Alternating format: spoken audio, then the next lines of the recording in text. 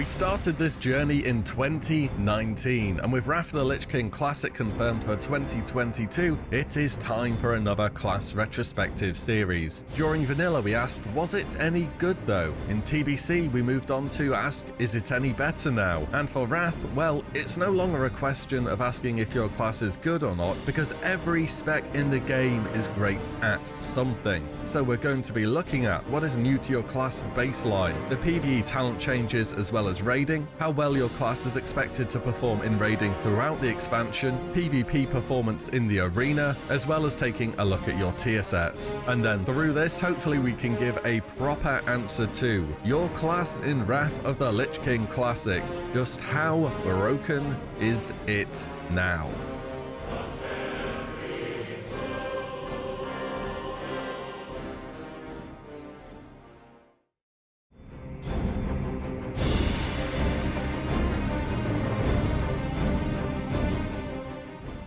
I always end up starting these series covering Druids. Why is that, I wonder? Well, it's the only class in the game with 4 effective specs. They always have so many talking points, and they continue to go from strength to strength as World of Warcraft progresses. During the Burning Crusade, I said that they were overall the most improved class coming from Classic. Moving into Wrath of the Lich King, they once again have had a lot of work into focusing each of their specs to be viable in their niche, rather than having this jack of all trades and master of none class fantasy. In fact, I think the idea of that was well out of the picture even by late vanilla, as the Druids struggled to find their space anywhere apart from healing. TBC sure did improve on vanilla at least. Feral Tank became incredibly strong, Moonkin a utility powerhouse, Restoration a welcome addition, and Feral Cat was yeah, well, I guess it exists if you want it to. Outside of tanks though, Druids weren't really a class you ever stacked. Whilst viable for their buffs, their individual performance could often leave much to be desired. So in Wrath of the Lich King, will Druids continue to be the unsung hero supporting from the back line, or is it their time to shine at the top? Let's find out. Obligatory YouTuber intermission, start of the new series and all that. If you've been looking forward to this, can't wait to see your class, or just want to help out the channel in general, drop a like and a sub if you think that I deserve it. It's free and takes a few seconds, gets the videos out there, and hopefully the extra effort on the series will be worth it. Okay then, what is new baseline? None of the talent stuff, just the existing ability changes and new spells. Notepads out, because there's gonna be a lot of it. The balance tree first. You know when you're standing on some kind of platform or ledge outside and you try and cast Entangling Roots and the game says, what are you, crazy? You can't cast this spell indoors. At least it creates some memes, but in Wrath you can cast Entangling Roots indoors, giving the Druid a fairly reliable source of CC. Speaking of roots, Nature's Grasp is now baseline and has 3 charges instead of 1. Barkskin gets some nice buffs, moving from a 20% damage reduction in TBC to 30%, and is now castable in all forms. Great change for actively tanking ferals, gaining another cooldown to use. Armor reduction effects such as that from Fairy Fire are now percentage and not a flat amount. This is an across the board change for all armor reduction effects in fact. A big one now, balance gains access to a spammable AoE as Hurricane has had its cooldown removed. This is a change that when we talk about balance in more detail with talents, you'll see how they go from kind of meh AoE to you can really start to begin to top meters and delete entire packs as a boomy. Finally, for balance, Innovate is reworked. It goes from a 6-minute cooldown and basing its mana restored off the target spirit to a flat amount of mana equal to 225% of the Druid's base mana pool and a 3-minute cooldown. So this means Wrath of the Lich King Innovate will restore about 7,800 mana. It will have a shorter cooldown, but now any target that needs mana is a good target for an Innovate, which will of course not stop your arcane mages informing you that they need it on cooldown every single fight. Feral combat tree next. So you know how in Cataclysm Feral Druids got Skull Bash as a proper interrupt? Well, in Wrath of the Lich King they just kind of had a scuffed version of it added onto existing abilities. So now Bash and Maim will cause an interrupt effect on non-player spellcasting for 3 seconds. So if you really have to interrupt as a druid, you can.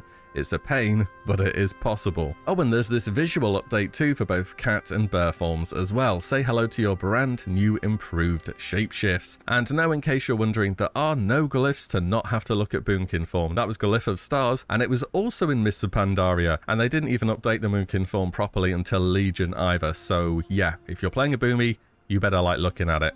they don't change tree form either. Energy is no longer gained in increments of 20, this will be true for Rogue as well, and will instead continuously regenerate at the same rate it was gained previously, meaning that scenario that happens where you're like 1 or 2 energy off a finishing move doesn't mean you're going to have to wait for a full tick anymore. Nice. Maim is now also a stun and is basically the cat form equivalent of kidney shot, but it has a shorter duration and does some damage. Cats also now have an AoE, similar to what bears have been doing since vanilla. Cats now learn to swipe, which does a large percentage of your weapon damage. Great AoE burst on low health adds, not so good sustained, but better than nothing? Yes, totally. First new spell for druids is Savage Roar. This is the backbone of feral DPS and is a mandatory. You must have this up as close to 100% of the time as you possibly can, or your damage is just gonna instantly disappear. It grants a massive 30% damage buff to physical attacks that can be 33% when glyphed for up to 34 seconds. Needless to say, maintenance buff playstyle isn't for everybody. I know it's not for me, but we can look more at all the plates you have to spin as a feral DPS soon, and why people always rate it as one of the higher skill cap DPS specs. Tiger's Fury now has a cooldown which is 30 seconds, but has had its energy cost removed and will actually be useful for the first time ever, as we'll see when we get onto feral talents. As for the feral tanks, Savage Defense is a new passive. When you crit, you take less damage on next attack.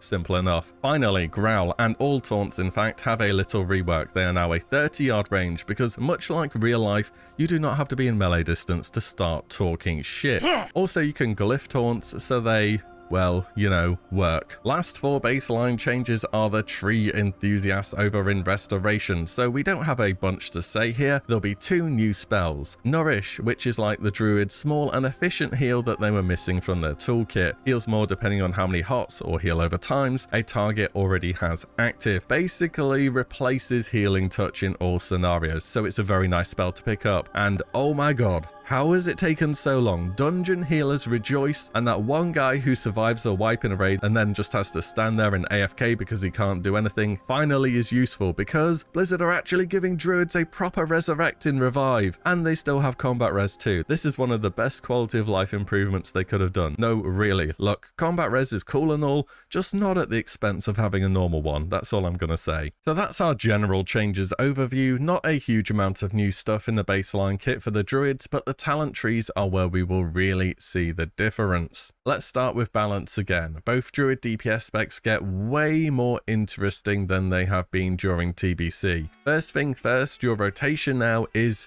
well, it's a rotation, not just press Starfire till the enemy red bar has disappeared off your screen. In fact, this is an across-the-board change for spellcasters, which I think is super welcome because Boomy, like many other casters, have been pressing literally one button since Molten Core. So let's get the talent tree up and have a dig about and see what the new, shiny, and interesting bits are. First off, let's just cover the support parts in the Restoration tree, because each talent has had something added onto it, so it's interesting for a variety of playstyles. Yura, for example, gives 10% more intellect while in Laser Chicken form. Omen of Clarity is now passive and can proc off, well, anything that the druid does. And Master Shapeshifter is new and gives a bit of extra bang for your form of choice. Over in the balance tree, I actually want to start towards the bottom of it, because this single talent defines your playstyle and understanding it will be key. Eclipse. Simply put, if you do not like how this talent works, you will not like Boomkin. Essentially, when you crit with either Wrath or Starfire, the opposite spell is empowered for 15 seconds, and only one of these buffs can be up at once. Meaning, broadly speaking, you aren't just spamming Starfire 100% of the fight anymore, and are tracking your Eclipse timers, whether it be a good time to proc them, your trinket procs, when to use Starfall, and more. Why you may not like this is because proccing your Eclipse states, which contribute a huge portion of your damage, both have RNG attached. If heroism is up and your trinkets are rolling and you're fishing for a proc, that doesn't feel good. It's a small thing,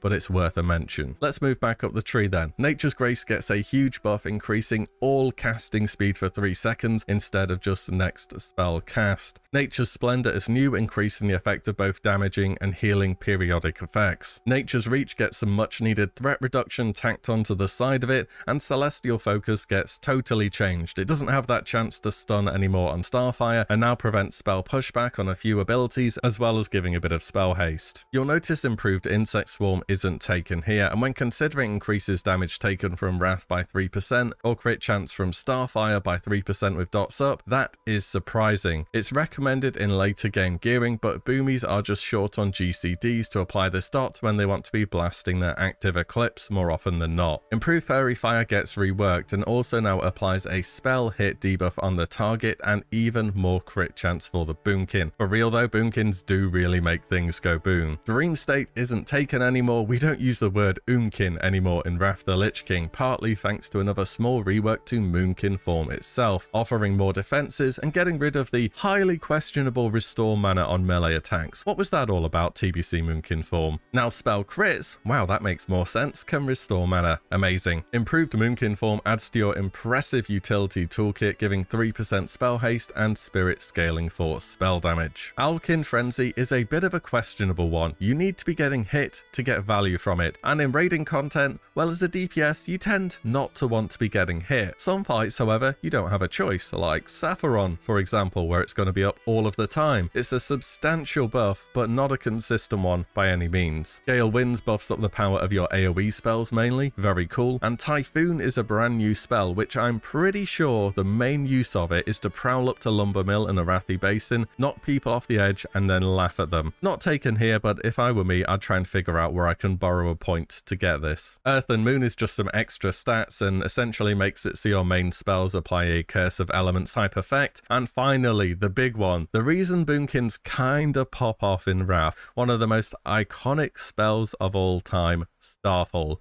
Now this is the OG Starfall. In more recent WoW expansions, Blizzard have made it, well, more, how can I put it, controllable. You press this bad boy in Wrath, if it's in 36 yards of you, whether it's in combat or not, whether it's an enemy or a passive, it's getting Starfalled. It does a lot of damage, it scales super hard with trinket procs, and man, it's satisfying to have this ability up pretty much every second pull when you're raiding. Boomies bolster their playstyle of burst and sustained DPS with glyphs such as Starfire, Starfall, and Moonfire. Let's head on over to the Feral Tree then. First thing to consider is there are now more tailored talents between you being a cat or a bear than there was in TBC. More so the case for cat, but we'll get onto that in a moment because I want to start with bears. Similar to Moonkin, there's some support talents in the Restoration Tree, which I don't really have much to add on, apart from they make you do a bit more damage. In the Feral Tree, a new cooldown has been added called Last Stand. Survival Instincts, but no, it is just Last Stand. Still, it's a nice extra cooldown for both cats and bears. Primal Precision is a huge 10 expertise for free, as well as energy cost reductions. You'll still want that expertise as a bear, it's a super valuable stat. Predatory Strikes also gain scaling off your equipped weapon. Natural Reaction is new and adds some more dodge chance for bears, and Survival of the Fittest also has a mini rework to give you the baseline stats you really need to be able to tank bosses. Infected Wounds is only really taken if no other classes, such as a Death Knight, for example, are in the party to provide the 20% attack speed reduction, and Predator of the Pact is another huge pile of stats for bears, including a 12% damage reduction just passively. King of the Jungle adds more damage on top of Enrage for bears, and Improved Mangor is another new talent that reduces its cooldown, which is very important for tanking, as this will be a large chunk of your threat. Rendanter and Primal Gore give even more damage and make certain abilities be able to crit, though honestly they are nice, it's a bigger deal for cats than it is for bears. At the bottom of the tree is the new active ability Berserk. For your bear tanks, this will be a 3-minute cooldown, 15-second duration, and it will make Mangor hit 3 targets and have no cooldown. I don't know how you even think about pulling off a bear when they have this running. Obviously, this is highly fight dependent. You kind of need to cleave, or this end of talent tree ability is just doing, well, pretty much nothing, if I'm honest. Immunity to fears though, but that's more of a PvP thing. Bears beef themselves up further with glyphs such as Growl, Frenzied Rejuvenation, Survival Instincts, and Maul. Again, it's content dependent. If I'm doing a dungeon as a bear tank, you bet I want a Maul that cleaves. For raids though, maybe not so much. Kitty Cat next. We've covered a bunch of the talents, so let's go over the points we missed from a few important ones. Feral Charge can now be used in cat form and allows you to leap behind your target and daze them briefly. Predatory Strikes has a new effect added onto it that gives you 20% chance per combo point spent to make your next spell, which isn't revive essentially, instant cast. This is more of a PvP thing, but when combat res is called for, at least you can do it instantly, and the buff will always be active when you're playing in PvE. Improved Leader of the Pack fixes feral mana issues, and King of the Jungle finally makes Tiger's Fury actually useful as it transforms it into a mini cooldown that restores energy, kind of like Thistle Tea used to be. Primal Gore means some of your bleeds crit, which is great because they ignore armor, and Berserk reduces energy cost by 50% for 15 seconds, which is great burst at the start of the fight and for setting up your rotation. Axe use glyphs like Savage Roar, Rip, and Shred. And I suppose I should also mention it's not expected that you will power shift or will have to wear Wolf's Head Helm anymore. Fiora doesn't give you energy when you shift into cat as it does in TBC, it just kind of passively tracks your energy when not in cat form, as if your energy bar is always going up whether you are in cat or not. Last set of PvE talents for now, and thankfully the restoration talenting is a bit more interesting than TBC, which is just take every single one of your points and throw them into the restoration tree. So Resto Druids are one of those classes that care about haste breakpoint values. Exciting, this is a bit of a new thing for Wrath of the Lich King, mainly so you can get your GCD or global cooldown as low as possible to allow for maximum heal over time spamming. Again, I want this to be a bit of an overview, so I've gone with what I believe to be a more early game build, so we can just take a look at some of the newer talents. Over in balance, we get some nice additions like Genesis for 5% more periodic healing, Moonglow for better mana efficiency, Nature's Splendor for more hot duration, and Celestial Focus, which again is a consideration depending on your haste. Resto Druids have overall incredible mana efficiency throughout the entirety of the expansion. Back in the restoration tree, Master Shapeshifter has been taken for more heals. Apart from that, a lot of this is the same as TBC, to be honest. Further down in the tree, Living Seed is new and makes it so critical heals do a bit more once the target next takes damage. You can take this if you don't need the extra points over in balance for spell haste. Tree of Life has had a bit of a rework. It doesn't slow you passively anymore, it used to by 20%, and you can cast a whole bunch more spells in tree form now, like Healing Touch. Yes, in TBC,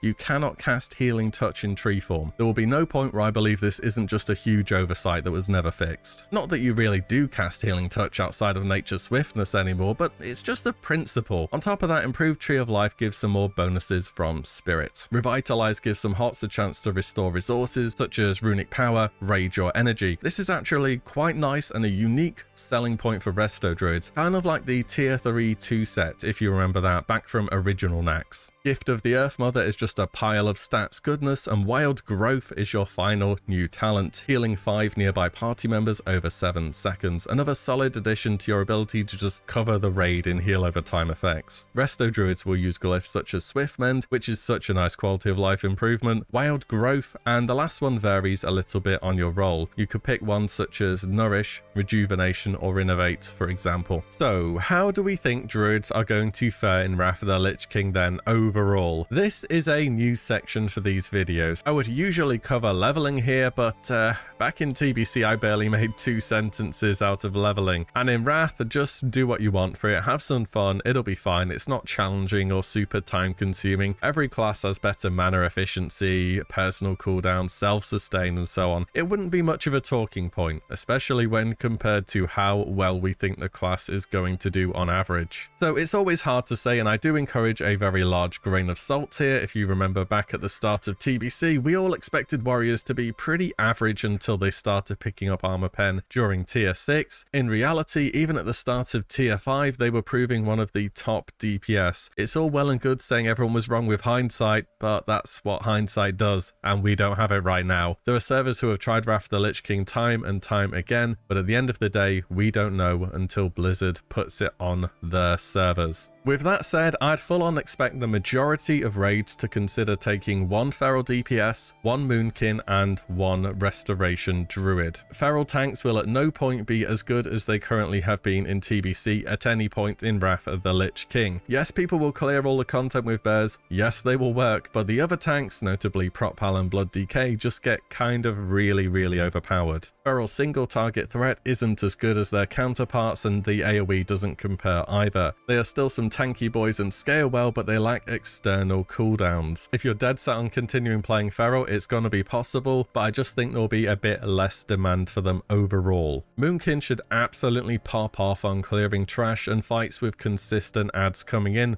especially when it lines up with their Starfall cooldown. But they do really need the stars to align, quite literally, to be seeing themselves anywhere near the top end of the DPS. Even then, I wouldn't expect to remain there for a prolonged period of time. I would say they'll be higher up in the DPS on average compared to where they've been in TBC, but they're not I want to be the best DPS material. They're still highly desirable to have one, as the buffs they provide are incredibly powerful. Also, they are way more fun to play, and that certainly counts for something. I think Feral Cats are one of the specs which could be a surprise and come out on average much higher than expected, and we already think that they will be good. They are in a strange place of doing well early game as their bleeds ignore armor, whilst also scaling super well with armor penetration in later game raids. They're an absolute single target machine with strong burst AoE, and the AoE is mega bursty and just not sustained whatsoever. The difference for Cats will be on experience with the playstyle and knowledge of the fights. You need to know where the target swaps will be, when best to pop cooldowns, will this mob live long enough for me to reapply dots. Each fight will have its own trial and error learning curve of how to optimize a Feral Druid's rotations, which will make it super interesting for some and frustrating for others. If you want a chill raid with a nice, simple playstyle, Feral Cat might not be for you. Finally, Restoration Druids. You'll want one, more or less. It's the same deal as TBC. They fill a niche, they bring great utility, you know what Druids do by now, the combat res, the innovate, and so on. No real bad words to say against Resto Druid. If you like it now, you'll like it in Wrath even more. However, much like TBC, it's not going to be that topping heals when compared to others. If that's what you want out of the game, you need to be thinking about Holy Pala. Again, these are speaking from experience, talking with others, and personal research on each specialization. We've had surprises in the past, we will be having them again, I'm sure, but those are my current impressions of Druid performance in PvE.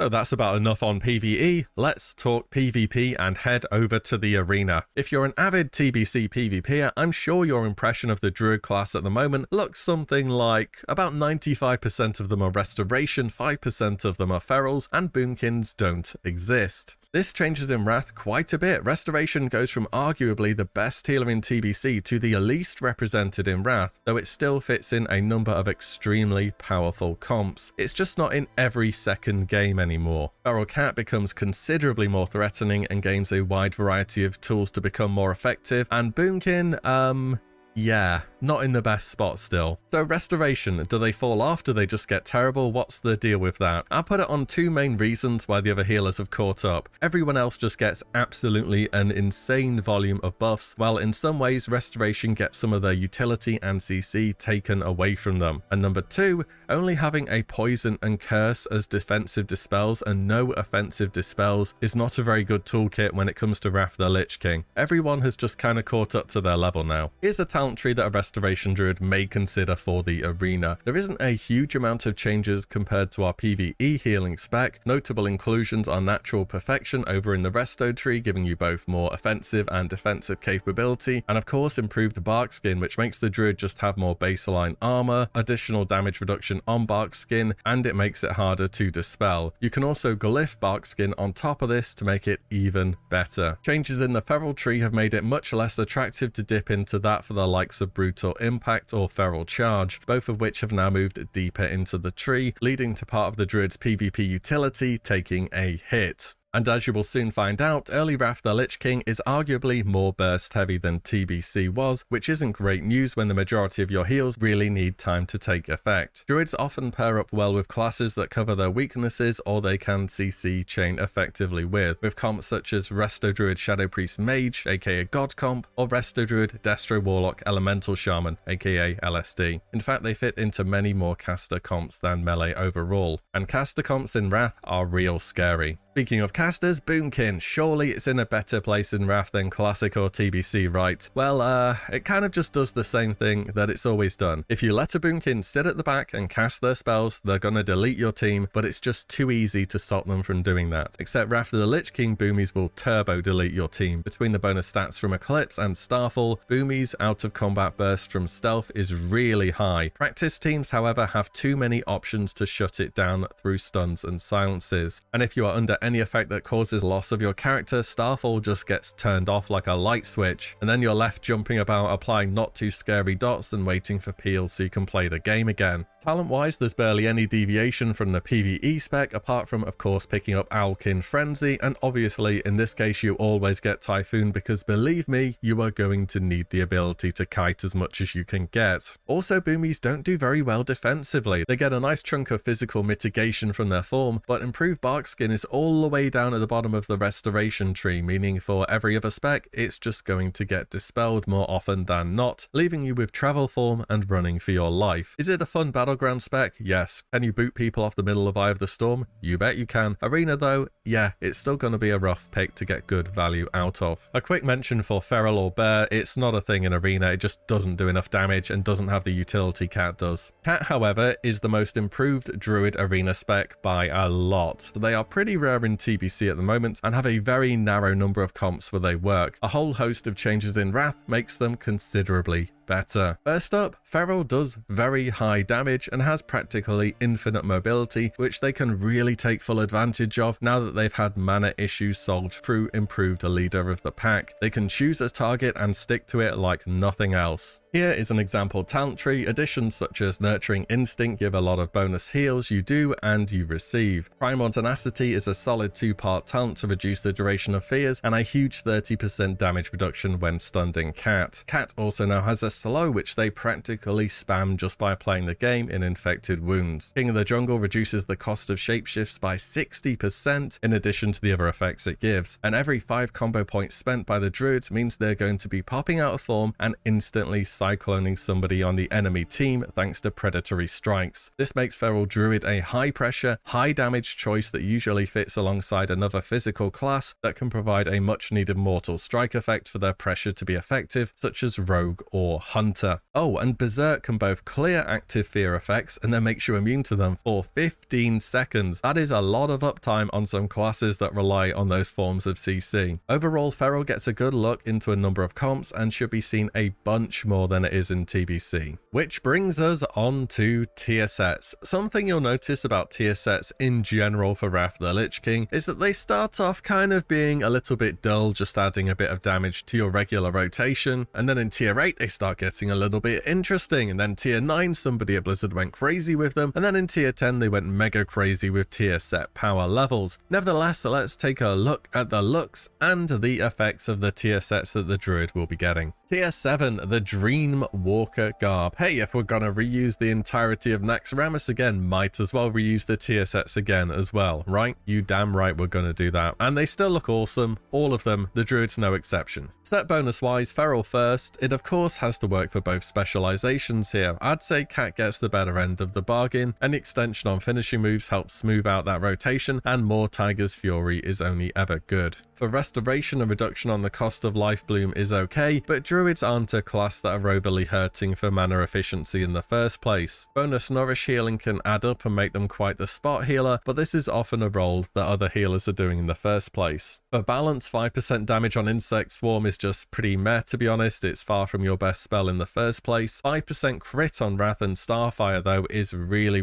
good. Boomies already have a huge baseline crit chance through talents and benefit hugely from dealing critical strikes, making this seem like quite an attractive 4 set. Tier 8 from Ulduar, the Night Sun Garb. Best tier looks wise of the expansion, hands down, always been a big fan of this. Suits the Druid theme really well. Both bonuses for Feral Cat seem kind of insane. Clear casting procking from your dots is like a dream scenario. It means more shreds, easier rotation, and just the chance to pop off. And the 4 set is 8 seconds more on Savage Roar, which is again fantastic. For Bears, it feels once again it's just okay. With the nature of tanking and rage generation, you aren't as in need of clear casting procs, and an extra 8 seconds on survival instincts is probably just not seeing any value most of the time. The Restoration tier 8 2 set is 10% more heals on Swift Mend, which isn't too exciting. It's a nice spot heal, but not usually something you're popping on cooldown. The 4-piece makes it so Rejuvenation also does an instant heal when you apply it. I had to look into this and it appears to just be an additional tick of rejuve when you apply the spell. So in other words, not terribly exciting. Balance looks pretty good, so the 7% here appears to be added on top as a flat amount, I think. Who knows, the tooltip doesn't exactly give it away. Old Wowhead comments don't say either. If it's 7% extra as a percentage though, this is a pretty tiny bonus. The 4-piece just says it has a chance. Great, Blizz, I prefer to not know what my gear does. Another session of looking into it later, I believe it's an 8% proc chance with no internal cooldown, which is pretty good, actually, I would say. Tier 9 from Trial of the Crusader. These are the Rune Totem or Malfurion's Garb. Though looks wise, I don't know if it's because they wanted to do two different sets between Horde or Alliance or what's going on here, but all of tier 9, without exception, looks bad. It doesn't even look remotely good. What a downgrade from the Ulduar set. The same, however, cannot be said for most of the tier set bonuses. Well, I say most of because the Feral set looks like a downgrade from Ulduar. The 2-piece reduces the cooldown on Growl, 5% more damage on Lacerate, and 3 extra seconds on Rake. Nothing too exciting here. 4 set, hey, Cat can benefit from both here. That's quite nice. Shorter cooldown on Barkskin and 5% extra crit on Rip and Ferocious Bite, which is a decent damage increase as your Rip will be critting baseline anyway, thanks to a talent. Restoration, 5% more crit on Nourish, which is okay, more spot heals, more living seeds going out, and the 4 set makes it so Rejuvenation can crit, which could be quite interesting. There's also a glyph called Rapid Rejuvenation that allows Rejuvenation to benefit from Haste too. Balance, as per every set so far, has great tier set bonuses by the looks of it. The 2 set means Moonfire's periodic damage can crit. The Vengeance talent in the balance tree also says it affects Moonfire, so this should be a nice bit of synergy. The 4 set, though a bit dull, is 4% flat damage on your big spells, which should be decent. The final stop is Ice Crown Citadel for tier 10, the Lasher Weave Garb. I don't know about the looks too much. I get it, it's meant to be a thorny looking undead plant thing going on. I just prefer the Ulduar one. Bonuses then, Feral first, 20% more damage on Swipe, Burr, and Lacerate. Okay, now these are some tier set bonuses. No more of that 5% nonsense. Cats, on the other hand, only get 10% less energy cost on Rip, which is pretty minor. The 4-piece makes Enrage into a damage reduction for Bear and removes the armor penalty, which is again very strong. And for Cats, it lets Rake crit, though both bleeds you're constantly keeping up are now critting, which sounds like a lot of fun. Restoration 2 set has a rather strangely worded Wild Growth heals more, and the 4 set gives Rejuvenation a chance to jump and reset its duration, which despite it only being a 2% chance sounds really cool. It could proc more when glyphed, it can proc off itself. I bet this adds up over the duration of a long fight where people are consistently taking damage. To round it out, as per usual, the balance set looks amazing. The 2 set is 15% more damage for 6 seconds after gaining clear casting. This should have great uptime, particularly during your burst when it should be just chain procking off of Starfall. The 4 set makes it so when some of your spells crit, they add 7% of the damage as a damage over time effect. By ICC, you're going to be hitting some big boy crits as a boomy, so this should add up if it's worth taking. So with all that said, having talked PvP, expected performance, PvE, the tier sets, and many points in between, can we give an answer to Druid in Wrath of the Lich King Classic? How broken is it now? It's better overall without a single doubt, but certainly on the lower end compared to what other classes bring to the table now. If you put Wrath of the Lich King Druid in TBC, it will look absolutely unreal insane, but that's testament to how much each class gets really powered up in the expansion. Feral Tank takes a bit of a downgrade when compared to TBC, Cat gets a massive boost in all areas of content, and Boomkin and Restoration fill that good utility niche, whilst both gaining a much more engaging and fun playstyle. Druids continue to be that all-around can do it all and can do it all well type of class now. So if you're somebody that enjoys a variety of playstyles and being able to fill the gap in your group, Druid might be a consideration for Wrath.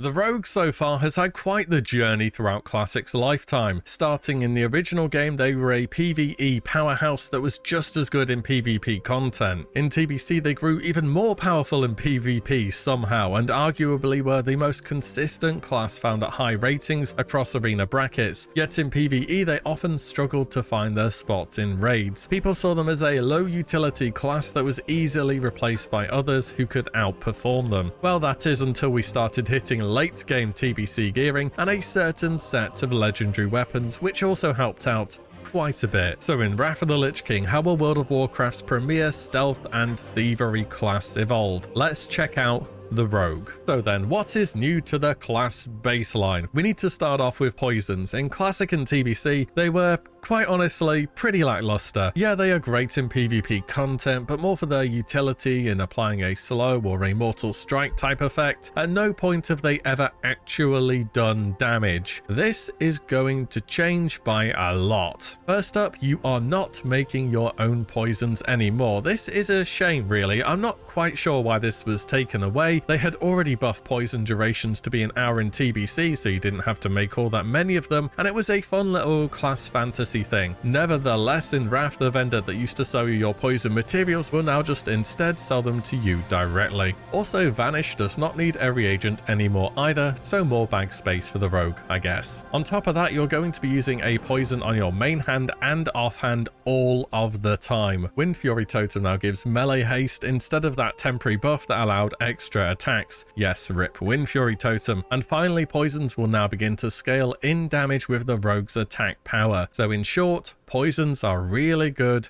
Make sure you have plenty on you all of the time. More or less every single poison has had minor to major changes as well. For mind numbing and crippling poison, the proc chance is now 50%, and the cast speed reduction effect on mind numbing is 30% down from 60. Instant poisons move to a proc per minute instead of a percentage chance depending on your weapon speed. Deadly poison now works the same, but once it's at 5 stacks, procs will instead apply your other weapons' poisons. These two poisons will contribute a significant portion of your DPS, especially as assassination, which we will look at soon. Anesthetic poison, which you probably didn't even know exists because it's completely useless in TBC, now dispels an enrage effect if you desperately need that, and some fights do. Hunters usually deal with this though. Wound poison doesn't stack anymore. There's one application, 50% healing reduction. It's both better in that you don't need to stack it, and worse in that it doesn't protect your other poisons. Energy is no longer gained in increments of 20 and will continuously regenerate. Haste also benefits energy regeneration, which it already did in TBC, but I think now it regenerates constantly. It's a little bit more noticeable. Aside from this, rogues have also learned the delicate and stealthy art of equipping axes. For assassination, exposed armor now reduces armor by 20% instead of a flat value, and improved exposed armor now reduces the energy cost of this ability instead of making it more powerful, which puts exposed on equal footing with other abilities like thunder armor or a new hunter pet ability, acid spit. You'll of course want one of these up when you're raiding, but it's not always going to be the rogue's job anymore, so that's some good news. Envenom gets buffed significantly throughout Wrath, and I'm glad it did, because the whole mutilate rogue just never saw the light of day and was never viable at all at any point in TBC. Now, on top of doing high nature damage, of course, which is bypassing armor, it will also dramatically increase the chance for you to apply poisons for a short duration afterwards. And most importantly, there is a talent. There's also a glyph, but you'll take the talent when you're assassination, which stops Envenom from consuming your deadly poison stacks and absolutely ruining your DPS, which is vital. Dismantle is another new ability that removes all carried equipment from the target for 10 seconds. It's like disarm,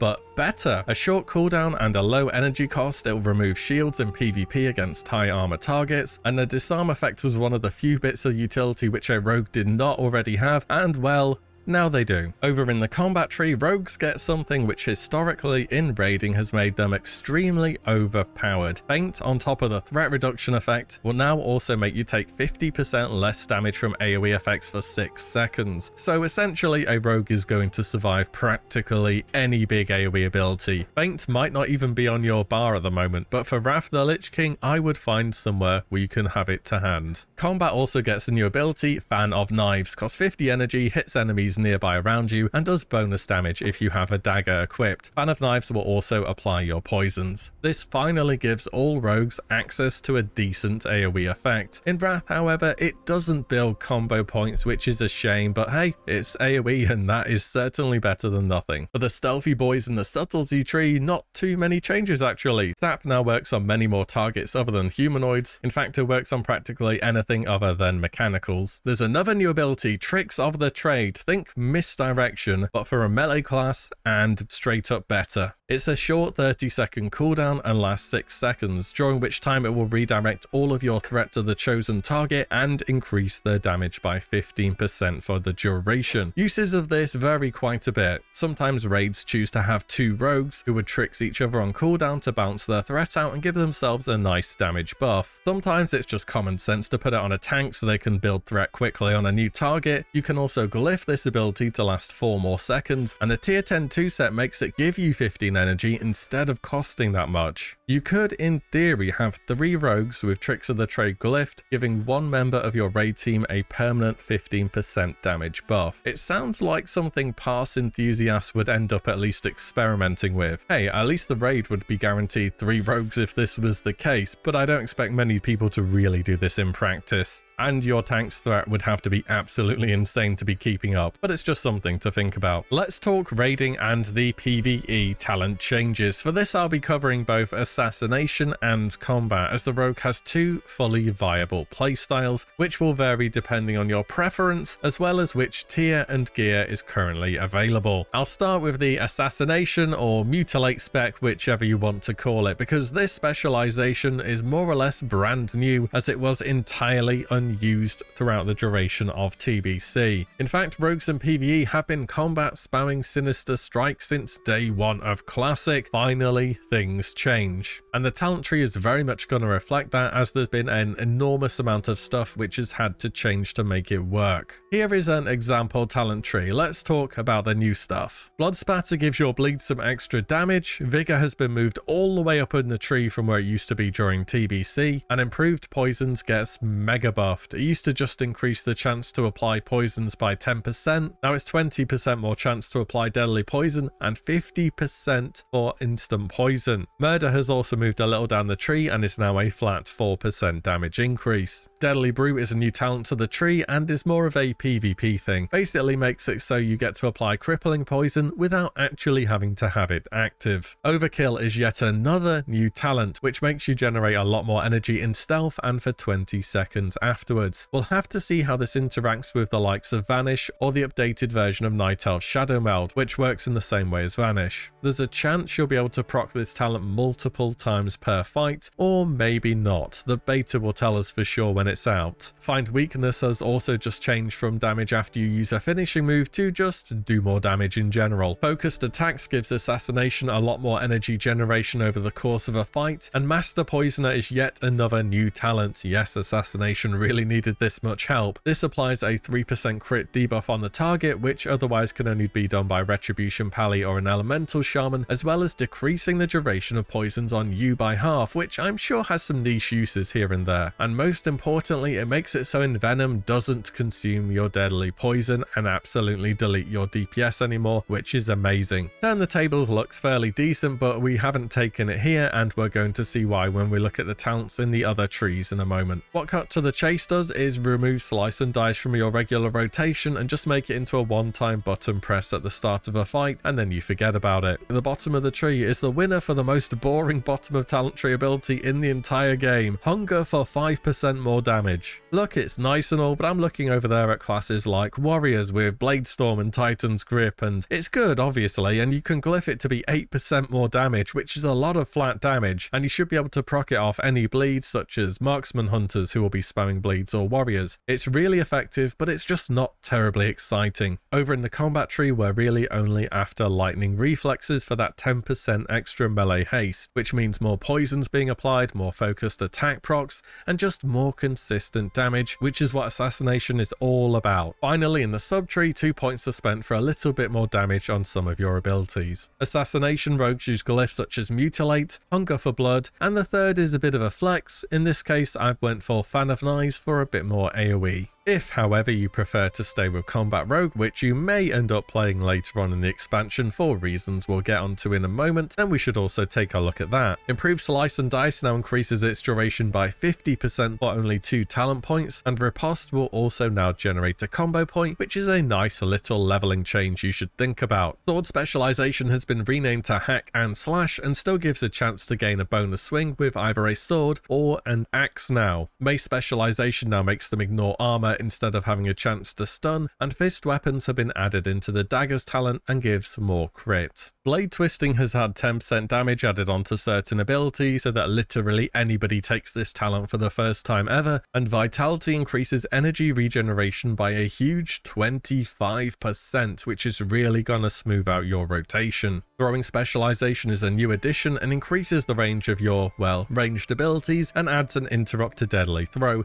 similar to what the PvP gloves did in TBC. Unfair Advantage is another more leveling oriented talent, and Savage Combat is a valuable debuff that adds 4% physical damage taken to the target. Only either a Combat Rogue or an Arms Warrior can apply this. Right near the bottom of the tree, Prey on the Weak, which should essentially just be a flat 20% bonus crit damage on the majority of enemies you're facing. And finally, Combat gets a very exciting and historically very buggy ability, Killing Spree. Teleport between enemies attacking in rapid succession and then hopefully don't land somewhere where you fall through the floor or disconnect, which is how it's worked on retail for years. When it works though, it adds to Combat Rogue's super cleave heavy kit and is really satisfying to fire off. Combat Rogues consider glyphs such as Killing Spree to lower that cooldown massively, Sinister Strike to give it a chance to add an extra combo point, and the third one again is a bit up in the air. Here I've gone for Tricks of the Trade for a bit more duration on it. So that's a little bit of a PvE talent overview, but how do we think rogues are going to perform overall in Wrath Classic? As per usual, I have to mention this, take this with a grain of salt. This is based off my experiences, conversations with others, and my own personal research. I think rogues will be overall in a much better spot than TBC, if I'm honest. I can't see a raid ever running without at least one, and I don't think there's anything wrong with having more than one of them either. Now that Assassination is not absolutely useless, you want somebody in your raid to be picking up those daggers when they end up dropping. Speaking of Assassination, they are expected to be one of the most consistently high DPS throughout the entire expansion. The gearing requirements they have to be able to start pumping great damage is also very low, and they scale well. However, their damage is super single target focused, and the nature of applying deadly poison stacks and having to build combo points means they're even weaker than rogues usually are at target switching. Also, they are how can I put this? One of the most straightforward specializations in the game. They don't have a big cooldown to pop, they just kind of choose a target and hit it very hard with a very simple rotation. I'd say Assassination could be a good spec if you like to perform well in raid, but also like to pop some real life consumables during your raid, if you know what I mean. As the expansion progresses and more armor penetration gear begins to become available in Ulduar and beyond, it's expected many rogues will look to make the swap over to combat, as it should eventually begin to outscale the pure single target of Assassination, and by Icecrown Citadel, combat should be pulling comfortably ahead, though Assassination is still very consistent and I can see them beating combat out on single target fights for a large portion of the expansion. Either way, both specializations should be viable in a raid comp, and it'll be down to you to pick one that fits better. In any event, rogues get more utility through Tricks of the Trade, valuable debuffs from Master Poisoner and Savage Combat, and more consistent damage throughout the expansion. I think rogue should be a pretty good steady choice for a melee. That's about enough on PvE though, I reckon. Time to talk arena. So in TBC, rogues and arena are simply put massively overpowered. The sheer amount of CC, burst, mobility, utility, and just damage they put out is questionable how they ever made it to live service like that. In Wrath, as many other things do, this changes quite a lot. The damage distribution is different, as is their survivability and just their general playstyle. Gone are the days of chasing people around spamming Hemorrhage. In Wrath, instead, you're going to be using daggers. Also, rogues aren't about applying that constant pressure and building up wound poison stacks. Now they are way more burst focused, and on top of that, a lot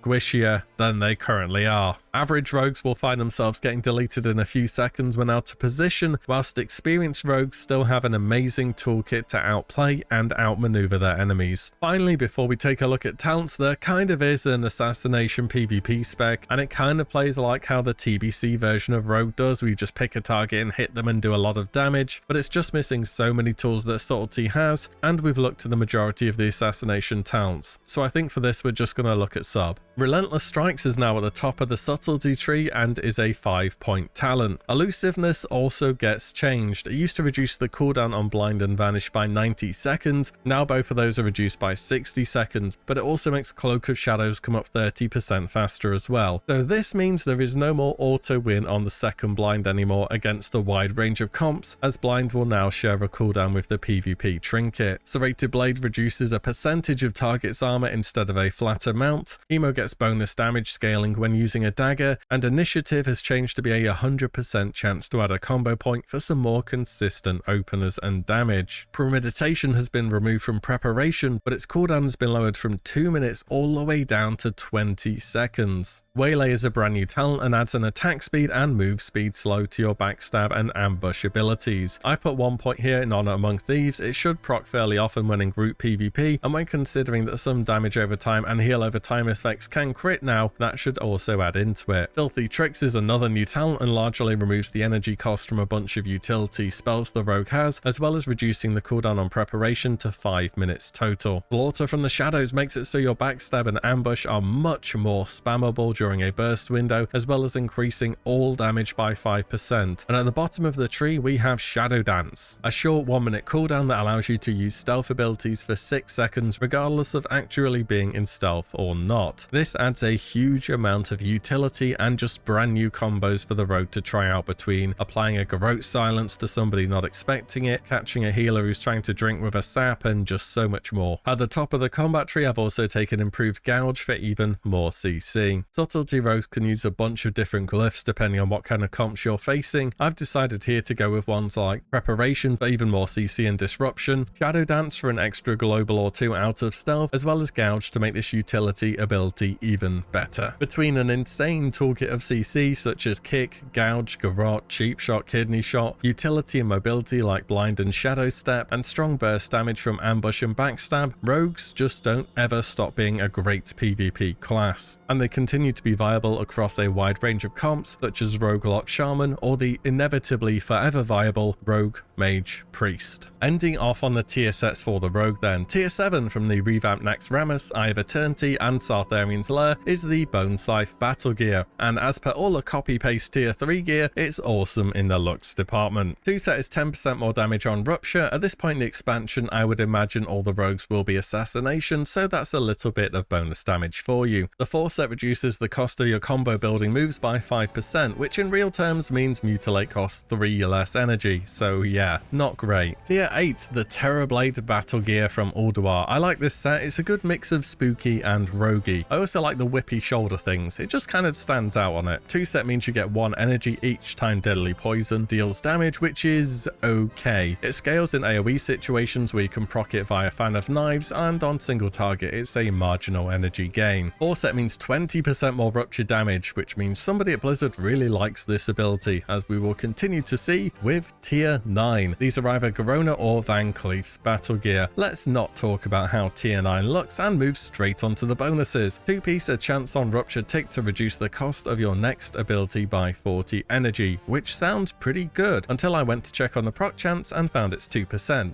So it's not good. The 4 set is 5% crit chance on various combo builders, particularly nice with Mutilate since it scales up with Seal Fate's ability to generate extra combo points. Ending off in tier 10, the Shadow Blades Battle Gear. It looks kind of like a Halloween costume went wrong. I don't know, that Geist Toad always looked goofy to me. The 2 set makes Tricks of the Trade grant 15 energy instead of costing 15, which is really nice. You were already pressing this button so somebody else can get 15% damage out of it, or for the threat generation generation, now you get a benefit personally as well from doing so. The full set makes it so melee finishing moves have a 13% chance to add 3 combo points to your target. What a weird random selection of numbers. Sometimes you can pop off if it's proccing back to back, other times it just doesn't really do anything. I'd prefer something a bit more consistent than that. So now we've had a look at the PvE, various specializations, new abilities, PvP and tier sets. Can we give an answer to Rogue in Wrath of the Lich King Classic? How broken is it now? It's in a pretty damn good state. I would actually say Assassination seems pretty broken when you can push incredibly high DPS with super low gearing requirements. Combat though should take over later as more armor penetration gear becomes available, yet both should be competitive. Rogues are now much more wanted across PvE content and are an asset to bring to raid with tricks of the trade and a number of valuable debuffs, and people won't spend half the expansion memeing them anymore like they did in TBC, that is for sure. In PvP they remain an absolute powerhouse of a class, yet I think they get more difficult to play due to being squishier and having to focus more around burst windows rather than following somebody around spamming hemo. Despite all this, guilds won't be jumping at the chance to stack rogues by any means, and I don't think a version of World of Warcraft exists where loads of people don't want to play this class for obvious reasons, so do expect a bit of competition when looking for those raid spots. And that is the Rogue in Wrath. Let me know your thoughts on whether you'll be giving this class a go as a main or as an alt. I reckon it'll be a pretty solid choice.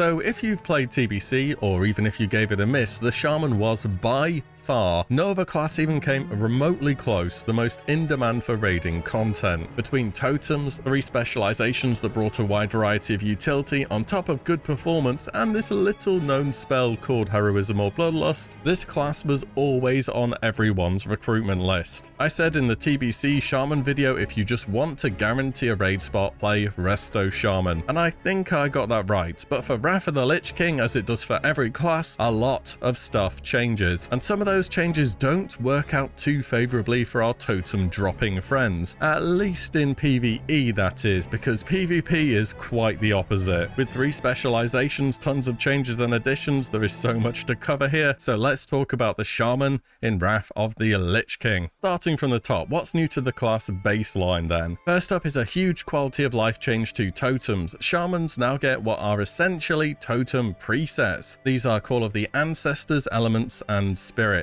Using the drop-down toolbar, you can customize a set of totems that you can then drop all 4 with the press of a single button, or 3, or perhaps even 2, it depends how many you add into it. Meaning if you more or less always have the same totems that you want to drop, it's not 4 GCDs anymore, it's 1, which is such a nice change. Makes repositioning in PvE so much easier and setting up in PvP considerably faster. You'll still want the good utility totems keybinded like your Earthbind, Grounding, Tremor, and so on. Also, the totem you equip where your wand would usually go will now count as every type of totem, so you don't have to carry the quest wands around in your bag anymore. What's new in the elemental tree then? So Earthshock does not interrupt anymore, it now applies a small attack speed slow. Shamans do, however, gain an entirely new spell for interrupts called Wind Shear. This is a 2-second interrupt on a 6-second cooldown, and yes, it is about as obnoxious as it sounds to try and cast a spell versus a Shaman. And this is also off GCD. All interrupts are off GCD in Wrath actually, but this is very nice to have in PvE and exceptionally powerful in PvP. Fire Nova Totem has been removed from the game and turned into a spell that the Shaman casts. It will now make your active fire totem erupt instead, doing damage to nearby enemies. Overall, this is a big buff, as its cooldown is lower, it does more damage, and there's no longer that annoying thing that happens when you drop your Fire Nova Totem. It generates about 1 million threat, and then enemies just turn around and one-shot it. Flame Shot periodic damage can now crit and scales with your haste. Stoneclaw Totem will shield all other totems. This is actually a huge deal in PvP, as we will get onto a little later. New to Elemental is Hex, some consistent CC for the Shaman at last. It's kind of like a polymorph, but a bit better, as the target needs to take a little bit of damage before it will break.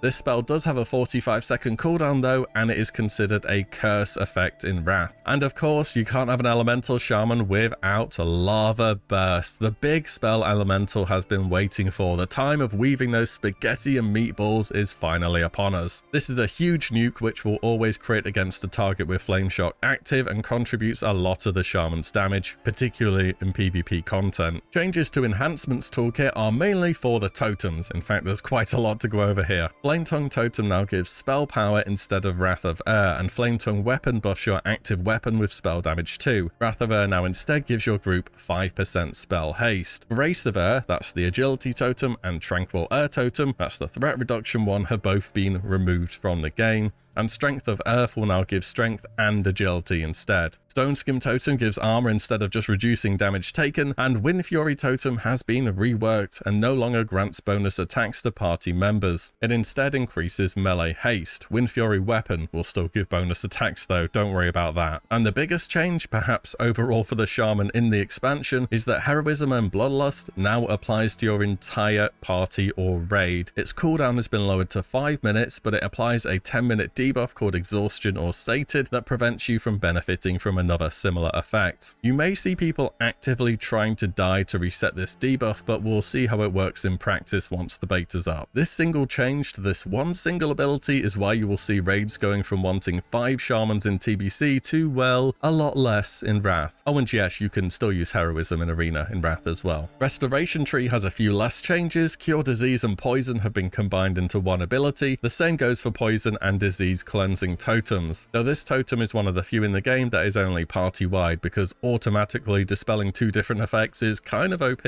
Also, Resto Shamans gain the ability to decurse, but only Resto Shamans can do it as they have to talent it. Restoration also gets a weapon enhancement now called Earth Living Weapon. This gives you a bit of extra bonus healing and a chance to apply a hot effect on your heals. Let's check out some talent trees for Shamans in PvE then. We have 3 specs to cover overall, so we better make a start, and I would like to begin with Elemental. As with every caster going from TBC to Wrath, mana problems are solved and the rotation gets more interesting. It's still fairly straightforward though. Shoot lightning, sometimes shoot meatball, see big crits, be happy. Call of Fire now also gains some extra benefits for Lava Burst, and the Fire Nova totem is reworked a little bit to increase the effect of the new spell instead. Eye of the Storm gets changed to actually be consistent. This is such a huge quality of life buff. In TBC, Elemental is one of the very few casters that has no decent spell knockback prevention. For old Eye of the Storm to proc, you had to be crit by specifically a physical attack, which is useless in PvE and too random in PvP. Another great quality of life change is Elemental Reach now increases the range of Flame Shock, so you don't have to be really close to apply this spell. Elemental Mastery gets a small change, now making the next spell instant and then giving a 15% haste buff for 15 seconds. Storm, Earth and Fire is just a good all-round talent for every area of content, reducing the cooldown on Chain Lightning, adding a route to Earthbind, and increasing the damage of Flame Shock's periodic effect. Booming Echoes buffs your shock spells a little bit more, and Elemental Oath is new to the tree, giving you some bonus spell damage after you crit and increasing your group's spell crit chance by 5%. Totem of Wrath has been reworked to give bonus spell damage and add a 3% crit debuff to enemies. Lava Flows is a huge new talent that makes Lava Burst scale really well with your spell damage and adds a little heroism effect to you after Flame Shock is dispelled, which it will be in PvP a lot. Shamanism just makes your main damage spells scale a little bit better with your gear, and the final talent in the tree is Thunderstorm, which is such a versatile ability. A self-peel, mana regen, damaging AoE. Invisibility potting and running to the center of Eye of the Storm will never not be fun with this spell. In fact, on retail they added extra walls to Eye of the Storm because knocking people off was so powerful. In PvE it can be like a reverse death grip if there's one mob that isn't on the tank's death ball. Overall, it's just a really good ability to add to Elemental's diverse toolkit. Elemental uses glyphs such as Lava for even more damage on that ability, Lightning Bolt for some flat increase, and Wrath for more spell damage. On to enhancement then. Much like TBC, it's still all about dual wielding. Yet we have a bunch of changes to spice up the rotation. First up, the whole totem twisting thing to maintain Wind Fury and Agility totems at the same time is not only dead, it's mega dead, as neither of those things even exist anymore. Enhancement gains more exciting cooldowns and access to some solid AoE. There is also an alternative playstyle for enhancement that we can talk about in a moment, but for the time being, this is a standard PvE type spec that I've decided decided to go with, so we can look at the new talents. Improved shields now affects all various shields across your specializations from lightning to water to earth. You still have to cast Ghost Wolf baseline in Wrath. I thought they would have removed this, but nope, and we don't really have enough talent points to pick this up in the tree either, which is a shame. Shamanistic Focus now reduces the mana cost of shocks by 45% at all times instead of 60% after a melee crit, making it a more attractive talent for a variety of specs. Elemental Weapons is new and just adds a bit of extra damage to whichever style you're using. Mental Dexterity is also new and increases your scaling for enhanced damage. Improved Wind Fury Totem increases the melee haste it provides from 16% to 20%. Only either a Shaman or a Death Knight can provide this buff. However, normally Death Knights are a lot more flexible in that either a tank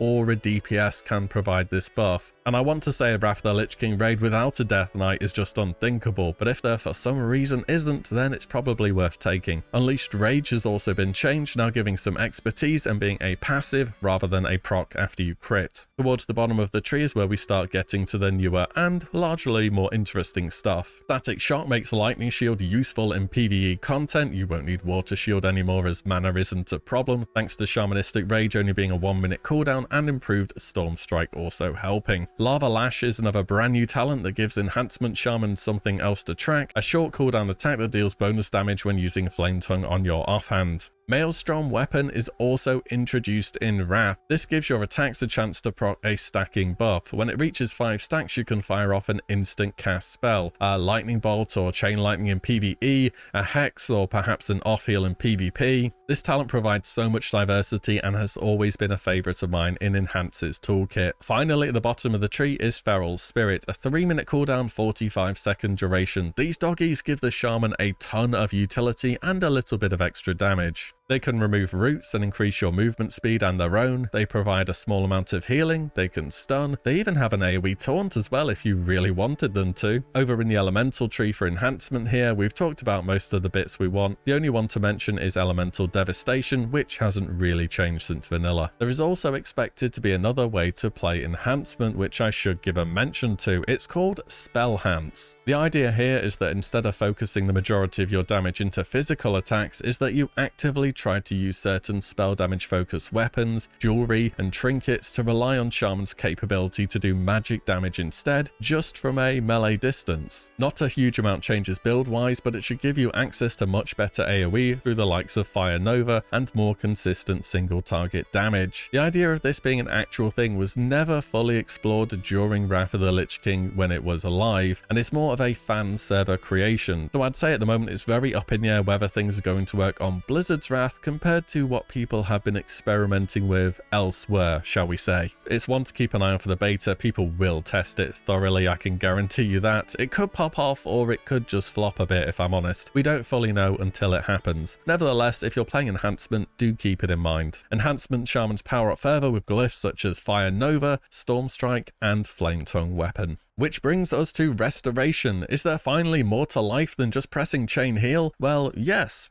Yes, there is. But Chain Heal is still very good. Let's get straight into the talents then. Tidal Force is new and adds a huge extra crit chance modifier to your next few spells. This plus Nature's Swiftness is practically guaranteed to top somebody off. Improved Water Shield adds some mana regen by having it proc when you crit with certain spells, and Healing Wave doesn't stack up a buff anymore, it just gives a flat increase to Healing Wave. Cleanse Spirit is a brand new spell and adds a dechaos effect to Shaman's Dispel. Nature's Blessing adds a bit more stats, and Improved Earth Shield just improves the amount of healing and the number of charges this ability has. Blessing of the Eternal adds some more spell crit and guarantees Earth Living Weapon procs on low health targets. Ancestral Awakening makes it so your single target healing crits also provide a little bonus to the lowest health target in the raid. Tidal Waves makes it so you want to do more with your life than press Chain Heal all day every day, giving both Healing Wave and Lesser Healing Wave bonuses after you either cast Chain Heal or Riptide. Speaking of Riptide, this is the brand new end of talent tree ability. a small instant heal with a hot on top of it on a very low cooldown, and then if you chain heal the target with this active, it'll consume the effect and increase its potency. This fills a gap for the Resto Shaman, something you can press on the move, a little bit of help to top people who are dipping, and just an overall good spell which they needed. Your glyphs depend a little bit what your role is in the raid as a Resto Shaman. I've gone with a more AoE focused setup here with chain heal, healing stream totem, and earth living weapon. So how is Shaman going to fare throughout Wrath of the Lich King then? Well, here's the shocker. A lot of raids will drop from bringing at least 5 of them in TBC to 2 of them in Wrath. In fact, I'm quite confident in saying that guilds pushing high performance will bring 1 and only 1, which will be Resto or maybe Enhancement. So what gives? Do Shamans just underperform this expansion? Well, not exactly, no. It's just that some other classes do what they do whilst performing better. This is the not so pretty side of bring the player, not the class. I expect Elemental Shamans to fare quite similarly to how they have done in TBC. They'll start off looking pretty good, and then each new tier that comes out, they just gradually fall off as they don't scale as well as other spellcasters do. As for Enhancement, I think it's one of the specs that could really be a surprise in terms of how well they will do. As mentioned earlier, the whole idea of Spellhance just isn't fully known at this point in time whether it's going to work as expected on Blizzard servers, but the normal enhancement spec is also a known high performer in early game content and also scales very well on top of that. Also, you don't have to bother with totem twisting anymore, and I think it's got overall a more interesting rotation. Restoration Shaman should still be very popular, not a contender for top healer anymore as they have consistently been through TBC, but they still have that good utility and a mix of tank and raid healing. And of course, let's not forget, whatever happens to a Shaman, they have literally the best spell that's ever been put in the game ever to this day in World of Warcraft, Heroism or Bloodlust. Whether it's Elemental, Enhancement or Resto, there will always be a raid spot for a Shaman. Just not as many as there used to be. That's about enough on PvE though, so what about PvP? Let's get straight into it again with Elemental. So whilst Elemental does not get the best reputation in PvE for Wrath content, if you care more about PvP, it should definitely be something to consider playing if you enjoy casters, because this spec is an easy S tier all day. I should have mentioned this somewhere by now really, but it's one of those less well remembered changes in Wrath, and that is to spell knockback. You see, in Classic and TBC, it's a big problem. Sure, there are talents to counter it, but sometimes RNG doesn't go your way. That 1 second spellcast turns into over 2 seconds and you lose half your health at the same time. Not a very fun scenario. In Wrath, spell knockback happens twice, and after that it's like you're an NPC with 0 knockback at all. And for a specialization like Elemental, which needs to cast a lot, whilst often face tanking, this is such a massive buff it cannot be understated. If we take a look at a talent tree now, Elemental Warding is just a flat 6% damage reduction, and quite far down is Astral Shift, which is another 30% damage reduction when stunned, feared or silenced. So basically, Elemental Shamans just take a huge amount of reduced damage baseline, and of course they're wearing a shield and have mail armor. Storm, Earth and Fire gives Elemental a root on Earthbind Totem. Lava Flows, as mentioned earlier, gives you a big haste buff when Flame Shot gets dispelled. Thunderstorm in PvP, particularly on the likes of Blade's Edge Arena or Dalaran, is incredibly impactful. One knockback can absolutely change an entire arena match. Shamans have that consistently great utility, an interrupt in Wind Shear on a 6-second cooldown, Grounding Totem, Tremor Totem, Heroism. On top of that, Elemental packs some of the scariest burst in the game. A Lava Burst into Elemental Mastery with a few Overload procs in there is 50% of anyone's health any day of the week. Combine that with another caster and you will see people getting 100 to 0'd by good coordinated comps with Elemental Shamans in. Stoneclaw Totem now provides all your other totems with a little shield when it's dropped, meaning there has to be a bit more effort put into totem stomping, and you can glyph Stoneclaw on top of that to put a shield on yourself as well. Oh, and I nearly forgot, on top of all of this, Shamans get Hex, a hard CC to help set up all that burst you have access to. Best of all though, it has to be the change to totems. You can instantly drop 4 at once now, or 3 if you want instead, or even 2. It's all up to how you customize it, and you will want to customize it for mana efficiency's sake. break. Even if you just prefer casual battlegrounds, this spec is still absolute god tier, and you're pretty self-sufficient with off heals and some peels as well through Thunderstorm and Roots. I did play an elemental casually back in the day and it was super fun. I can absolutely recommend this spec for PvP. It is going to be great. Elemental is found in some of Wrath of the Lich King's most scary comps, such as Thundercleave, which is Arms Elemental Holy Paladin, or LSD, which is Destrolock,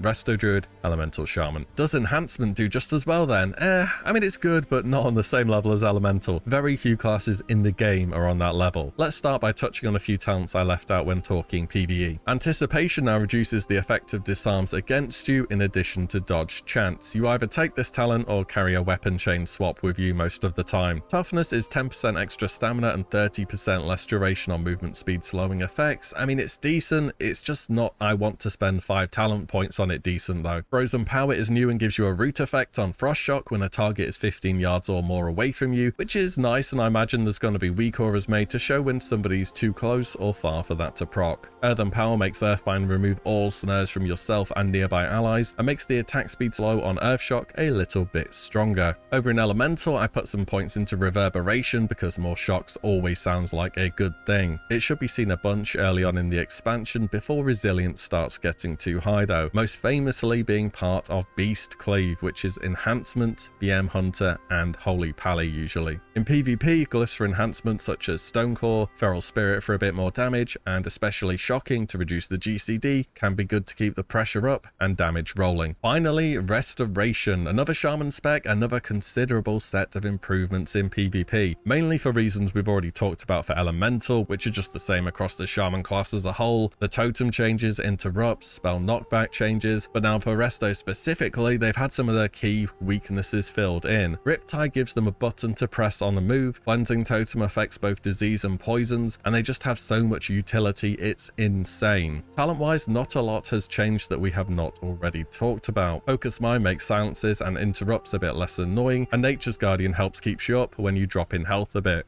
I've also taken Guardian Totems here in the enhancement tree for a bit shorter of a cooldown on Grounding Totem. Healing Grace adds a 30% Dispel protection on your beneficial spells, and a big change that really helps Restoration is that Dispels no longer entirely remove Earth Shield, they only remove stacks. So basically, after you've Earth Shielded somebody, they cannot be dispelled effectively anymore, which is really powerful. And of course, I have to mention it somewhere for Shaman, Purge is an incredibly powerful ability which allows you to stay on the offensive even when being a healer. For glyphs, Stoneclaw is OP as per usual, and then the likes of perhaps Earth Shield and Lesser Healing Wave are good for some spot heals. Resto Shamans will be seen widely across way more comps than they currently are in TBC, particularly with casters who scale up with heroism very well. So then, let's check out what Shamans get in terms of tier set bonuses. Tier 7, the Earth Shatterer Battle Gear, as per usual with tier 7, looks great. Elemental first, 2 set, 5% less mana cost on Lightning Bolt. Well, that just may be the worst 2 set I've seen so far in the expansion. The 4 set is 10% more crit damage on Lava Burst, which is okay. It would have been better if it was base damage. Enhancement, 10% more damage on Lightning Shield, which will do damage now thanks to the Static Shock talent, though just not a lot of damage overall. 4 set means your Flurry talent gives 5% more haste. Now this is a nice bonus for once, that's more or less just 5% more melee haste all of the time. Restoration gets some solid bonuses too. The 2 set makes Water Shield 10% stronger, that'll be for the passive regen and the proc I'd imagine. The 4 set makes healing from Chain Heal and Healing Wave 5% more effective, which is a fairly good chunk of your heals. Tier 8, the World Breaker Battle Gear from Ulduar. Looks pretty damn good, but I'm not sure I'm too sold on skirts for mail and plate gear in general though. Elemental gets 20% more periodic damage on Flame Shock, which as far as damage increases go,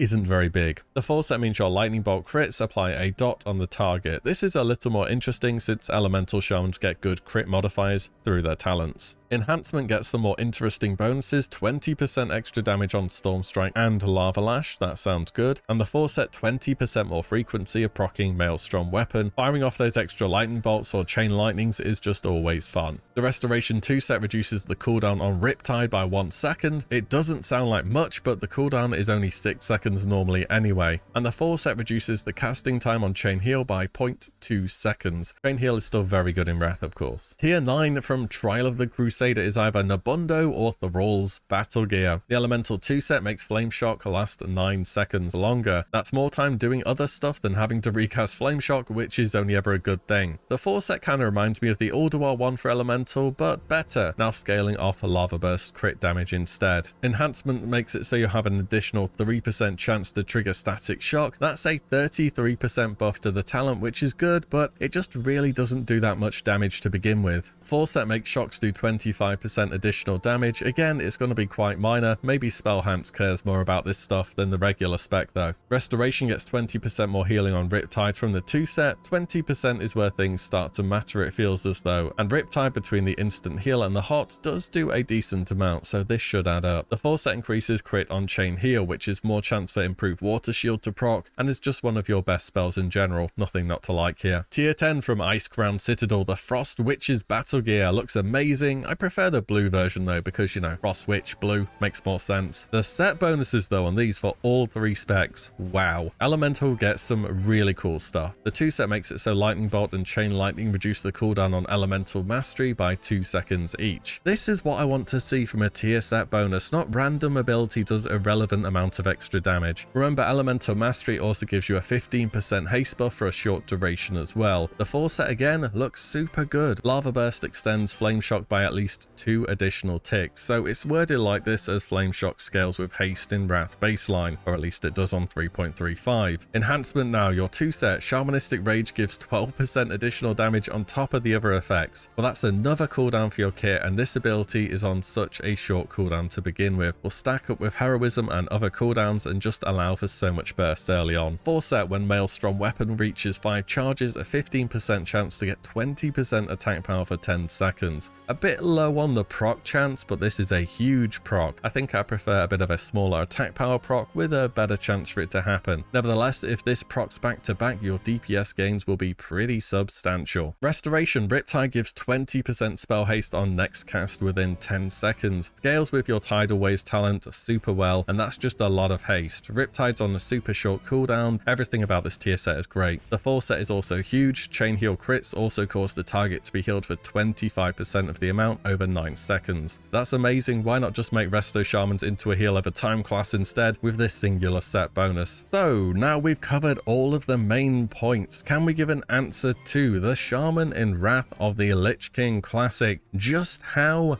broken is it now? Well, it's a 2-part answer. In PvE content, they just are not as in demand as they used to be anymore. Whilst by no means performing poorly, you just don't need to stack Shamans anymore to get the key benefits that they bring. Whilst in PvP, this class goes from 0 to hero, especially Elemental. In fact, Elemental Shaman from TBC to Wrath in PvP may just be the singular class and spec that receives the most buffs in the entire game. For TBC, many players have decided to roll Shaman because the demand is so consistently incredibly high, and they're practically guaranteed raid spots. If everybody currently playing a Shaman continues on to Northrend, the competition for those raid spots is going to become much higher than it is at the moment. And whilst you will see guilds aiming to min-max their comp only bringing 1 Shaman for heroism, all guilds will have several Shamans on the roster because sometimes people can't turn up, sometimes people leave a guild or quit. 10-man content exists, and you will always want a Shaman in every single Wrath of the Lich King raid. Their utility, particularly heroism and bloodlust, are just too good to ignore. But overall, if you're dead set sticking with a Shaman, it will be one of those classes I'll look to try out for a guild with sooner rather than later. And hey, at least if you're the token Shaman, you can never get benched, right?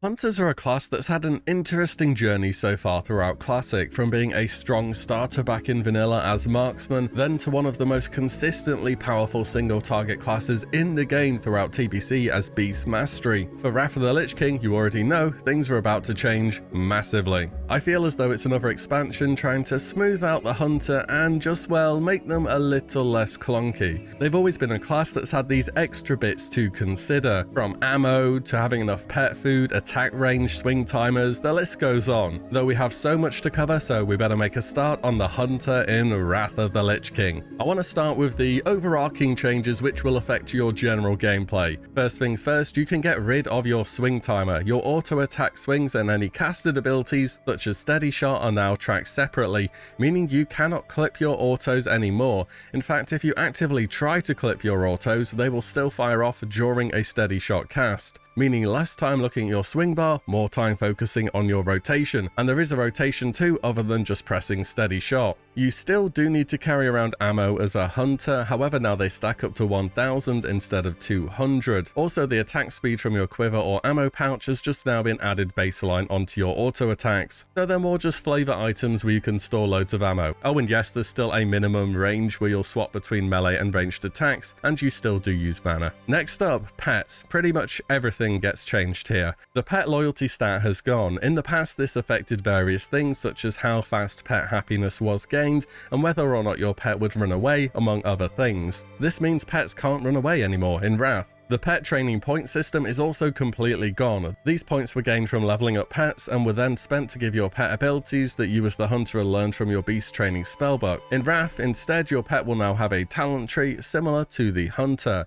Pets now have 3 families. These are, broadly speaking, Ferocity, these are the DPS pets for PvE, Tenacity, these are tanky pets mainly for leveling, and Cunning, which are utility pets mainly for PvP. These pet families can't be re-rolled, so make sure you're picking the right one for the content that you're doing. And as your pets level up, they gain talent points just like the hunter does, and then you can spend them on their respective trees. Here's an example of how the new pet talent trees look for Tenacity, because I couldn't really figure out where else to fit it in the video. Talents include a charge effect that has a short route, the previously Gorilla exclusive Thunderstomp for some AoE threat, Last Stand, which, well, you probably know what that does, a bunch more health, a powerful new cooldown in Roar of Sacrifice making you immune to crits, and Intervene, which works the same way as the warrior one. Other talents here either basically do more damage or take less damage in one way or another. The nasty pets include gorillas, turtles, crocodiles, crabs, and so on. Each different type of pet will also have a signature ability, so they aren't just the same apart from their visuals. Examples of this are wolves having a powerful attack power buff in Furious Howl, and crabs having Pin, which is a physical type root, which is really good in PvP. On top of this, pets will level considerably faster in general, be able to hold threat a lot better than previously, and if you mine a glyph bend pet, you don't even need to carry food for them anymore. There's also some pet talents that do this as well though. Overall, vast quality of life changes, more depth to pets through the new talent trees, it makes more sense the way they're trained,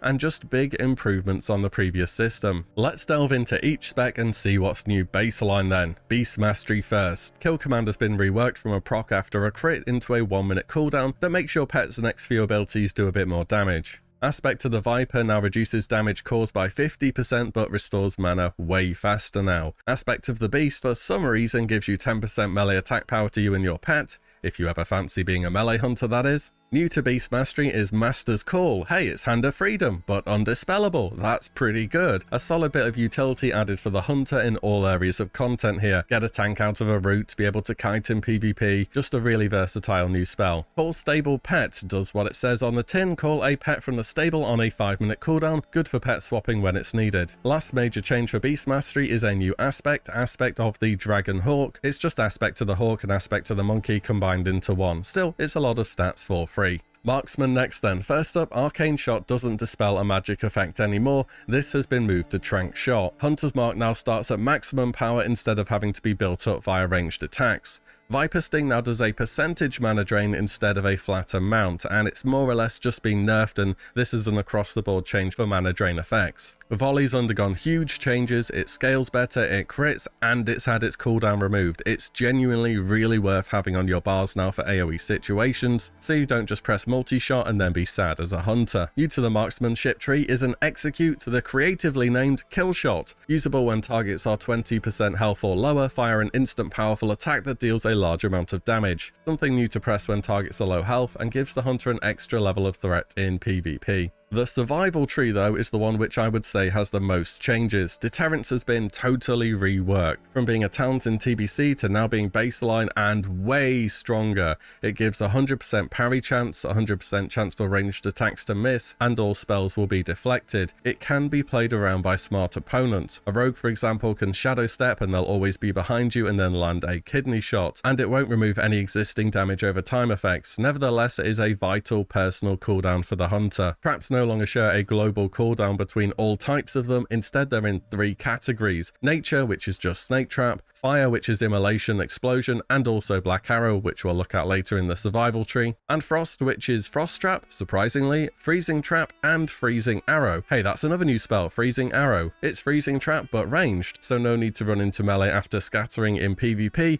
and you can reliably CC in PvE content. Nice change. Misdirections had its cooldown lowered to 30 seconds and now redirects all threat for 4 seconds. Honestly, a big buff to one of the best spells in your entire kit as a hunter. Mongoose Bite no longer requires you to dodge in order to proc it, a minor one, but I thought I'd mention it. And finally, probably my favourite World of Warcraft ability of all time comes to life in Wrath of the Lich King: Disengage. Well, I say this because this spell has been part of the hunter's toolkit since Classic, where it used to be a melee range threat reduction, which was, you know, completely useless. Now, in addition to that, it launches the hunter backwards, allowing you to reposition, close gaps, and just do all kinds of things. It does require you to be in combat in Wrath though, which is the only downside. So that's all the baseline changes done. Time to check out the talent trees. Let's start off with what you should expect to be playing as a hunter early on into the expansion: survival. The biggest change here is survival goes from being a bring one of them utility spec in TBC to now they are great in their own rights in Wrath. The biggest reason for this is the exposed weakness talent goes from applying a debuff on your target, increasing the entire raid's damage against it, to a buff on you instead. At the top of the talent tree, the tracking talents have been combined into one, so make sure you're tracking the correct type of enemy in both PvP and PvE. If you're a bit of an insane gamer, you could swap tracking when tabbing between different targets if they are different types. This would work as all tracking abilities are on their own separate cooldown from everything else, so there's a bit of min-max to be done there.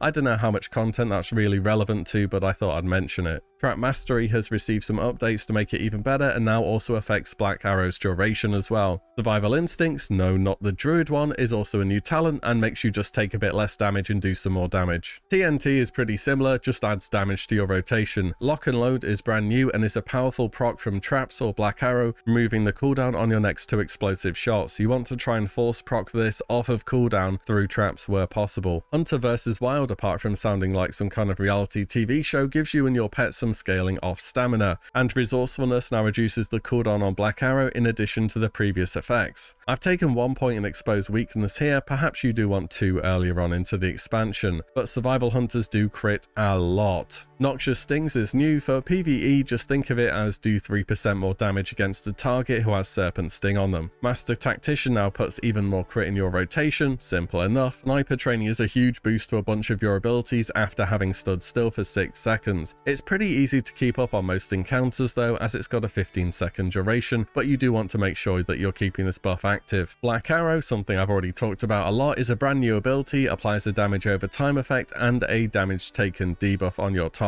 for just you. It says shares a cooldown with traps, but it only really shares a cooldown with fire traps, keep that in mind. Hunting Party gives 3% agility and is one of many classes that can apply the replenishment effect, which is just a mana restore for up to 10 players in your raid. Finally, your End of Tree talent is an ability that's defined the survival hunter for many years. The spell that puts the boom in your rotation, Explosive Shot. It's a short cooldown ability, hits multiple times, can crit and does fire damage, and it's just really satisfying to fire off. Survival hunters might consider glyphs such as Kill Shot, Explosive Shot and Serpent Sting. However, hunters have a second PvE spec that you will see people playing. The biggest difference is that Marksman is expected to need a good chunk of armor penetration before it really starts taking over, but let's have a look at this tree now. Focus Aim gives some crit and prevents knockback on steady shot casts. Careful Aim has been moved way up the tree and now converts 100% of intellect into ranged attack power. And now a huge change to Hunter affecting both PvE and especially PvP here is that aim shot has had its cast time completely removed and still applies a mortal strike type effect. Of course it does less damage, but it's well worth the trade-off. Readiness has also been moved over from the survival tree to marksman and still has the same effect, resetting all your cooldowns apart from Bestial Wrath. Improved barrage has changed a little bit, now stopping spell knockback on volley casts. Piercing shots is new, making crits from aim shot, steady shot and chimera shot apply a bleed for 30% of the damage done. True shot aura has also changed and is now just 10% attack power for your raid, and it won't stack with similar effects such as the one from say a Blood Death Knight or an enhancement Shaman. Master Marksman is a load more mana efficiency on some spells and a bunch more crit. Rapid recuperation gives you some more mana efficiency overall,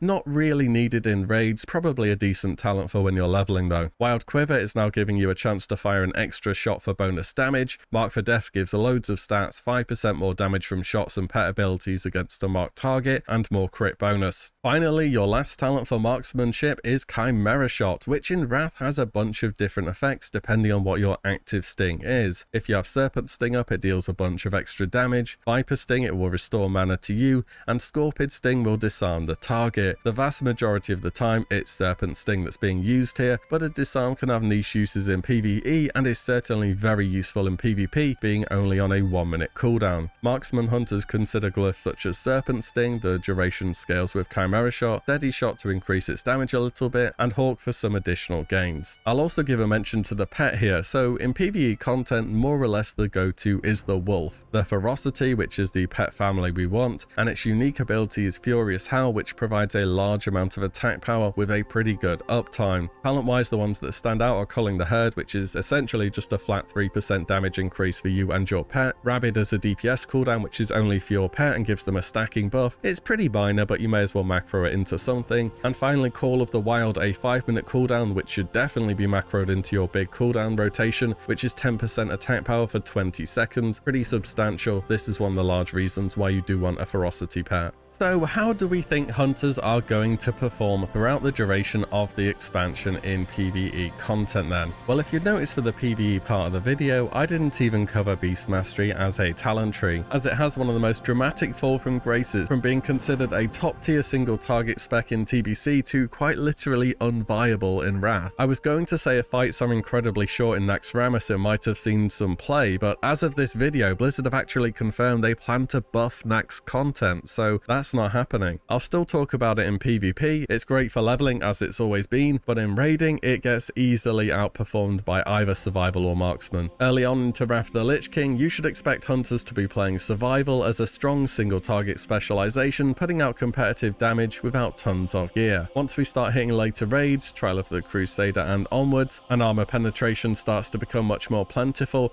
expect hunters to make a shift over to playing marksmanship. There isn't really a super big selling point to playing one spec or the other beyond preference and which one is putting out bigger numbers at any given time. Playstyle wise, we've already talked about how clipping autos is gone. Both specs are now more of a cooldown based priority system. Marksman is more similar to how Beast Mastery is at the moment, having a lot more filler steady shot time. For survival, there's a very good argument to playing super close range and trap and melee weaving to either increase damage or just get your traps on cooldown, as they have procs tied to them and they don't all share a global cooldown themselves anymore. DPS wise, hunters are typically middle of the pack from beginning to end of the expansion. Certainly not last, but you're going to struggle to stay really high up in DPS in equally geared and skilled environments. If you picked a hunter because you like being at the top of the DPS for TBC and that's all you care about, it may not be the class for you anymore. Overall though, it's a more in-depth playstyle, there's that responsibility of misdirection, and on top of that you get a class that's also very much evolved in PvP.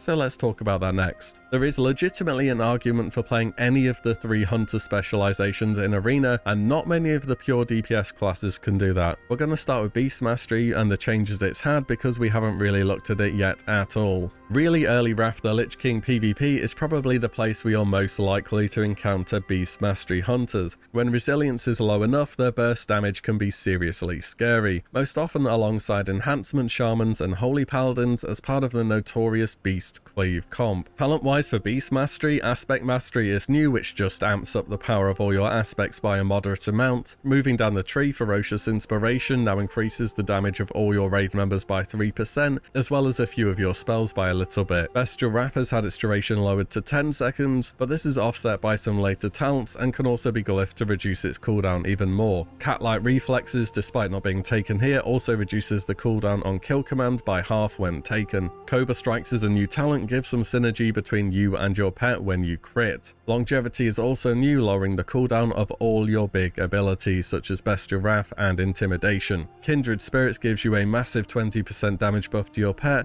and adds some movement speed as well for you and your active pet. And finally, at the bottom of the tree is the namesake of this entire tree, Beast Mastery. This gives you 4 extra talent points for your pet and gives you the skill to tame exotic beasts. These are certain pets across Azeroth that have special and more powerful abilities, such as the Devilsaur, Corehound, Chimeras, Rhinos, or the new and unique to Northrend, Spirit Beasts. PvP wise, it's all about applying that Mortal Strike effect with aim shot and trying to burst people out with Bestial Wrath up whilst you're immune to everything. After that, it rapidly becomes a weaker version of either Survival or Marksman. But most of the time, you won't be seeing Beast Mastery in Arena. In fact, you'd probably be happy to see Beast Mastery compared to the much more common spec, Marksman. A quick look at the talents then. Again, it's pretty similar to PvE. Main differences are over in Survival, Entrapment changes to be a guaranteed route for 4 seconds. We always want Scattershot as a hunter, and Survival Tactics reduces the cooldown on disengage by a little. Where the hunter comes together in PvP for Wrath is having an unreal huge toolkit of utility and damage. Scattershot, Freezing Trap, Silencing Shot, a Disarm through Chimera Shot, Mortal Strike on aim shot, Master's Call for a freedom effect, and Readiness to reset the cooldown on literally all of those. Pet wise, there is a few choices actually, which is up to you. However, you always want a pet with Roar of Sacrifice, meaning essentially it has to be Cunning or Tenacity. This ability is a 1-minute cooldown that protects a friendly target, making them immune to crits. However, 20% of all damage taken is also applied to your pet, but being immune to crits is massive. Imagine that versus an Elemental Shaman or a Frost Mage. It's a big deal. Roar of Recovery is another Cunning pet talent that restores 30% of your mana over 9 seconds. The most common PvP pets are either a crab, which are Tenacity, that can root a target for 4 seconds, a spider, which can also root for 4 seconds from range, but it's magic dispellable, or a Ravager that does a 2-second knockdown. Glyph-wise for PvP, hunters can opt into Serpent Sting for damage, Aim Shot to lower its cooldown for a better uptime, and Disengage to get out of bad positions. Overall, hunters are a flexible pick that offer a ton to a wide variety of comps. It certainly still has a pretty high skill cap, just as it did in TBC, but I think it can be really rewarding to get good at. And you don't have to spend every game pressing Viper Sting on cooldown as your win condition. That's pretty cool too, I think. With that said, let's check out a few tier sets then for the hunter. Tier 7, the Crypt Stalker Battle Gear. Looks pretty damn good as per usual with the tier 3 recolors. Set bonus wise though, 5% more pet damage on the 2 set, which is okay. Your pet's not doing a huge amount of damage anyway. The 4 set is 20% more attack speed when Aspect to the Viper is active. Tip: don't go out of mana and you won't have to use Aspect to the Viper. The 4 set here might as well just not exist. Tier 8, the Scourge Stalker Battle Gear from Ulduar also looks great this set. I'm a big fan of it. The 2 set is 10% more damage on Serpent Sting, which is actually okay since it's ignoring armor and it scales up with Chimera Shot. The 4 set is a 10% proc chance for 600 attack power for 15 seconds, which is nothing to scoff at. That's a pretty sizable proc. Tier 9 is Windrunner's Battle Gear. The 2 set gives Serpent Sting a chance to crit, which should be a minor DPS gain overall when it comes to damage. The 4 set is like the previous tier, but it doesn't seem quite as good. Your pet really isn't a huge DPS contributor in Wrath the Lich King as a non-BM hunter. Tier 10, the Ankahar Blood Hunter's Battle Gear from Icecrown Citadel. I like the appearance of this set. It looks as though you've gone and chopped up a Crypt Lord and then equipped it somehow. The 2 set is pretty insane. 5% is a low proc chance, yes, but 15% damage for you and your pet for 10 seconds. That is a lot if it happens during your cooldowns. The 4 set is so when Serpent Sting or Wyvern Sting do damage, 5% chance for 20% attack power for 10 seconds. It's another pretty low proc chance, but with a huge effect. Overall, I would prefer something more consistent than I got lucky and got 20% attack power and 15% damage, but hey, if it all lines up, that's going to be pretty cool. So now we've had a look at the Hunter in PvE, PvP, their glyphs, their tier set, and everything else in between. Can we give an answer to Hunter in Wrath of the Lich King? Just how broken is it now? Honestly, I think they've had enormous improvements from TBC. The one caveat is they are not going to be as consistently high on DPS as they have currently been, but you get a variety of specializations that are viable in PvP and PvE, loads of new utility. In PvP, I think they're just straight up buff now with way more CC and a reliable Mortal Strike effect. They've got interesting PvE rotations, and somebody who is good at misdirecting is legit just a reason by itself to bring along a Hunter. I rate it that much, and you get Disengage. How can you not like Disengage? Doing these class videos has had me checking out so much Wrath of the Lich King information, and the Hunter is the first time I've done a class other than what I already plan to main, a Warlock, that's had me thinking I might go ahead and play this one as an ult.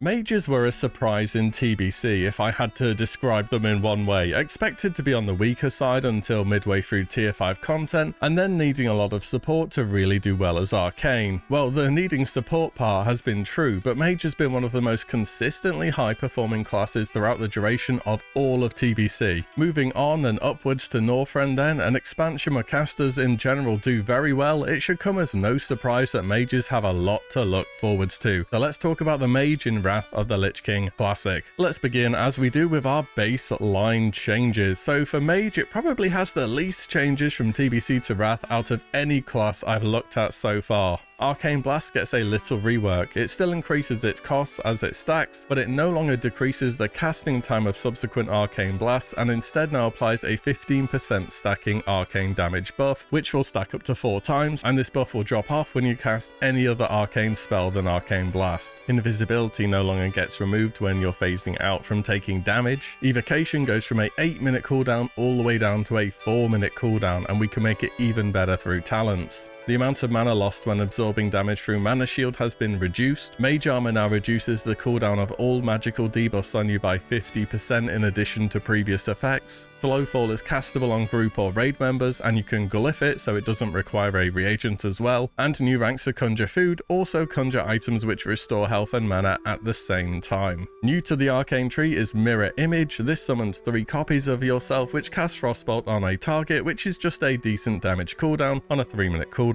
Dalaran Intellect, Brilliance, and Polymorph Cat are all buyable from a shop just on the left of the Violet Citadel inside Dalaran if you ever find yourself having a bit too much gold. Each of these just adds a different spell effect to what they already do. Over in the Fire spellbook, Molten Armor gains bonus crit scaling from Spirit, and a new spell is Frost Firebolt, which benefits from both Frost and Fire talents, opening up some Mage hybrid possibilities. It never really took off in original Wrath, despite it being tried a lot. Maybe we'll see some new experimentation these days. Over in the Frost spellbook, nothing changes. Yeah, I said Mage didn't have all that much different. But fun fact here, because I don't know where else I can put it in the video, did you know you could glyph Water Elemental so that it lasts forever, but can't cast Freeze anymore? I had no idea you could do that because nobody ever seems to, but it might be fun when you're questing though, always having a pet out. So let's move on to checking out some talent trees when it comes to raiding as a Mage. Now, like a bunch of other classes, you should expect there to be 2 main talent trees that you end up exploring.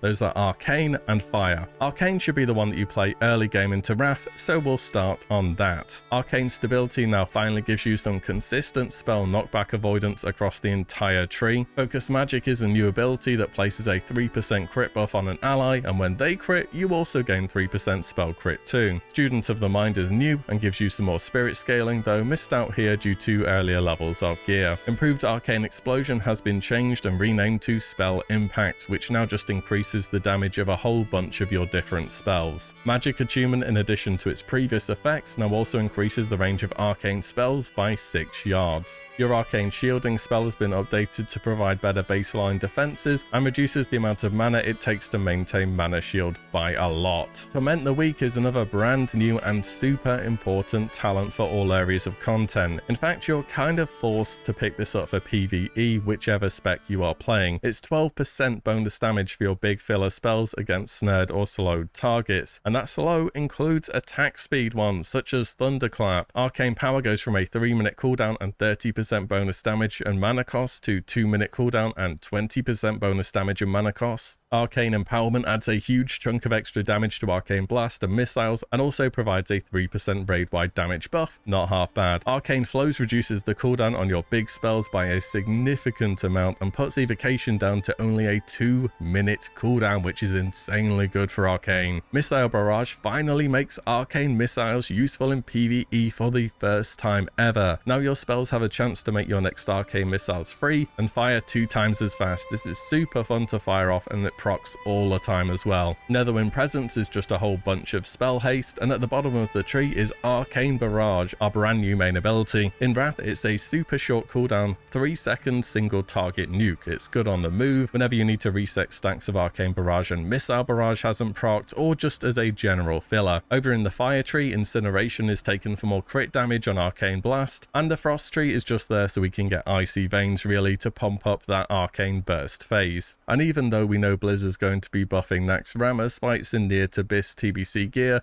are still going to be so short we can justify going deep enough into the Frost tree to pick up Cold Snap as well for that double Icy Veins. Arcane will use glyphs such as Molten Armor for some extra spell crit, as well as Arcane Blast and Arcane Missiles just for some extra damage. However, once we start to get a bit later into the expansion, crit gear becomes more readily available and you really begin to power up. It's at this point it's expected that mages make the swap over to fire. This time it'll happen for sure, right? Fire also has a bunch of changes to cover in the talent tree that makes it a much better PvE pick. Just to mention the arcane talents quickly again here, it's really the same as what we've already gone over. You just want to pick up Torment the Weak because hey, as it turns out, 12% damage is quite a lot. The rest though, we're going to be looking into the fire tree. World in Flames increases the crit chance on a whole host of different spells across all 3 specs. Improved Scorch has been reworked, now adding some spell scaling and more importantly no longer stacking anymore. Now one Scorch will apply a 5% spell crit vulnerability debuff to the target instead. Combustion gets a small change, going from a 3-minute cooldown down to 2 minutes, as well as now instantly giving 50% bonus spell crit, which continues to stack up until you've landed 3 non-periodic crits. Molten Fury gets changed to be 12% bonus damage against targets under 35% health instead of 20% bonus for targets under 20%. Empowered Fire adds scaling to your big spells and makes it so basically you can't go boom anymore. Well, between this talent and Master of the Elements, that is. Mages, like many other casters, don't have that mana problem that they used to, apart from Arcane that is. That's the whole idea of the spec. Hot Streak is perhaps the biggest new talent in the entire tree that's been added for the mage. Any back-to-back non-periodic crits will make your next Pyroblast become instant cast. This is why mages need that extra crit before they can really start to do damage. Towards the bottom of the tree, Burnout is a massive 50% bonus to spell crit damage, but spells cost 5% more when they do crit, which is a completely negligible downside. This talent is super good. Finally, your end of tree talent is Living Bomb. Place a debuff on the target that ticks down for 12 seconds, exploding at the end of its duration, causing high damage to all nearby targets. The explosion portion of the spell also counts towards Hot Streak. Overall, a super fun talent, gives Fire Mage access to even better AoE than they already have, and it just looks cool when a bunch of them chain together. Glyph wise, for fire and PvE, they again use Molten Armor. Fireball, reducing its cast time as a little trade-off for losing the dot, is an easy decision, and a Living Bomb so the periodic portion can now crit. So how do we reckon mages are going to do in Wrath then overall? Pretty damn good is the answer. This class should be consistently near the top of the DPS meters. The only thing I'm curious to see how it plays out is when fire will overtake Arcane. For TBC, by the Sunwell, it was fully expected that mages are going to make the swap to spamming Fireball, but in reality, fire just doesn't compete with the damage Arcane can put out. Sure, Arcane needs more help with innovates and mana tides and so on, but that's how many guilds have built their raid to be by this point in time. If Wrath is anything like TBC, you may be stuck pressing the Arcane Blast button for a long time. Speaking of the two playstyles and their individual performance, Arcane is expected to be better early, and this has been true across many Wrath servers. Arcane simply has a huge burst phase at the start of a fight,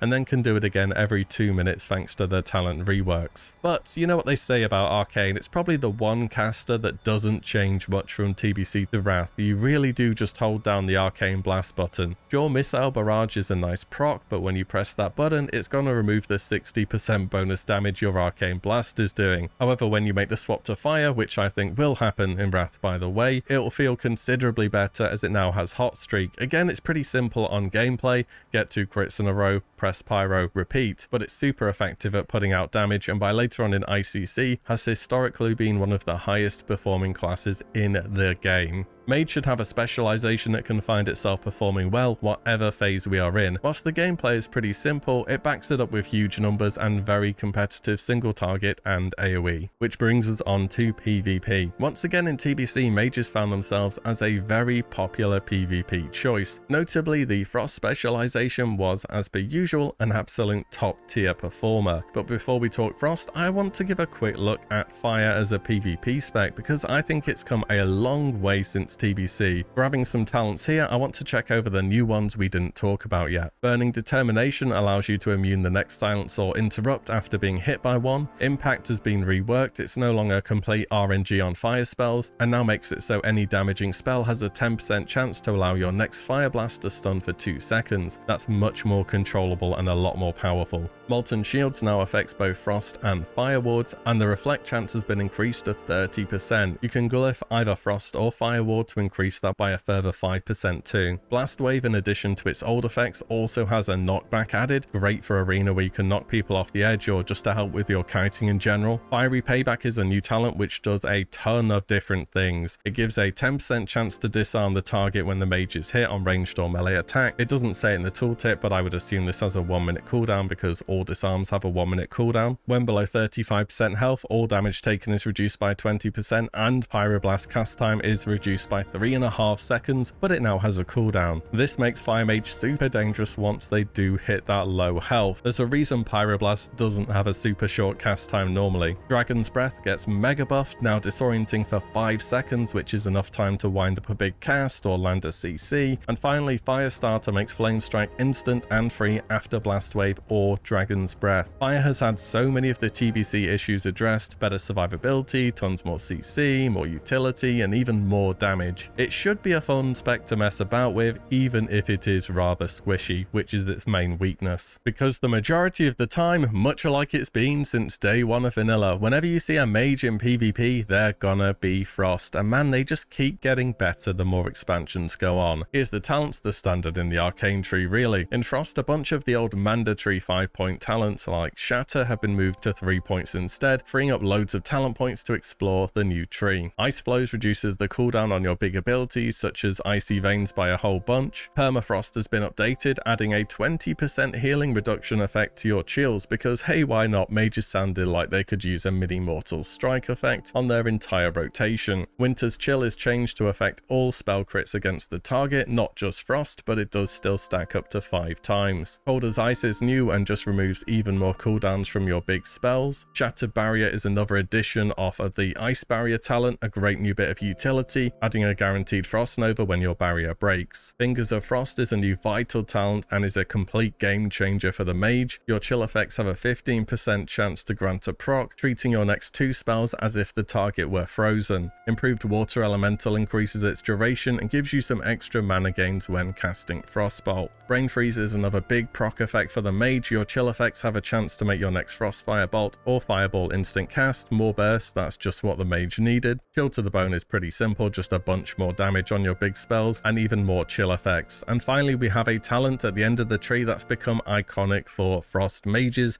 Deep Freeze. A point and click 30-yard 5-second stun, but it does require the target to be frozen, unless you have Fingers of Frost procced, of course. During this 5 seconds, the target is both stunned and they are also frozen too, making it a guaranteed burst window of Ice Lances. Super powerful and versatile ability, and just another layer of burst and CC for the Frost Mage's formidable toolkit. Frost in PvP uses glyphs such as Evocation to add a big heal on top of this ability, Ice Barrier for more absorbs, and Polymorph to remove damage over time effects when it's cast and allow you to make swaps way easier than ever before. As per usual with Frost Mages, you should expect to see them across a wide variety of comps and brackets, most notably being part of God Comp, which is Resto Druid, Shadow Priest, Frost Mage, or the inevitable RMP. Let's finish up on some tier sets. Tier 7, the Frostfire Garb from a revamped Nax, Eternity and Sartharian's Lair. As per usual, love the tier 3 recolors. The 2 set makes it so you gain 25% more mana when using a mana gem and granting 225 spell power for 15 seconds. Hey look, it's Serpent Coil Braid on a tier set, as in they literally copy pasted the trinket and put it on a tier set. I mean, this trinket is still used by mages playing Arcane in the Sunwell a few months in, so I'm going to go ahead and say yes, this is still very good. The 4 set is 5% crit damage bonus on all offensive spells. Again, that's a lot of bonus damage for free. Mage might be the first tier 7 where it looks genuinely really interesting and strong for both the sets. Tier 8 is the Kirin Tor Garb from Ulduar. I'm just gonna say it, I know I'm gonna get a backlash for it, but the looks on this are just a miss. I don't know what's going on with the helm, and I prefer robes on mages. The set bonuses though, those are something else. The 2 set is your main spells have a chance to give you 350 spell power for 15 seconds. I went to check on the proc chance, and what we have available says it's 25% chance to proc, which seems incredibly high for how good this is, as in that's going to be up the majority of the fight. If this is correct, wow, that's an amazing 2 set. 4 set is a chance to not consume the proc effects unique to each talent tree. This one said it had a 10% chance to proc, which is not nearly as good as the 2 set there. Tier 9 is Khadgar or Sunstrider's Regalia from Trial of the Crusader. The 2 set adds various scaling to your armors. The one which you care about for PvE is Molten Armor. When it's glyphed on top of this tier set bonus and its baseline effect, it should convert 60% of spirit to crit, which is actually a pretty huge amount, so this seems like a very good set bonus. The 4 set is 5% extra spell crit for all your big filler spells. Again, that's a lot of spell crit, and it seems to be a pretty good argument for really starting to think about fire here. Tier 10 is the Blood Mage's Regalia from Ice Crown Citadel. It looks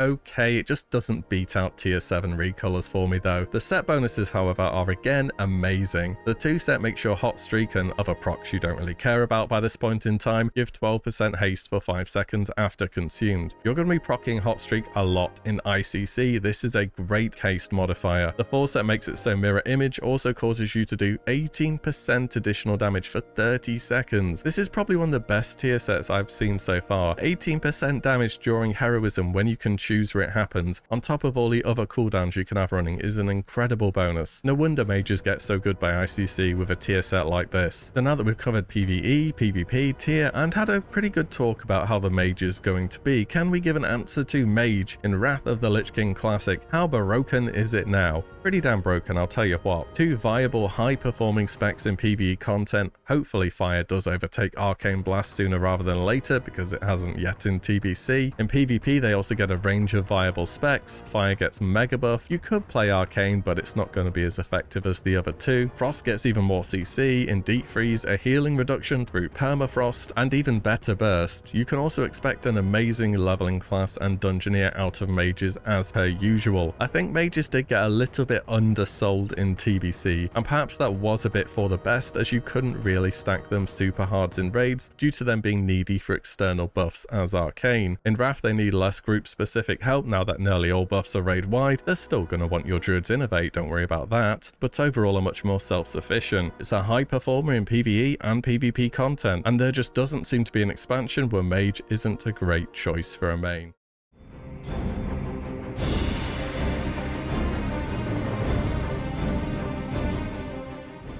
The Priest has really come into its own, moving from Classic to TBC, remaining a powerful and versatile healer, whilst the Shadow specialization went from meme to mandatory, propping up 4 other players' mana bars with ease on top of providing so many useful buffs and debuffs. No group from 5 to 10 to 25 ever quite feels complete without a Priest. So, moving onwards and upwards to Northrend, how does the Priest class fare in Wrath of the Lich King Classic? Let's find out. You know the drill by now if you've been watching the series. Let's start off with the basics, all the major changes to your spells and abilities. I guess the biggest thing that I have to say is gone are the priest-specific racial bonuses. These have been a feature of priests all the way back from day 1 of Classic. Instead, now all priests have the same abilities regardless of their race. In fact, the majority of the racial bonuses are just straight up gone now, including Chastise, Symbol of Hope, Feedback, Alun's Grace, Shadow Guard, the list goes on. It's easier to say which ones still exist, to be honest, so I'll be doing that where it makes sense for each spec. Over for Discipline, Divine Spirit has now become a baseline spell instead of being talented. New ranks of Inner Fire will also give some spell damage in addition to previous effects, making it feel even more important to keep it active. Mana Burn, same as all the other abilities that affect mana, now destroys a percentage of mana instead of a flat value. Levitate can now be cast on allies, and you can glyph it so it no longer requires a reagent. And finally, one feature I totally forgot about, you can cast Power Word Shield on any ally without them needing to be in a group with you. I don't know where this is relevant, but hey, I noticed it on the beta at least. For Holy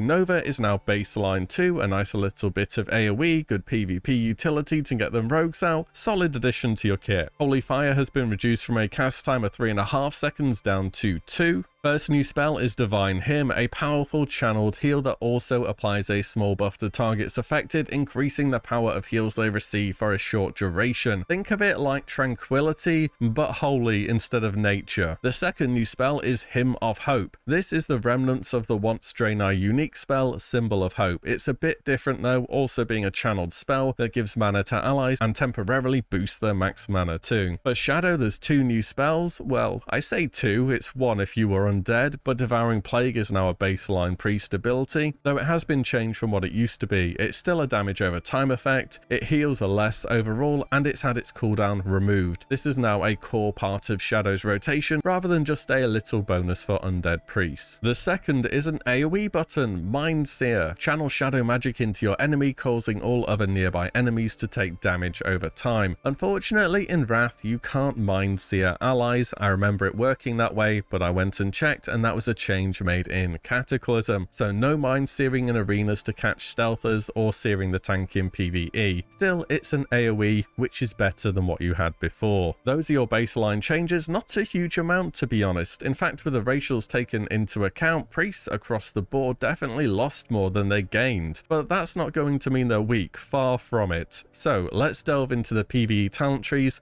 and see what changes were made. I want to start things off with perhaps the most consistent healing specialization in World of Warcraft Classic so far, the cornerstone of your healing core. They have been there and they have been amazing since day one, the Holy Priest. So Holy's in a bit of a strange spot in Wrath. It certainly is a highly capable spec, but you'll find guilds seeking to optimize their raid actually not bringing them at all, instead favoring Discipline now for PvE, and we'll talk about why later. Nevertheless, Holy remains a solid choice and perhaps has a larger and more versatile kit than any other healer in the expansion. And well, let me tell you, we're not going to be talking about Holy in PvP, so let's do it here and now. Desperate Prayer has been added to this tree as a 2-minute cooldown, a good instant cast heal on the priest. Think of it like a defensive. This used to be exclusive to dwarves and humans as a racial. Surge of Light gives spell crits a 50% chance to make your next smite or flash heal be free and instant cast, but unable to crit. There was a point in time where the proc could crit and you could go infinite with these procs. It was like a Holy Wind Fury. It was hilarious, but a little hard to balance, so that's why they ended up changing it. Holy Concentration adds a load of extra mana efficiency for the priests after spell crit. Lightwell continues to be as useful as it's been since vanilla, that's to say, not at all. Body and Soul is new. After shielding a target, they gain a big movement speed buff for a few seconds, and your Abolish Disease also cures a poison on yourself. This is more of a PvP thing in Wrath. Despite this talent having become part of the priest kit in retail over the years, we don't quite have the talent points to justify it here. Serendipity makes it so when you heal with one of your faster casting spells, your cast time of your next big spell, such as Greater Heal, is reduced up to a cap. Circle of Healing now heals targets in your raid instead of just the target's party. Empowered Renew does what it says on the tin, adds a bunch more heals on top of this ability. We don't take Test of Faith here, but it's extra heals on low health targets. Divine Providence is just a ton more healing for basically your entire kit, a good all-rounder talent. And finally is Guardian Spirit, a Holy Spirit watch watches over the target, increasing healing taken by 40%. If they die while this buff is active, the target will instead heal for 50% of their maximum health. A solid cooldown to place on targets, expected to take a spike of damage, or just to sacrifice somebody if you know a mechanic can't realistically be healed. Holy uses glyphs such as Guardian Spirit to make this into a frequent use ability instead of a long cooldown, as long as it doesn't proc, that is. Prayer of Healing to add a heal over time on top of this ability, and finally Circle of Healing so that it affects another target. However, these are more AoE focused glyphs, and you definitely could go more single target instead. However, for the first time, it won't be every single priest in PvE being holy anymore. Discipline gets considerably buffed in Wrath to become a way better healer, and not just an improved Divine Spirit and Power Infusion dispenser. Twin Disciplines is new, giving some bonuses to your instant cast abilities. Improved Fortitude also gives you a little bonus stamina on top of the previous effect of the talent. Improved Inner Fire gets moved up the tree a lot and now gives it extra charges, which is really nice in helping you keep it active all of the time. Meditation also gets buffed from a 30% passive mana regen in combat to a huge 50%. Soul Warding is honestly the most important talent change for Discipline by an enormous margin, and it's just not even close. This talent removes the cooldown of Power Word Shield entirely, which means Discipline Priest playstyle is going to involve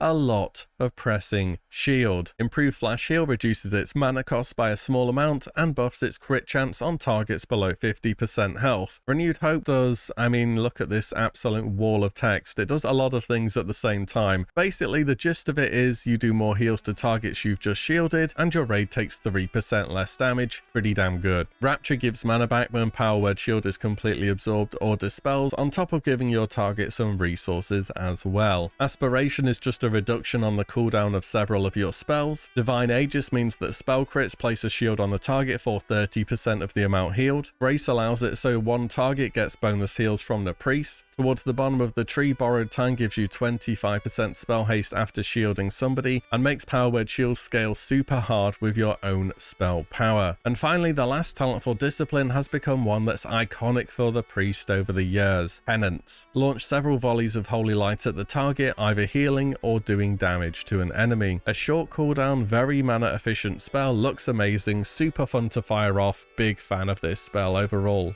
Only downside, if you can call it that, is that it's not castable whilst moving in Wrath at all. This priest use glyphs such as Power Word Shield, because believe me, you're going to be casting a lot of Power Word Shield, this will add up, Penance to reduce its cooldown, and Flash Shield to reduce the mana cost. Which means we have one priest spec left. The other half of what Light creates, Shadow. Spirit Tap gets changed up a little bit, now proccing for a smaller effect from spell crits on top of what it previously did. Improved Mind Blast now also causes a mini Mortal Strike type effect on top of reducing its cooldown if used whilst in Shadow form. The best change for Shadow Priests, maybe I'm not even joking here, but Mind Flay is finally 30 yards baseline. Bet you wish that happened about 3 years ago, huh? Shadow Weaving is now buff on yourself, increasing damage you deal instead of on the target. Good change here, improves target swapping and AoE considerably. Vampiric Embrace is basically just a permanent buff now. They might as well have just made it into a passive. Nevertheless, remember to keep it active. Oh, and it just passively heals for way more now as well. Mind Melt is your good old do a bit more damage on your rotation type talent, and the same can be said for improved Devouring Plague. Shadow Power gets reworked, now increasing crit damage by 100% instead of crit chance by 15% for these various spells. Shadow Form turns into a literal wall of text, which I can roughly translate to, it makes your damage over time effects scale with your gear. Overall, it's 15% bonus shadow damage, 15% less damage taken. You can cast some utility spells like Cure Disease. Your damage over time effects, those being Shadow Word Pain, Vampiric Touch, and Devouring Plague, can now all crit, and Vampiric Touch and Devouring Plague also scale with haste. Amazing changes that felt long overdue for this damage over time reliant caster. Misery is also changed, making some spells scale better and applying a 3% spell hit debuff on the target. The only other class that can do this is Boomkins, so it's a nice addition. Vampiric Cleric Touch has also undergone changes. It's no longer the ability that turns Priest into a mana battery. Instead, when you Mind Blast a target with this debuff, up to 10 members of your raid will gain replenishment, giving them some mana back over time. Loads of different classes can do this buff as well, so it's no longer a unique selling point to the Priest. Pain and Suffering makes Shadow Word Pain into a one-time cast, though don't forget it will snapshot certain effects like flat percentage damage increases, so keep that in mind when considering if you should refresh it. Twisted Faith makes Spirit into spell damage and some bonus damage for various abilities, and your final spell is, well, for a change once, not a DPS spell at the bottom of a tree for a DPS spec. It's an incredibly strong defensive and utility focused spell instead. Dispersion. Only on a 2-minute cooldown, unusable whilst under the effect of any CC more or less. Take 90% reduced damage and gain 30% of your mana over 6 seconds, and you're unable to attack for the duration. It also clears all roots and snares when cast. If you are dying as a Shadow Priest between the Shadow Form damage reduction, Vampiric Embrace passive heals and dispersion, you're doing it wrong. Very good bit of utility here, especially on encounters with soak mechanics, most famously being used on Algalon to soak black holes. Shadow uses glyphs such as the creatively named Shadow that makes non-periodic crits give a ton more spell power, Mind Flay for some extra damage, and the third one depends a bit on what you want. I've gone for Mind Seer here for the extra range. So with all that said, how do we reckon priests are going to do in PvE content for Wrath of the Lich King? Kind of similar to where they're at in TBC really. I think that is a fair thing to say about them. The biggest difference is that many guilds won't be running Holy Priests anymore, instead opting for one Discipline Priest instead. Why though? Well, Holy Priest is a throughput healer. They have decent cooldowns and can do solid single target heals or push insane AoE numbers if the raid is consistently taking damage. The issue is there's a lot of other throughput beast healers this expansion. Looking at you, Holy Paladin, and for AoE there's plenty of competition from other healers too. The way that Discipline heals is totally unique for healers. You saw in the talents how many different ways Power Word Shield gets buffed. Your job on some fights will be just press shield on the entire raid and you rotate as weakened soul drops off people. Other healers have damage happen and then heal it. Discipline is the only specialization that can stop damage from ever happening very consistently. As such, they're an absolute staple of Wrath of the Lich King raiding. Oh, and they bring Power Infusion and Pain Suppression too. Those are some very powerful buffs. Don't expect to be topping heals as Discipline by any means, but it's hard to put an exact value on having somebody just not taking damage to begin with. It might save them from getting bursted out by several mechanics. It stops really nasty buffs such as Infest on Lich King from getting out of control, and just so many more uses. Discipline will be in high demand for the raiding scene for sure. As for Shadow Priests on the DPS side, once again they are mainly there for the utility. Despite all the help and extra way your dots scale, they still find themselves lower down on the DPS meters overall when compared to others. In many ways, again, it's quite similar to the playstyle in TBC. Maintain your dots, Mind Blast and Mind Flay. If you like everything a Shadow Priest does now, you're going to continue to like it in Wrath. Let's move on and talk PvP then. So Discipline was the PvP healer spec for Priest back in TBC, and in Wrath that continues to be the case. However, Shadow also gets quite a bit more interesting, but we're going to start with Discipline and the talents which I missed out for PvE. Unbreakable Will right at the top of the talent tree gives a very good 30% reduction on the duration of all of stuns, fears and silences. Improved mana burn a bit lower down is still taken and is a valuable win condition, and also applies good pressure to enemy casters. I've taken less than full points in a few talents here, partially because what I went for in the Holy Tree, but also there are so many good talents here you're kind of just short on points and where to spend them. But generally speaking, having loads of magical buffs active is a good thing because it stops you from getting offensively dispelled or your important buffs spell stolen. Reflective Shields adds a decent bit of damage to your kit. Over in the Holy Tree, Inspiration, I should have mentioned this for PvE really, but it's relevant here as well, doesn't increase armor anymore, instead reduces physical damage taken. Divine Fury and Searing Light are taken so the priest can stay on the offensive. Not always taken if you don't want to, it depends on your bracket, on your comp and so on, but the Discipline priest can put out even better damage than TBC now. Also, don't forget Penance can be cast on enemies as well. Playstyle wise, it's quite similar to TBC in the scope of what Discipline does. It's a versatile healer with offensive and defensive dispels. They can get rid of Ice Block or a Paladin bubble with Mass Dispel on a half a second cast. They've strong CC through Psychic Scream and Mind Control, good cooldowns cooldowns with power infusion and pain suppression, surprisingly high damage with 2 dots in Shadow Word Pain and Devouring Plague. They have Holy Fire, Smite, Penance, Shadow Word Death. Priest carries on being that good mix of offense and defense. Glyph wise, they use Penance to reduce its cooldown, pain suppression so it's castable while stunned, and maybe even Smite for even more damage. Over in Shadow, we have a few changes too that are different from the PvE spec. Of course, picking up Silence, a point and click 5-second silence effect, is super powerful. It is also worth a mention you can trinket silences in Wrath of the Lich King, and they will DR with each other, so just don't overdo it. Veiled Shadow reduces the cooldown on Fade, which doesn't sound like much, but this is a very good addition as we will see later. Improved Shadow Form makes Fade remove all movement impairing effects and give you a 70% spell knockback prevention whilst in Shadow Form. Huge bit of utility for the spec here. The final talent to mention is Psychic Horror, a point and click 2-minute cooldown that causes the target to be CC'd for 3 seconds and also be disarmed for 10, another layer of CC for the Shadow Priest. Also worth mentioning, mana problems are addressed in a whole host of different ways, such as the Shadow Affinity talent near the top of the tree, giving base mana back when Shadow Word Pain or Vampiric Touch are dispelled. Also, if Vampiric Touch gets dispelled, the target takes instant damage now as well. Many mana-based talents have improved, Fade gets out of roots, and Dispersion is more or less a guaranteed way to live any level of burst. On top of that, your offensive capability is much better with Psychic Horror, a Silence, and an AoE Fear. Damage-wise, you also hit like a truck now and more or less can't be given uptime, or you just start deleting people on the other team. Shadow gets hugely improved in Wrath PvP, and will be represented a lot more across a wide variety of comps. Shadow uses glyphs such as Dispersion to reduce the cooldown on this spell, Fade to lower its cooldown even more, and the third one is a bit of a flex, but I've gone for Power Word Shield here. So let's finish up with a checkup on the Priest tier sets. Tier 7 is the Regalia of Faith. The Healer 2 set makes Prayer of Mending jump 1 extra time. I've always liked this spell, so it seems like a fun extra bonus to have. And the 4 set reduces the cost of Grade to Heal by 5%, which is just okay, I reckon. DPS wise for Shadow, the 2 set reduces the cost of Mind Blast by 10%, and the 4 set adds 10% extra crit to Shadow Word Death. Not exactly the best starting tier set I've seen there. Tier 8, Sanctification Regalia from Ulduar. The 2 set increases the crit chance of Prayer of Healing by 10%, not bad for Holy, not quite as good on the Discipline side of things. The 4 set makes casting Power Word Shield give 250 spell power for 5 seconds. Now this is the kind of tier you want to see. I'd read that as just gain passively 250 spell power. For Shadow, the 2 set increases the damage on Devouring Plague by 15%, which is a debuff you're going to have rolling, so a solid increase. The 4 set makes it so Mind Blast also grants 240 haste for 4 seconds. Considering its low cooldown, that should be a decent uptime on this haste modifier. Tier 9 is Zabra or Velen's Regalia from Trial of the Crusader. For healers, the 2 set gives a bonus 20% heals on Prayer of Mending. There's a few fights in Trial where this is going to be chain bouncing and getting value, so not half bad. The 4 set affects the talents Divine Aegis, that's the one that applies a shield when you crit, and improves the effect of Empowered Renew. For Shadow, the 2 set is 6 extra seconds on Vampiric Touch. Any time not having to reapply dots is a good time, and the 4 set is 5% more crit chance on Mind Flay, again, not half bad. Tier 10, the Crimson Acolytes Regalia from Ice Crown Citadel. For healers, the 2 set gives a 33% chance from Flash Shield to apply a heal over time effect on the target for 33% of the amount healed over 9 seconds. And the 4 set increases the effect of Circle of Healing, and more importantly, Power Word Shield. Super strong. Anything that buffs shield is really nice. For Shadow, the critical strike chance of Shadow Word Pain, Devouring Plague, and Vampiric Touch is increased by 5%. That's your entire damage over time toolkit, so that sounds very good. And the 4 set reduces the channel duration by 0.5 seconds and period by 0.17 seconds on your Mind Flay spell. This is kind of strange and wordy, but after you've unlocked the 4-piece here, you'll be casting Mind Flay all the time instead of using Mind Blast in your rotation. So now that we've had a look at the Priest in PvE, PvP, tier sets, and all the changes in between, hopefully we can give a good answer as to what to expect from the Priest in Wrath of the Lich King. Overall, it's a great set of changes, and the class stays as a solid pick for all areas of content. Discipline is the specialization that really comes into its own, providing a unique healing role in the game, if somewhat of a one-button type spec on certain fights. Holy Priest is certainly playable, though with other healer changes, it tends to get overshadowed. Don't think it's bad bad or underperforms by any stretch of the imagination, it's just healer roles are a bit more limited and you're already going to be bringing a discipline priest for sure. Shadow keeps doing shadow things, has better access to target swaps than ever before, and its AoE, whilst it exists now, isn't that great compared to other classes, but it's better than nothing. In PvP, I'd say both specs improve, notably Shadow becoming much more threatening than it's been in TBC. Priest has always been a raiding and PvP staple, and in Wrath of the Lich King that really doesn't change. It's a super fun class and one that I personally played for a large chunk of the expansion back in the day, and I really enjoyed it back then.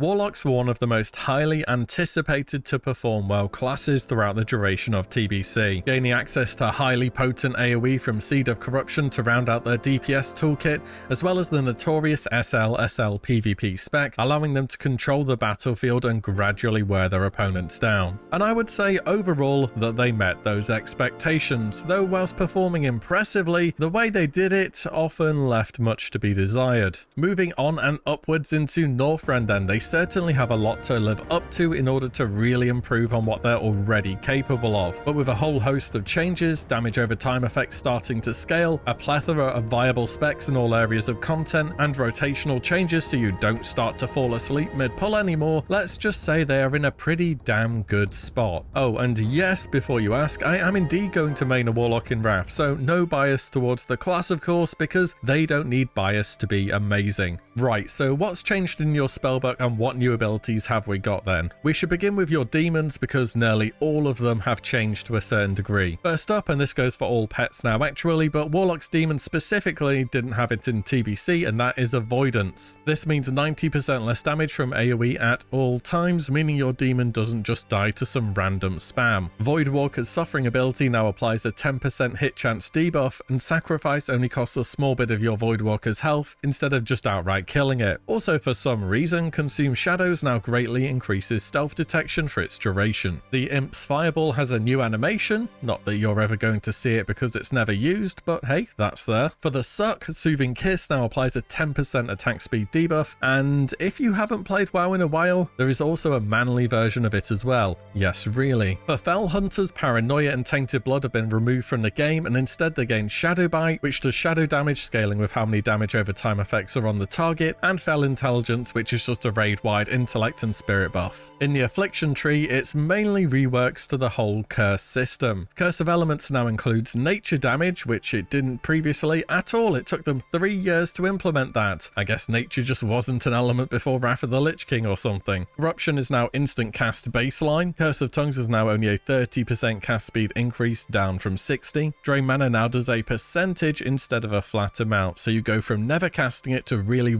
never casting it. Curse of Recklessness has been removed from the game. The armor reduction effect it had before has been rolled into Curse of Weakness. And finally, Drained Soul has an execute modifier to do 4 times damage when a target is under 25% health, and can also generate shards during the normal ticks. This spell is the reason Affliction Locks get a reputation as a super strong execute class in Wrath. For Demonology, Fire and Spellstones change for the 3rd time in a row in an attempt to get them to be useful outside of providing a magic dispel. Back in Classic they were offhands and they were kind of never used. In TBC they were wands and they were kind of never used. And in Wrath of the Lich King they are now weapon enchants, and yes, they are used, giving extra periodic damage and a nice chunk of spell haste. These will replace your weapon oils, so free stuff, I guess. Nice. Demon Armor now gives bonus healing in addition to armor, and the shadow resistance has gone. Bell Armor now gives spell damage scaling with spirit and a small percentage health heal every few seconds. Ritual of Summoning now creates a portal which functions exactly like a meeting stone, meaning you can summon faster and with less shards. You can now recast Banish to remove the effect, I wish that happened a few years ago, and you can train Dreadsteed at your trainer for a bit of gold instead of having to go and do the entire quest line. A new ability for Demonology is Demonic Circle. It's actually 2 abilities, I suppose. You have Demonic Circle Summon and Teleport. The first cast places a circle on the floor that lasts 6 minutes, and then you can teleport and it it will instantly take you back to that location as long as it's within 30 yards. This is, well, as close to a Warlock is to getting any mobility. This is your reposition in PvE to deal with a mechanic where you can set it up in advance. This is your big escape tool in PvP. Super versatile ability and a very welcome addition to the Warlock's toolkit. Finally, in the destruction tree, practically nothing has changed. There's one new ability, Shadow Flame. This is a frontal cone AoE that applies a small damage over time effect. It can be upgraded through glyphing to apply a slow, which is useful in PvP and can also be consumed via conflagrate, as we'll get onto later, giving destruction some stuff they can do without having to hard cast. Those are the baseline changes. Time to take a look at some PvE. So for Warlocks, they have two specializations which should both see a lot of use, and this time around things are going to be very different. Gone are the days of pressing Shadow Bolt as your entire rotation. I mean, you still will be pressing Shadow Bolt, don't you worry about that, just not nearly as much, with both specializations gaining a number of effects to track and snapshotting to consider. Now, snapshotting is one of those things that it's worth talking a little bit more about for Warlocks in particular. Anyone can do it with any spell in the game, but Warlocks damage over time effects do a lot more damage than most people's do, and you have certain ways to extend them beyond their normal duration. The moment when you place the debuff or buff, the game will take a snapshot of some of your buffs and some of the target's debuffs. Certain stats will continue to be applied when the spell is refreshed, whilst others are reset to what your character has at the time of the refresh. We expect with the game being on patch 3.3.5 to extend buffs such as percentage damage, for example from Tricks of the Trade, as well as crit modifiers such as Mage's Focus Magic, but to not extend things like spell damage effects, as in trinket procs, or haste effects from the likes of Heroism. This kind of stuff can get really min-maxy, but I thought I'd just give it a quick mention here, because I want to take a look at the talent trees. Let's make a start with Affliction. This spec gets mega buffed from TBC to where it's a niche utility spec to arguably being one of the most consistently high DPS specs from day one of Wrath of the Lich King all the way to the very end. Improved Corruption is changed to buff various spells instead of reducing the cast time. Soul Siphon also now works for Drained Soul, which is going to be a big deal when we tally up the total execute on this ability. You could miss putting points into Fell Concentration and have them in Improved Agony and Amplify Curse instead, but Spell Knockback is just super nice to have for general use. Siphon Life has been removed from the game. Now Corruption will instead heal a small amount,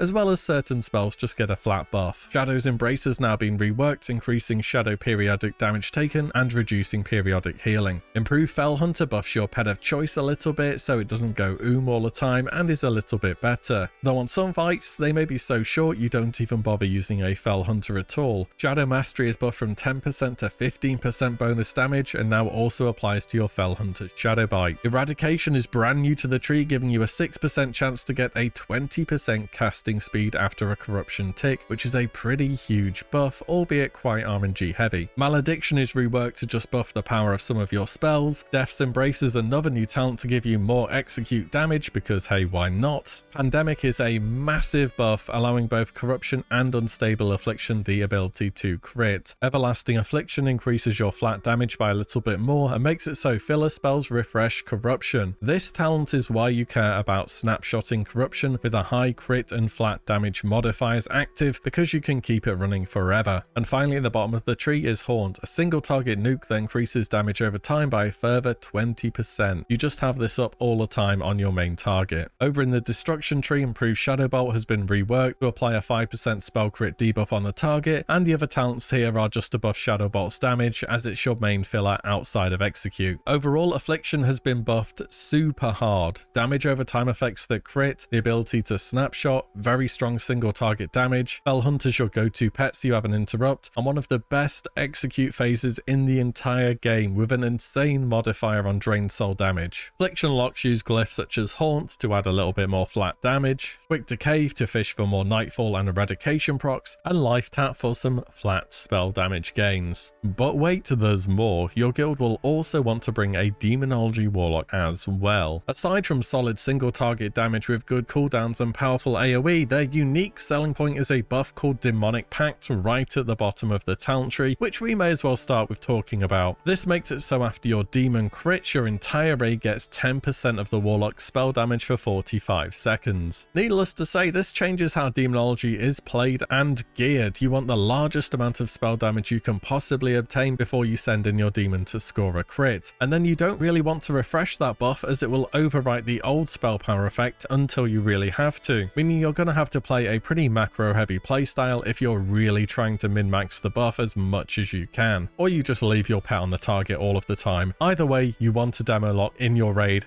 every single raid. Back at the top of the tree, Fell Synergy means your demon doesn't die to some random AoE anymore, as it's constantly being healed. Demonic Brutality buffs your Voidwalker, but now also increases your Fell Guard's attack speed buff. Soul Link has been moved way up the demonology tree and is now only a 20% damage reduction between you and your demon. More on that in PvP though. Master Conjurer makes your summoning of spell or firestones quite a bit stronger. Mana Feed makes it so your demon never goes but generally speaking, mana problems have fixed themselves. Now there's a whole host of raid-wide buffs that solve it. Molten Core is another new talent that makes it so Immolate ticks have a chance to buff either your next 3 Incinerates or Soulfires, which gives you a bit of a mix-up in your rotation. Additionally, Demolocks also get a different execute rotation as well. And whilst not as powerful as Affliction Locks, it makes this spell useful for the first time in PvE since, well, forever, and that spell is Soulfire. Specifically, the Decimation talent changes Soulfire to be spammable on targets on 35% or below. Demonic Sacrifice is finally removed from the game. You know that talent that you had to spend like 20 points in the demonology tree buffing your demons, only to then end up sacrificing it for a 15% shadow damage buff? Yeah, that one. In fact, if you're a main PvEer, Wrath of the Lich King will be the first time you're actually going to have to use a demon in raids. And I'm borderline not even counting Imp, because it would just auto die if you ever tried to actually use it for combat. Anyways, instead there is now Demonic Empowerment, which, well, just empowers your current demon in a variety of ways. You'll be using it on your Felguard for the attack speed buff though. Improved Demonic Tactics now gives your demon a bit of extra crit, and Nemesis reduces the cooldown on all of your big spells by a huge 30%. And finally, at the bottom of the tree has to be one of the most iconic Warlock spells ever that Blizzard totally stole from Warlocks and gave to demon hunters. Anyways, at least in Wrath, you get to have Metamorphosis. Transform into a powerful demon for 30 seconds, gaining a substantial amount of offensive and defensive stats, as well as gaining several new abilities such as a charge, a cleave, an AoE taunt, and most importantly, an immolation aura. This is your big cooldown, your burst window, and the reason Demonology Lock AoE is so powerful. Glyph-wise, Demonology Locks are quite similar to Affliction, also wanting quick decay and life tap, but opting for Felguard for more damage on that demon. With the talent trees and baseline changes out of the way then, how do we reckon the Warlock is going to perform throughout the duration of the expansion? Well, no surprise to say, pretty damn well. Affliction is full on expected to be one of the most consistently high DPS classes from day 1 to the end of the expansion. There will be fights where people beat them out with cleave damage, they will be outscaled eventually in ICC by the likes of warriors, mages and rogues, but they are just always up there in terms of performance. If you enjoy a damage over time playstyle and seeing a big execute phase, it's hard not to recommend picking up an Afflock. Also, they are one of the few DPS we expect to be stacked in raids where you're aiming to push performance a little bit more, so they should be in pretty high demand despite being a DPS class. However, let's just say the fan server side of things have a habit of buffing content, and as things stand at the moment, we are not getting buffed content in WotLK Classic, or even pre-nerf content for that matter. This means bosses, ads and so on are just going to have way less health. Less health means less execute, and less execute uptimes means less damage for the Affliction Lock, who really benefits from a prolonged period of time here. Demonology Warlocks fill that utility role and are largely seen as a you need one but only ever one type of spec. Yet early on in the expansion, they do kind of pop off DPS wise. Demo locks love a short fight, and early in tier 7, fights are gonna be short. This is so they can maximize their uptime on meta and heroism. Many raids will seek to prioritize caster gear to the demo lock, as an upgrade for them directly translates to a buff for every single other class that cares about spell damage. It's kind of like how the survival hunter was in TBC, but even better. We expect demo locks to fall off in DPS when compared to Affliction over the course of the expansion, as they don't scale quite as well, but they're still very much wanted. Both specializations have tracking damage over time, they care about procs, they care about snapshotting, and have a different execute phase. I think it comes down to how much you care about your own DPS as opposed to playing what is more of a supportive role. So in PvE, things are looking good for Warlocks. How is PvP then? Yeah, it's also very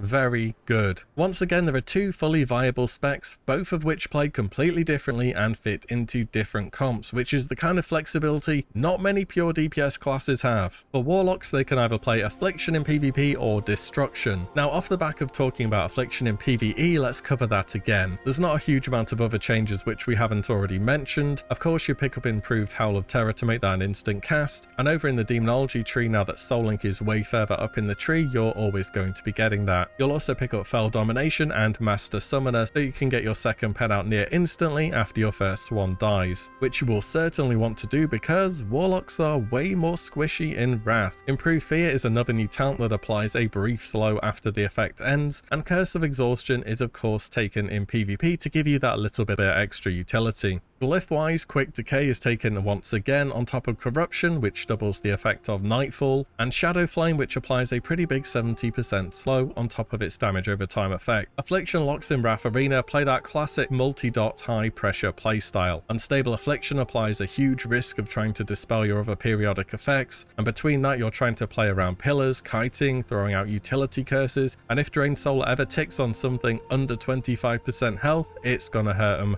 real bad. Affliction locks often pair up with other dot focus classes such as Shadow Priests or Unholy DKs. What we haven't talked about at all so far is Destruction, so I guess this is really the big change for the Warlock in Wrath the Lich King. This spec has always been the Shadow Bolt throwing PvE spec since vanilla. Now it's entirely different, focusing much more around fire damage and dealing devastating burst damage that can remove entire health bars in a single global. The Demonology tree is quite standard and pretty much the same as when we looked at the Affliction tree a moment ago, though Destruction in battlegrounds or maybe more skirmish smaller scale fights could consider using a Succubus and specking into improving it in the Demonology tree, which makes the juice about a 0.5 second cast. For the most part though, you'll just use Fell Hunter, it's too good. The Destruction tree has a ton of changes to amp up the power of this spec. Molten Skin is just a flat 6% damage reduction now. Aftermath increases the damage of your Immolate and adds a guaranteed slow to conflagration. Now the protection has been reworked to now be a 30% chance to gain a 30%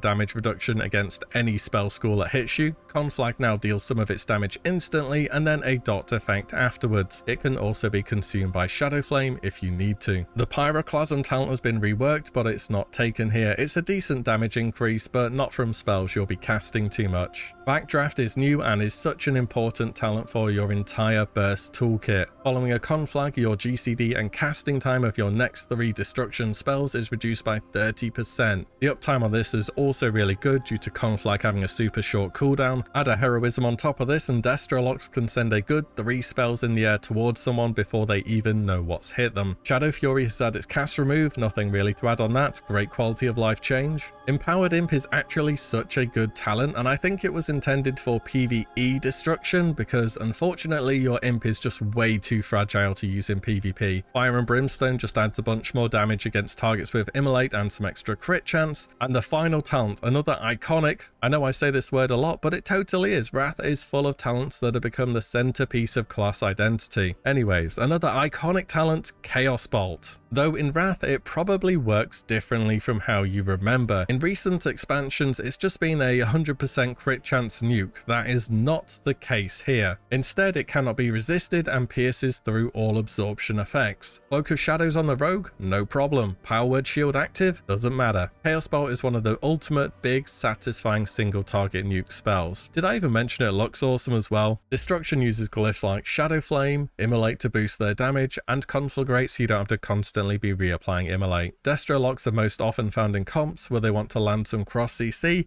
and then remove somebody from existence, often alongside Elemental Shamans or Frost Mages. Let's finish up on some tier sets that the Warlock gets access to. Tier 7, the Plague Heart Garb. It's solid on appearance as per the usual with a tier 3 copy paste. The 2 set makes Corruption and Immolate have a chance to increase the crit chance of your next Shadow Bolt or Incinerate by 10% for 10 seconds. So I had to go and have a look at the proc chance and apparently it's 15%, so yeah, not exactly great. The 4 set makes casting Life Tap give you 300 Spirit for 10 seconds. This looks like a meme, but is actually really good. Glyph of Life Tap already means Spirit is bonus spell power, and Fell Armor also turns Spirit into spell power, so it's just a lot of free bonus spell power. Tier 8 is the Deathbringer Garb. Garb from Ulduar. This set will always stand out as the one that's used in the Wrathgate cinematic and looks really cool. The 2 set is 20% extra damage from Unstable Affliction and 10% more from Immolate, which is not half bad. The 4 set is 5% more crit on Shadowbolt and Incinerate. Again, it's functional,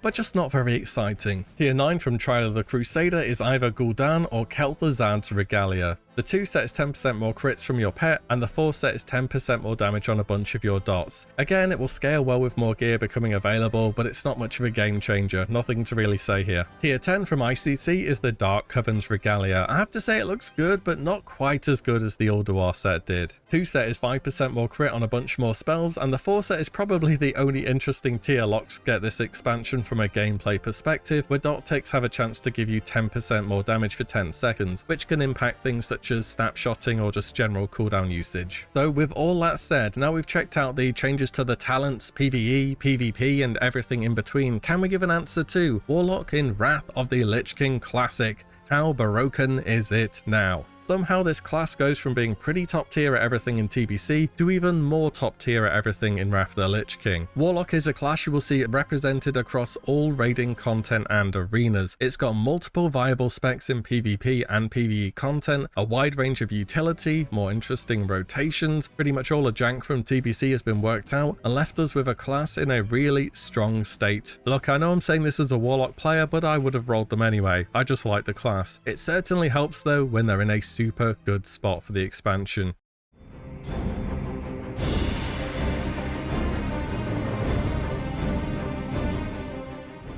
Wrath of the Lich King may have been the first time that Blizzard ever added a hero class to the game in the Death Knight, yet below the surface, another class, one that had existed since day one of vanilla, was to prove the real hero of this expansion. You know how in the Burning Crusade, it's an expansion about fighting an endless army of demons, and guess what? The class that can control demons, Warlock, ends up being really good. So what if we had an expansion where we're fighting an endlessly growing army of undead? If only we had someone whose main class fantasy was turning them into piles of ash. Well, we do as it turns out, and they're good at it. Really good at it. In fact, they are either amazing or literally the best at the majority of the roles they can do. Though things are going to be different since we're playing on the final patch, you should still expect a huge surge in popularity for the Paladin class. With 3 specs to cover and a huge volume of changes, let's make a start on checking out how the Paladin evolves in Wrath of the Lich King. Let's start off with the general gameplay changes. So the whole seal and judgment system gets a revamp. Your seal used to be a short duration buff that modified your auto attacks in some way, and your judgment was just a single spell that would unleash that seal, consuming the buff for a variety of different effects. Now instead, seals and judgments work as 2 separate entities. Seals have had their duration moved up to 30 minutes and judging will no longer consume the active seal. Seals, for the most part, still do the exact same thing. Wisdom restores mana on hit, Justice has a chance to stun, and so on.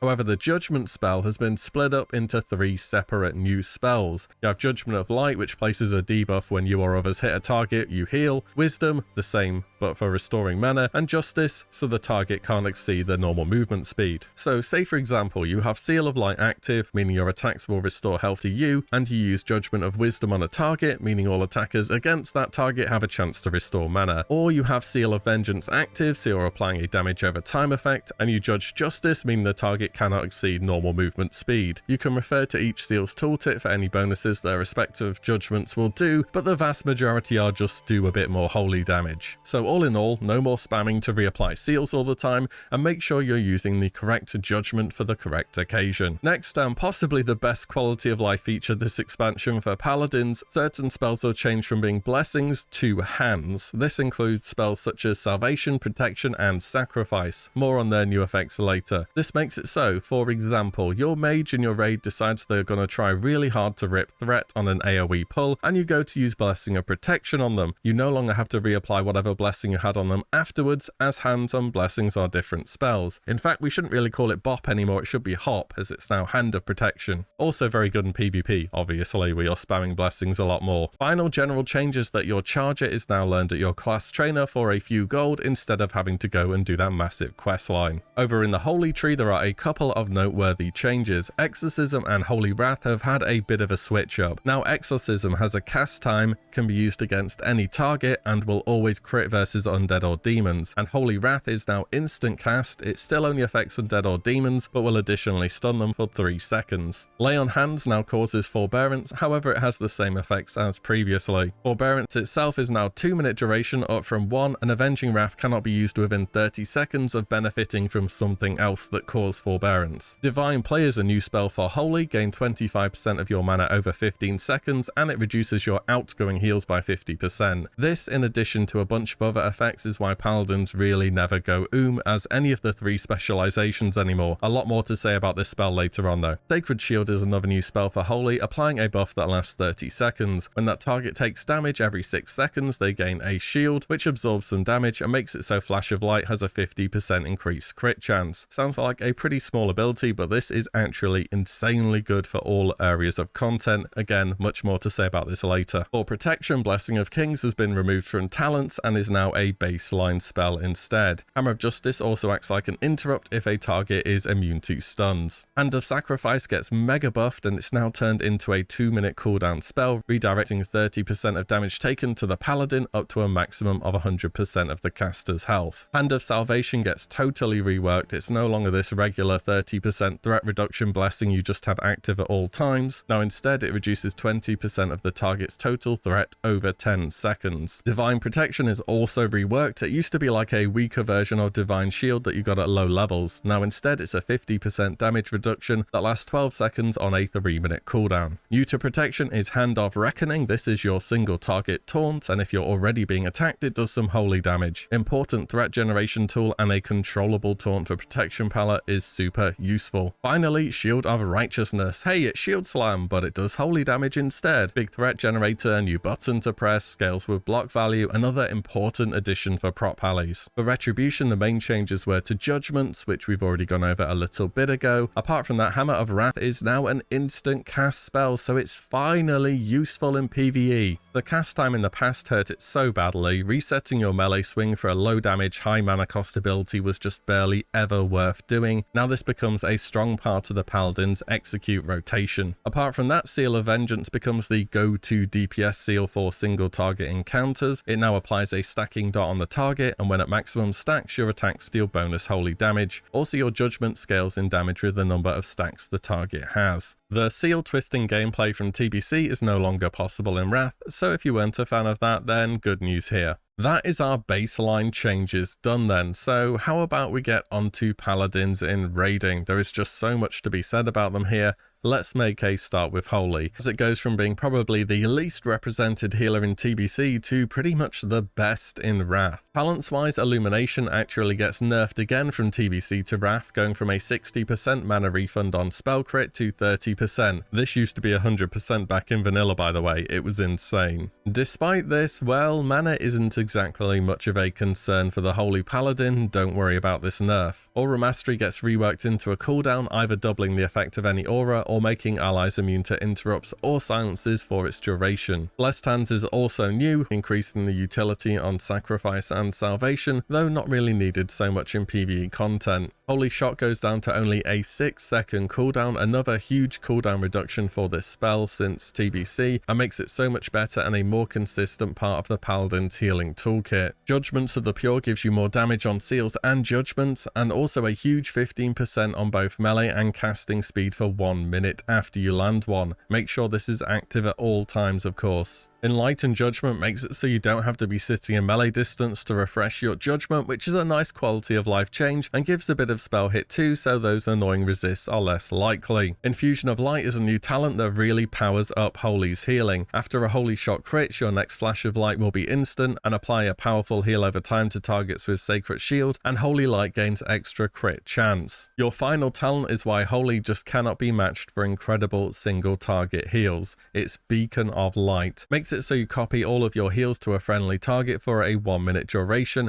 and it has no cooldown. Whether you're focusing on the raid, topping players off, or just whatever it may be, you are always providing a ton of heals for this target. Holy Paladins use glyphs such as Beacon for more uptime and just having to recast it less, Wisdom for more mana efficiency, and Holy Light to give them a bit of AoE healing, and this glyph will add up surprisingly on heals. So that's a roundup of holy changes. What is new for Prot? Also a ton of stuff. Divine Sacrifice is a brand new 2-minute cooldown, which basically functions as Hand of Sacrifice, but AoE. More importantly though is the talent it unlocks, Divine Guardian, a 20% damage reduction on your entire raid for 6 seconds. This is one of the reasons that protection is just above other tanks. It's got an external raid-wide damage reduction cooldown. Not only can no other tank do this, no other class in the game can do this. Improved Devotion Aura is now also very powerful. The bonus armor is nice, but 6% bonus heals on, well, your entire raid essentially. Hey, that's pretty good. Blessing of Sanctuary also gets buffed considerably. It used to just block a flat amount of damage and reflect some damage when you block an attack. Now it reduces all damage taken by 3%, gives 10% stamina and strength, and when you mitigate an attack you gain mana. Yep, this spec seems about fine so far. You know what else this tanking spec needs? Cheat Death. Because that's what Ardent Defender is. On top of passively taking less damage at low health, any attack that would kill you instead sets you to 30% of your health based upon your defense on a 2-minute cooldown. So you can literally die every 2 minutes and just not die on a tank. I've no idea how this made it to live servers. On top of that, Avenger's Shield has its cast time removed. Super happy about that. Not being able to use it when actively tanking kinda sucked. Touched by the Light gives you spell damage scaling off your strength. This is why prop palace don't have spell power on their gear anymore. This talent just does it for you. Guarded by the Light reduces spell damage taken and makes Divine Plea a permanent buff, so you never go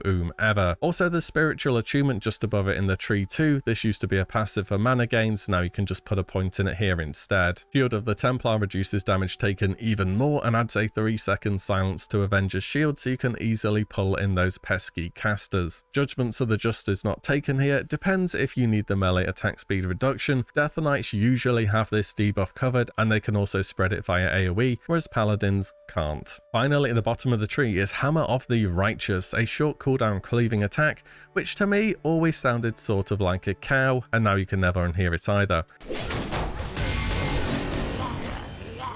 Either way, it's just another button to press, helps on AoE threat, does good damage, all positives here. Protection uses glyphs such as Righteous Defense so that their taunts actually work, Divine Plea for some passive damage reduction, and Vengeance for expertise gains, which translates to threat gains. The final Paladin spec, and the one which I have a feeling is going to be the most anticipated, is Retribution, and just like the other two specs, a huge amount of positives to talk about here. Seal of Command is now a passive cleave for all of your abilities instead of an RNG proc for extra damage. You want this up and running whenever facing multiple mobs. Sanctity of Battle is new and just adds some more damage to your core rotation. Sanctity Aura has gone, instead now allies affected by any of your auras gain 3% bonus damage. Art of War is new as well, increasing damage from your abilities and making it so melee crits make your next Flash of Light or Exorcism instant cast. Huge bit of utility here for both PvE and PvP. Judgments of the Wise make it so that you basically don't go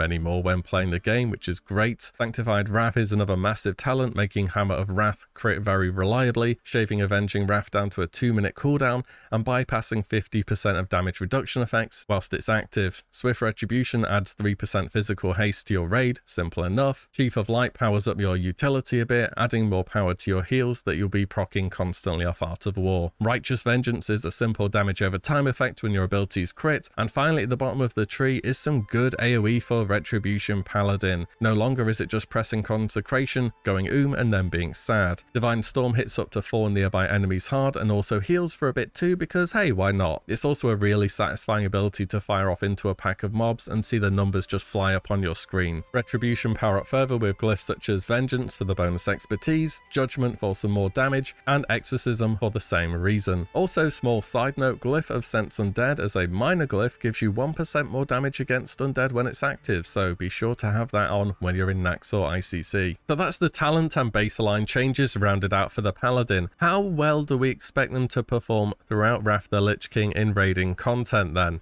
Yeah, so when I said they're the real hero class, I kind of mean it. Protection is the best tank, and there's not much of an argument to be had with it. Their single target threat is great, their AoE is good, they have no mana problems, they have amazing utility, they have an external raid-wide damage reduction, they have cheat death for some reason, they scale well. Your main tank is probably going to be a protection paladin. You could have an off-tank protection paladin as well if you really wanted to. They are honestly that good. Expect a huge amount of people to consider rolling prop pala for Wrath. There is also a very strong case for Holy Paladin being the best healer as well in the expansion. The throughput is insane on every single fight, they just don't go they have that standard great paladin utility, and best of all in TBC, Holy Paladin is not at all a highly contested healer spot. Though I feel if you played Holy Paladin in TBC, it's kind of like you've done your time and now you get your raid spot in Wrath. And in Wrath, many raids will consider bringing up to 2 Holy Paladins. In fact, they are the healer which is most likely to be stacked in the expansion. For Retribution, things are a bit different. They're not on that same power level that Prot and Holy is. I think a lot of people are remembering launch Ret, which was close to launch DK, which means they were insanely overpowered. On final patch, they're a lot more toned down. I expect them to be mid to high on DPS meters, and you shouldn't really expect to be topping anything until ICC, as you really need your tier 10 2-set, which gives your Divine Storm a 40% chance to reset its cooldown on melee swing. Until then, it's going to be a little bit tougher to do. Also, playstyle wise, you should be able to macro your entire rotation into a single button, because Ret is just sort of press the thing that lights up playstyle. Still, having somebody who's on the ball with the utility blessings is much better than a one button presser any day of the week, but I just thought I'd give it a mention. Overall though, Paladins are an excellent choice if you want to get into any of Wrath of the Lich King's PvE content as any spec. So that is the PvE side of things out of the way, and it's looking pretty amazing for the Paladin. Can we expect just as many great things out of PvP?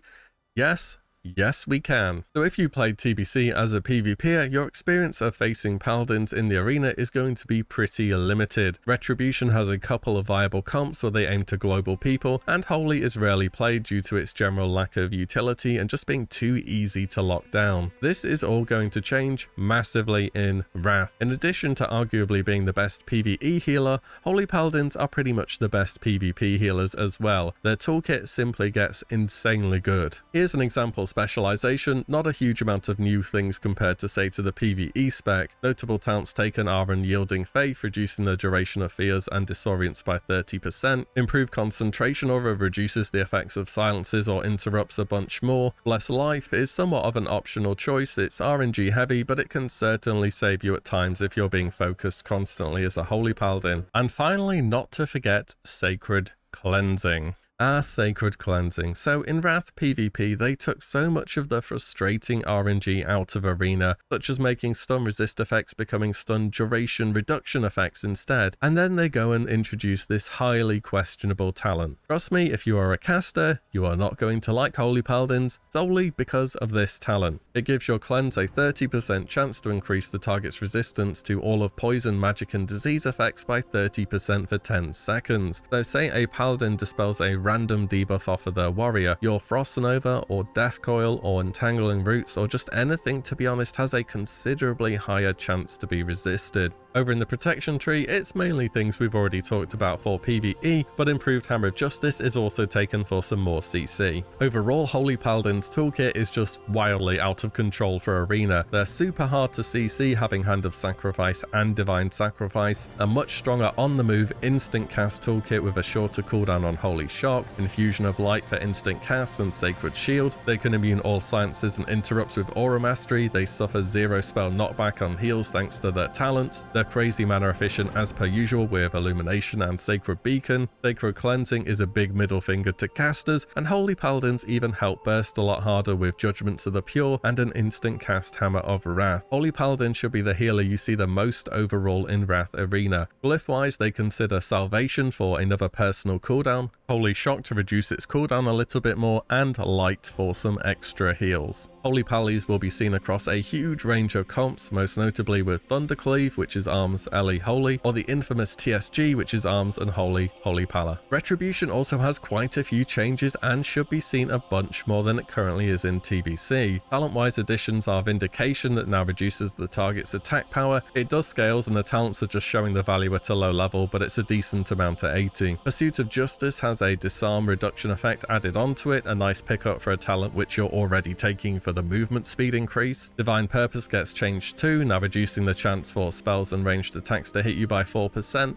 as well as making your Hand of Freedom remove stuns from the target, making it into an even more powerful bit of utility. Don't forget Sanctified Wrath also makes you bypass 50% of damage reduction effects, whilst Avenging Wrath is up. For Retribution in PvP, the big change is really in the playstyle. You don't have to play around mana as much anymore, and your whole kit isn't building up to Reckoning and Wind Fury stacking somebody out. Retribution's pressure is a lot more consistent, whilst also fitting that great utility niche that Paladins just always have. Just don't expect it to be like Wrath launch Ret was, where you sort of dragged your face along the keyboard and just gained rating. But wait, there is another PvP spec that isn't Holy or Ret, and no, it's not Prot. I don't think we're going to see deep Prot in Arena all that much, even though it does have quite a bit going for it, such as silencing on Avenger's Shield. But the spec I want to talk about is Preg Pala. Named after the player who popularized it, the Preg Pala is a mix between Prot and Ret, and you deal damage with a one-hander and a shield, not a two-hander. Your main sources of damage coming from Shield of the Righteous, as well as Seals and Judgments. Here are our talents. Going down to Sheath of Light and getting Art of War in the Retribution tree is absolutely vital. This makes it so your off heals are incredibly consistent, as every single melee crit will proc an instant Flash of Light or an Exorcism as well. You have a good amount of CC with Hammer of Justice and Repentance. In the Protection tree, mostly standard PvP talents taken here,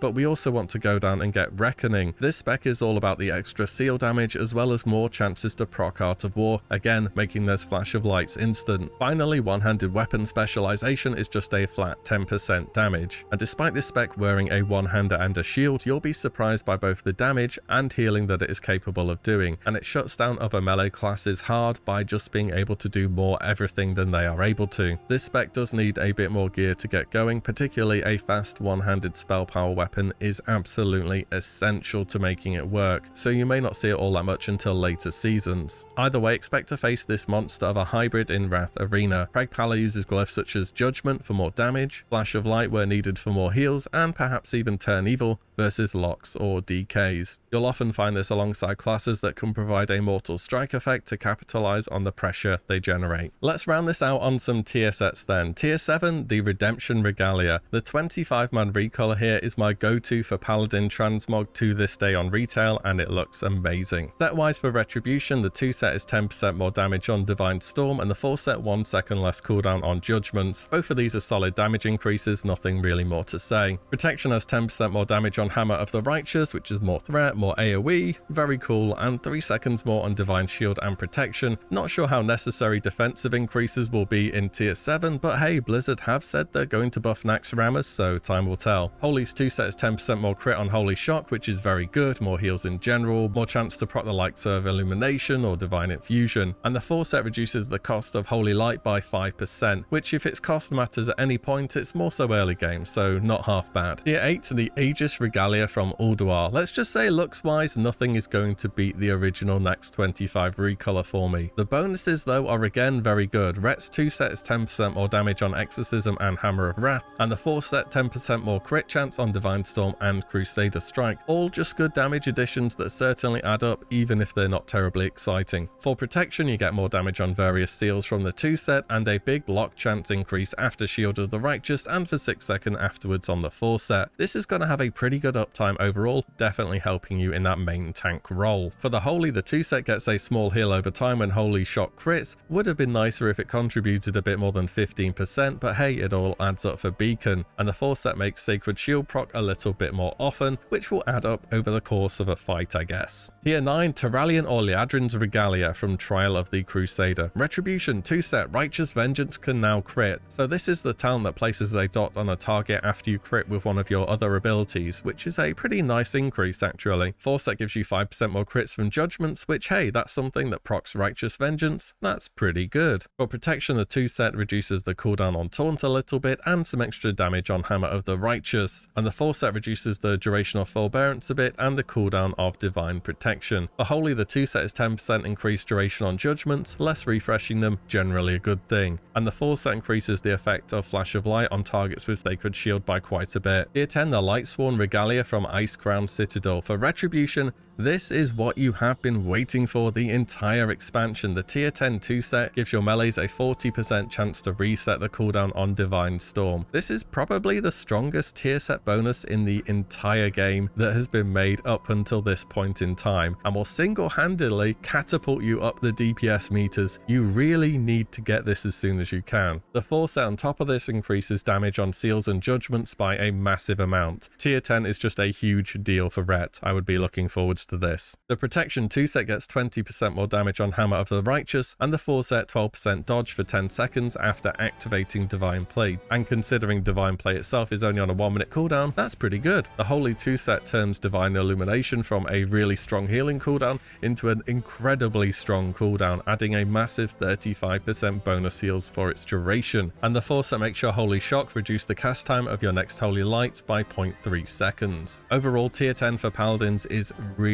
strong. So now that we've covered PvP, PvE, tier sets and everything in between, can we give an answer to Paladin in Wrath of the Lich King Classic? How broken is it now?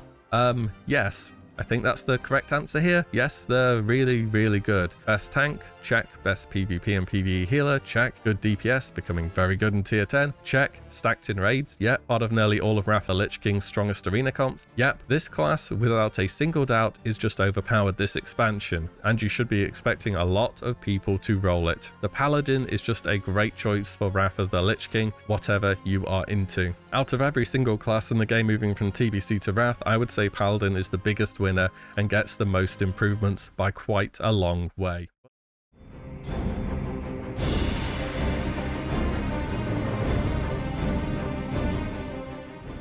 In 2006, Blizzard announced the first new class to grace the world of Azeroth. This was to be no ordinary class, however, it was a hero class. Starting at level 55 as a soldier of the Lich King, you're shown the Scourge's power firsthand throughout the starter zone before breaking away and forging your own path following the battle for Light's Hope. And for Blizzard's first attempt at a new class, well, it couldn't have gone any better. To this day, Death Knight remains a popular main character for many players for so many reasons. But how did their life begin all the way back at the start of their first expansion? Because whilst having some similarities to how they are in retail these days, it's quite a different experience. I think the first thing that has to be said here is that Death Knights on launch during Wrath were, how can I put it, just a little bit overtuned. In fact, they were the most powerful any class has ever been throughout the history of WoW ever, and it's just not even close. People got gladiator ranks in blue gear during Season 5, and others used cast random macros to turn their entire rotation into RNG and would still top everyone else on DPS. In PvE content, you could DPS or tank as Blood and Holy or Frost, and they were just the best at everything. You could not go wrong any way that you played the Death Knight. It was just a choice of how much better you wanted to be compared to all these other non-hero classes. But in Wrath Classic, we are not playing on progressive patches. Our game is set to the final patch 3.3.5. As such, Death Knights have been toned down considerably from their crazy launch state in all areas of content. Nevertheless, you still better believe DKs are going to be incredibly popular, and for good reason. So let's get into it and take a look at how the DK began their life in Wrath of the Lich King. So usually here we would start off the video with what's new to the class baseline, but yeah, it's all new. There's a whole new class. So instead I'm going to go over how Death Knights play on the current patch. They have what I call a builder and spender type gameplay with a bit more depth to it than most, as they have two resources to track at the same time. Runic Power first. This is your blue bar, and it's generated through certain abilities which cost runes such as Icy Touch or Plague Strike. As with any class with a resource bar, there are times when you want to pull it to burst, but most of the time just make sure you aren't capping it by spending it on other abilities which cost runic power such as Death Coil or Frost Strike. Your second resource are runes shown just under the runic power bar. By default there are 2 blood, 2 frost and 2 unholy. Each of these will regenerate over a few seconds after having been spent, and some of your more powerful abilities can cost multiple runes such as death and decay, which cost 1 of each. Through certain talents, when runes regenerate they will also become death runes. These are shown as purple and count for any rune. Overall it's a bit of a juggling act between not capping out on your runic power,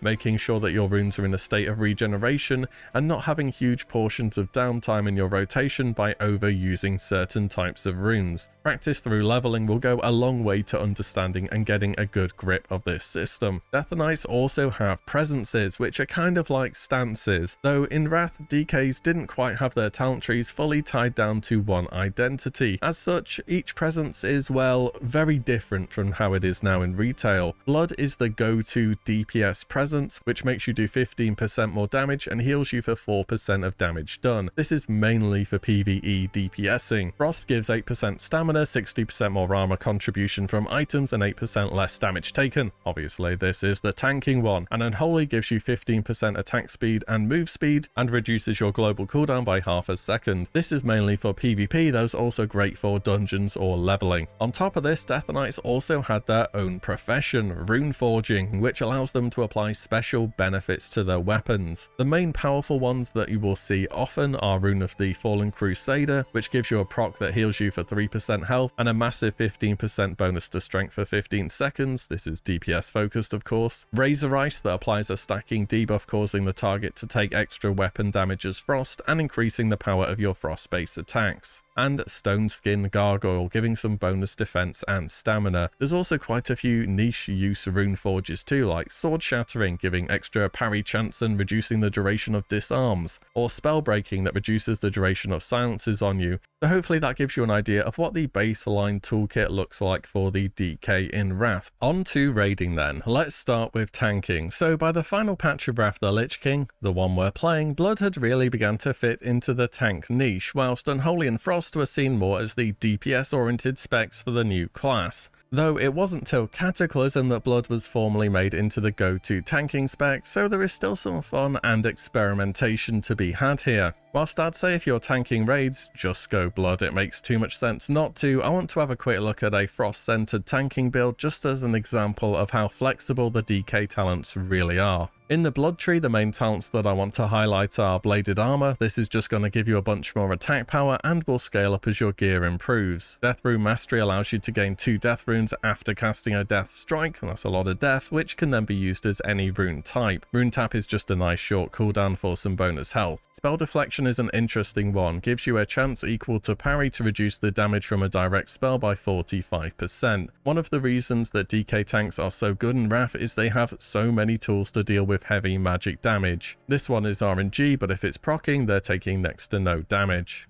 Finally, Abomination's Might is some bonus strength and 10% attack power for your raid. More of a flex pick this one, depends if your raid actually needs it or not. Other classes such as Enhancement Shaman or Marksman Hunters can also do this. In the Frost tree, I'm mainly going to talk about the points for tanking, as we're going to go over Frost DPS later, but Toughness is a bunch of armor and 30% reduction on slowing effects. Black Ice is important for threat generation for the DK. Lichborn isn't quite as useful in PvE as it is in PvP, but having the ability to immune certain effects whenever you want is nice. You can also Deathcoil yourself for heals during this spell, which maybe would make a difference now and again. Frigid Dreadplate reduces the chance melee attacks hit you by a small amount, and Death Chill is a guarantee crit on frost spells, which is good on a pull for snap threat. Icy Talons and improved Icy Talons is just a no-brainer for both raid-wide utility as well as the personal bonus, reducing the target's attack speed by 20% and giving your entire raid 20% melee haste and you a further 5%.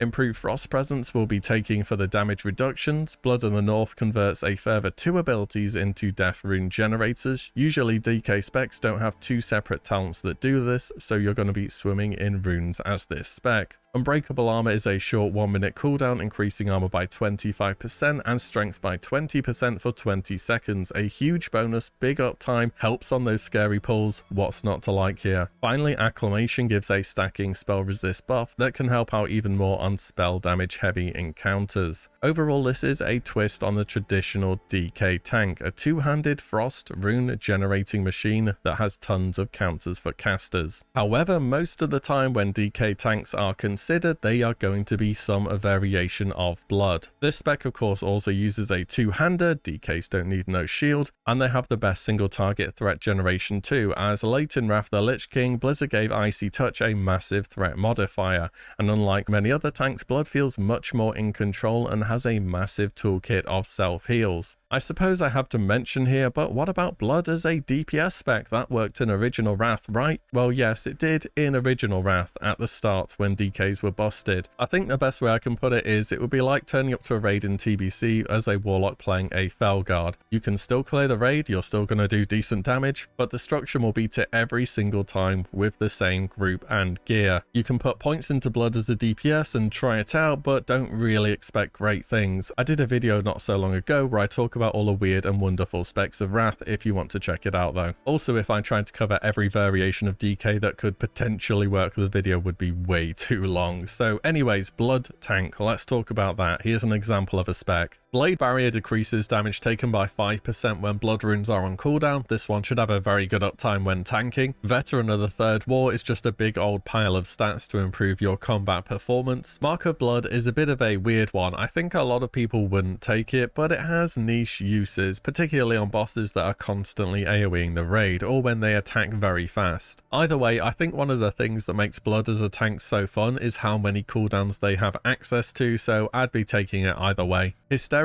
is a big selling point too. It's power infusion, but better, but for melee classes. 20% bonus damage for 30 seconds is such a massive buff, so good luck trying to convince your tank to give it to you. Improved Death Strike does what it says on the tin, makes the ability much better, though unlike Retail, Death Strike doesn't heal depending on how much damage you've taken recently, it just does a flat amount plus a bonus for each disease on the target. Vampiric Blood is another short 1-minute cooldown that boosts the Death Knight's max health and increases healing taken by 35%. A great ability to combo with damage spikes in conjunction with your many ways to heal. Will of the Necropolis is just a bunch of flat damage reduction when you hit low health, and the final talent taken here is in Heart Strike, which is like an upgraded Blood Strike, which also does a bit of cleave. The final three talents are really more focused towards DPS increases, which does translate to threat increases, but going into the Frost tree instead for the likes of improved Icy Talons and just generally amping up the power of your Icy Touch is just better. Nevertheless, for the sake of completion and going over everything in the tree, these talents are Might of Mograine and Blood Gorged. Both of these give you plenty of extra damage into your rotation, and the final ability in the tree is Dancing Rune Weapon, which on the final patch just isn't terribly exciting anymore. It's only on a 1-minute cooldown and it copies the Death Knight spells but for 50% reduced damage. This ability used to scale with how much runic power was spent on it and would copy everything you do, like literally everything, for the same damage as the Death Knight was doing, and it was one of the main reasons that Blood worked as a DPS class early on. For tanks, Blood DKs will use glyphs such as Disease, Vampiric Blood for better uptime on this ability, and Dark Command, so your taunt actually works. Moving across in the DPS trees then, let's start with Frost. In Wrath, Frost is a dual-wielding, fast-paced DPS spec that counts on procs for huge crits through its talents. As per usual with the DK, there's a good deal of flexibility for the talents. Starting early game, expect to be using a Blood sub-spec, picking up Bladed Armor,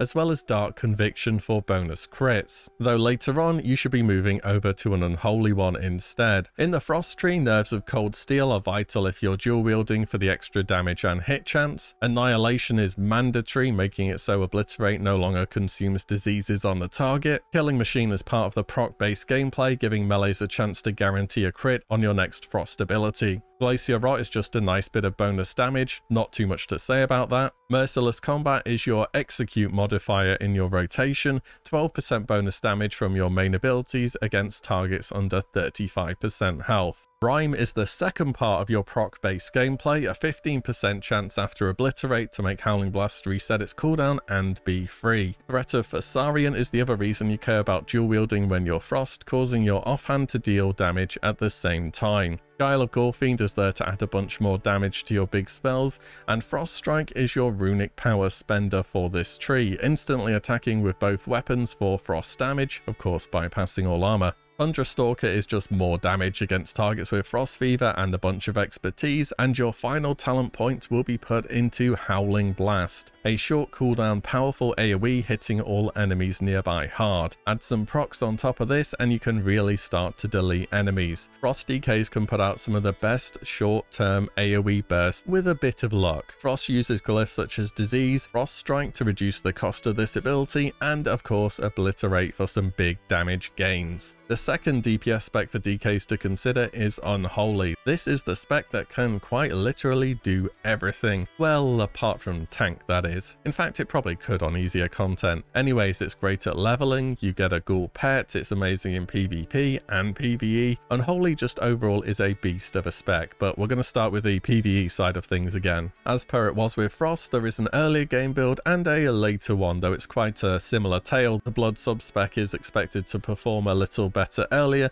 and the Frost one later. Also, normally Unholy would use a two-hander, however whilst I was checking over DK information to see if anything crazy had happened in however many years fan servers have existed for Wrath, there was also some talk about a dual wield spec as well for Unholy, though there wasn't a huge amount of changes from the talent trees we're about to look at, and one of the main benefits was being able to use Cinder Glacier as a rune forge to empower some abilities, but it could be something new which we see grow in popularity during the expansion. But for the time being, I'm just going to cover the traditional Unholy PvE spec, as not too much is known about this yet. Virulence is a great spell for hit chance it gives. Morbidity, a bit lower down, is also great since it increases the power of mainly Death Coil, but also reduces the cooldown on death and decay. Ravenous Dead amps up the power of your ghoul and allows it to be a little more tanky. Further down the tree, Necrosis adds a bunch of shadow damage on top of your auto attacks. Bloodcake Blade gives an on-hit chance to add a bunch of extra damage, scaling with diseases. Next to that, Knight of the Dead and Master of Ghouls turn your temporary pet into a permanent one with its own set of abilities. It's more worth talking about for PvP, as in PvE you kinda just have it hit whatever you're doing and that'll be fine. Back in the talents, Impurity gives your spells better scaling. Desolation adds a flat 5% damage buff at all times more or less. Bone Shield is an active ability in Wrath which works a bit differently too. On a 1 minute cooldown, it causes you to take 20% less damage and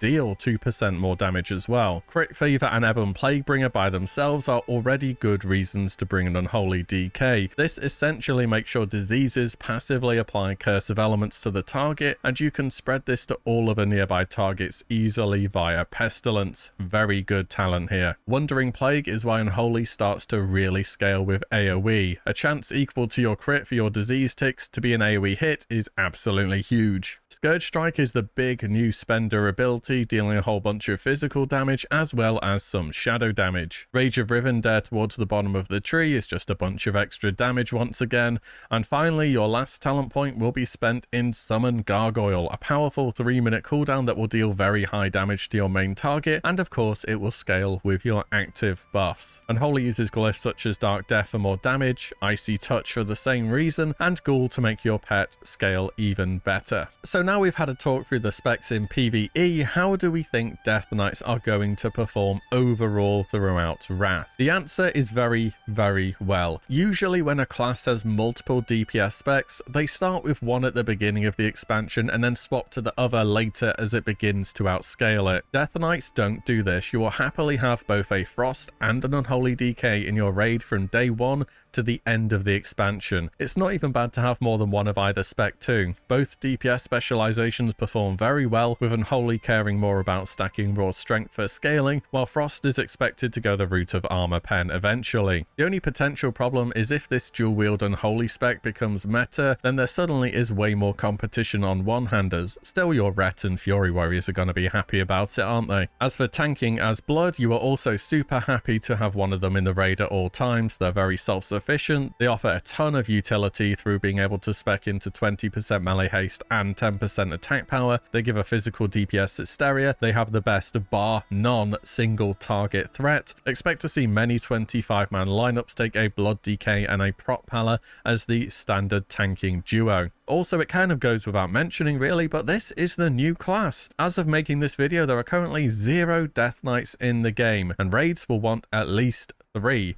The demand will be there. You can bet there's going to be competition for sure. The class is popular for a reason. It's awesome, this expansion. But I can't see picking a DK as a main or an alt ever being a bad choice at anything in PvE, or PvP for that matter. So let's move on and talk about that, shall we? So first, really, I just want to start by touching on Frost as a potential PvP spec, but very briefly. It's got great burst and a nasty setup with Hunger and Cold providing an AoE hard CC on only a 1-minute cooldown. But after people trinket that Hunger and Cold or it wears off, you find yourself playing a DK with much less survivability and consistent damage than your Unholy counterpart, which is why I've decided to focus on Unholy for this. Because Unholy just has so much to be said about it for PvP. But let's check out the talents, then I'll go over the bits we missed out when we were talking PvE. Unholy Command lowers the cooldown on Death Grip a little bit. It's an incredibly powerful ability to either interrupt or just disrupt your enemy's positioning. Corpse Explosion is a bit optional, but you can consider it for a little bit of extra burst when you're going for that all-in. Unholy Blight is super good, causing Deathcore to apply a dot and making all diseases undispellable on the target for 10 seconds. Desecration is another vital talent, causing Plague Strike and Scourge Strike to put a 50% slow area on the floor. Imagine if Frost Trap was spammable off melee abilities. That's kind of what this talent is. Pretty soon after an Unholy DK connects on a target, the whole area around a pillar is just a permanent slow field. Magic Suppression makes anti-magic shield even better than it already is, on top of just reducing magic damage by a small amount. But what if you could extend this bonus to your team as well? Well, you can with Anti-Magic Zone, reducing 75% of incoming magic damage up to a certain cap for you and your party members only on a 2-minute cooldown. Improved Unholy Presence is really just for making your runes come off cooldown a little bit faster. Over in the Frost tree, Lichborn is taken to immune fears or self-heal a little, and Endless Winter removes the runic power cost of Mind Freeze, which is another fantastic quality of life. Unholy DKs are one of the highest pressure classes in the game, with amazing offensive and defensive toolkits, with the likes of Anti-Magic Shield, Anti-Magic Zone, Icebound Fortitude, Death Pact, Strangulate, Pet Stun, Death Grip, and more. Glyph-wise, Unholy DKs use Dark Death for more damage, Ghoul for extra scaling, and Disease for the utility. Expect to see Unholy DK across a wide variety of comps, maybe as part of a dot focus team with Affliction locks, or most notably part of Holy Pala, Arms Warrior, and Holy DK,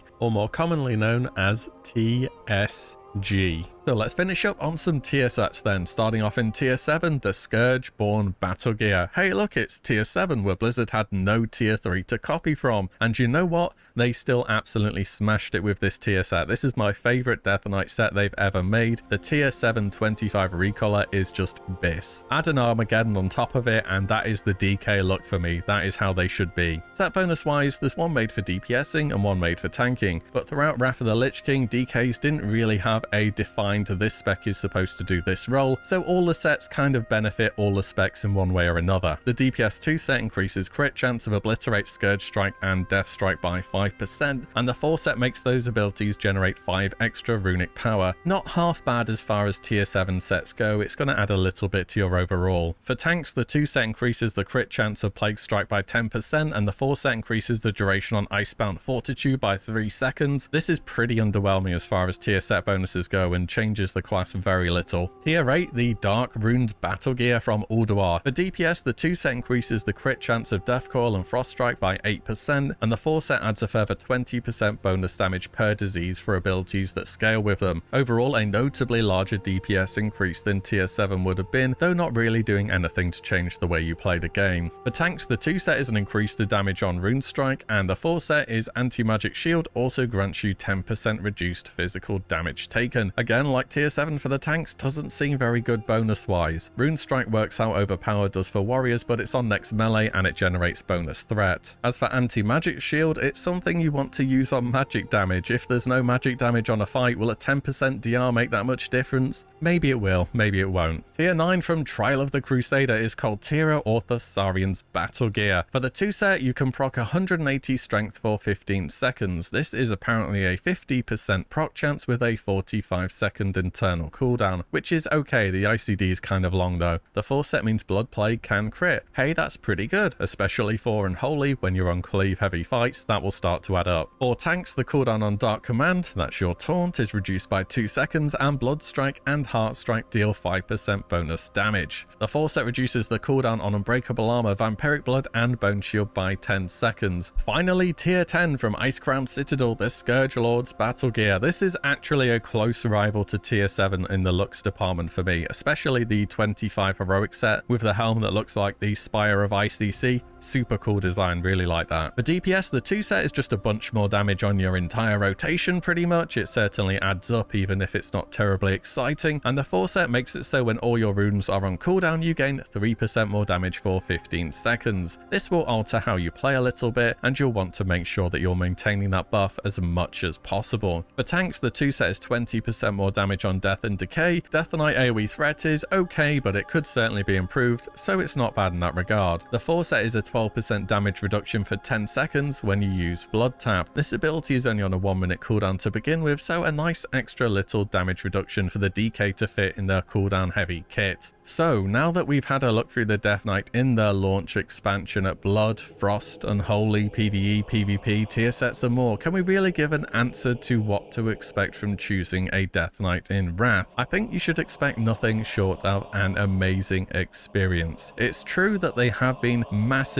nerfed from their launch state, but they had to be. But calling DK's nerf makes it sound as though they're bad or something. This cannot be further from the truth. Each of the DK specs excels in at least one area of content. I'd say Unholy does the most things well between PvP, PvE and leveling. Its main advantages are in PvP though, so if you don't care too much about that side of the game, literally any DK spec is a good choice for Wrath. Look, they're even called a hero class. They start at a higher level than everyone else, and they remain to this day, for very good reason, one of the most well-remembered parts of World of Warcraft's most successful expansion ever. So in short, DKs and Wrath, they're pretty damn good.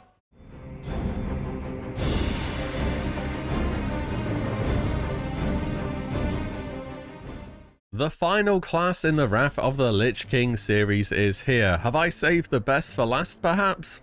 Well, I'm sure in the eyes of some people it will be. The warrior since the days of vanilla has proven to be a powerhouse of a class, having well surpassed expectations for DPS and TBC, whilst remaining a strong tanking class throughout its life so far. Moving over to Northrend, the warrior is about to unlock some of its most defining talents ever, as well as being a strong contender for a certain legendary weapon late into the expansion. With 3 specializations to cover and a bunch of talking points for all areas of content, let's get into it and take a look at the warrior in Wrath. Starting as we do with the basics, so let's look at the baseline changes in the warrior's spellbook. Battle Stance has now had a passive 10% armor pen for all attacks added onto it, which is going to add up quite nicely. All of the big warrior 30-minute cooldowns have been moved down to 5 minutes instead, those being Retaliation, Recklessness, and Shield Wall. Instead, they now each last 12 seconds, no longer share a cooldown between each other, and you can only have one of them active at once. As for the changes in the arms tree, Retaliation now counterattacks a maximum of 20 times instead of 30. Thunderclap has had its target cap removed, making warriors way better at AoE tanking than they've ever been before. A number of other talents we can go over later also help this out a lot. Rend is no longer completely useless for PvE, it now scales its damage with your weapon,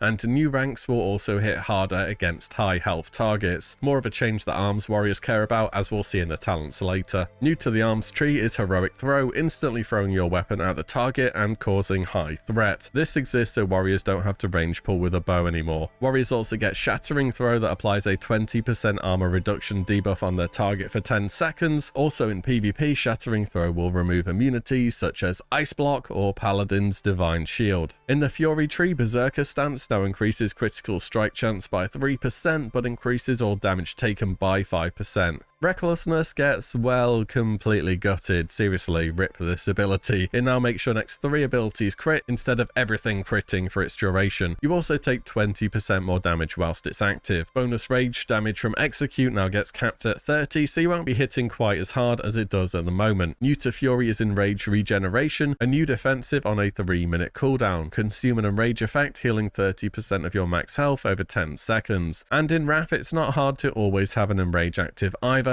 so it's a decent help to personal survivability. Over in Protection, defensive stance now reduces damage taken by 10%, reduces damage caused by 5%, and generates extra threat. Thunder Armor is changed to reduce a percentage instead of a flat amount of the target's armor, capping out at 20%, and Taunt now has a 30-yard range, so you don't have to be literally on top of something for it to work. Shield Slam has also become a baseline ability for the warrior, and Shield Block has been updated, going from a 5-second cooldown that gives a 75% chance to block one attack to now being a 1-minute cooldown that increases chance to block and block value by 100% for 10 seconds. And finally, Shield Wall has changed to be a 60% damage reduction on a 5-minute cooldown. I'd say not a huge volume of things have changed for the baseline kit of the warrior, but the talents are where we're going to see how things really evolve for them. So then, similar to TBC, there will be 2 DPS specializations that raiding warriors will be looking at, those being Arms and Fury. As per tradition, Arms is the big 2-handed wielding warrior that focuses on less attacks but ones that do more damage. There's also quite a few talent changes throughout the tree, but a number of them are just small numerical adjustments and otherwise do the same thing as TBC, so I want to focus on the new stuff. Taste for Blood is a reason to always keep Rend up. Overpower procs are going to add a nice bit of extra damage into your rotation. Weeping Strikes has moved back over from Fury into Arms again, where it makes a bit more sense, I think. The time of the sword spec is finally over. 2 things have happened to end its reign as the go-to weapon specialization since day 1 of vanilla. First of all, Wind Fury Totem is RIP and it gives melee haste now instead of bonus attacks, so just less chance to proc it in general. And when it does proc, as you can see on the tooltip, it's been given an internal cooldown, so it's nowhere near as strong as it used to be. Pole-like specialization is preferred instead to give you extra crit. Trauma is another new talent, increasing the potency of bleeds on the target for a minute. This will either be you as the Arms warrior applying this or a Feral Druid. Either way, there's several classes that care about bleed damage now, so this is a nice bonus. Strength of Arms is just a bunch of stats for you. Juggernaut is another new talent that makes charge usable in combat, although increasing its cooldown by 5 seconds. I think that's a pretty good trade-off though. Unrelenting Assault is a huge talent for all areas of content. For Arms in a PvE context, it's a shorter cooldown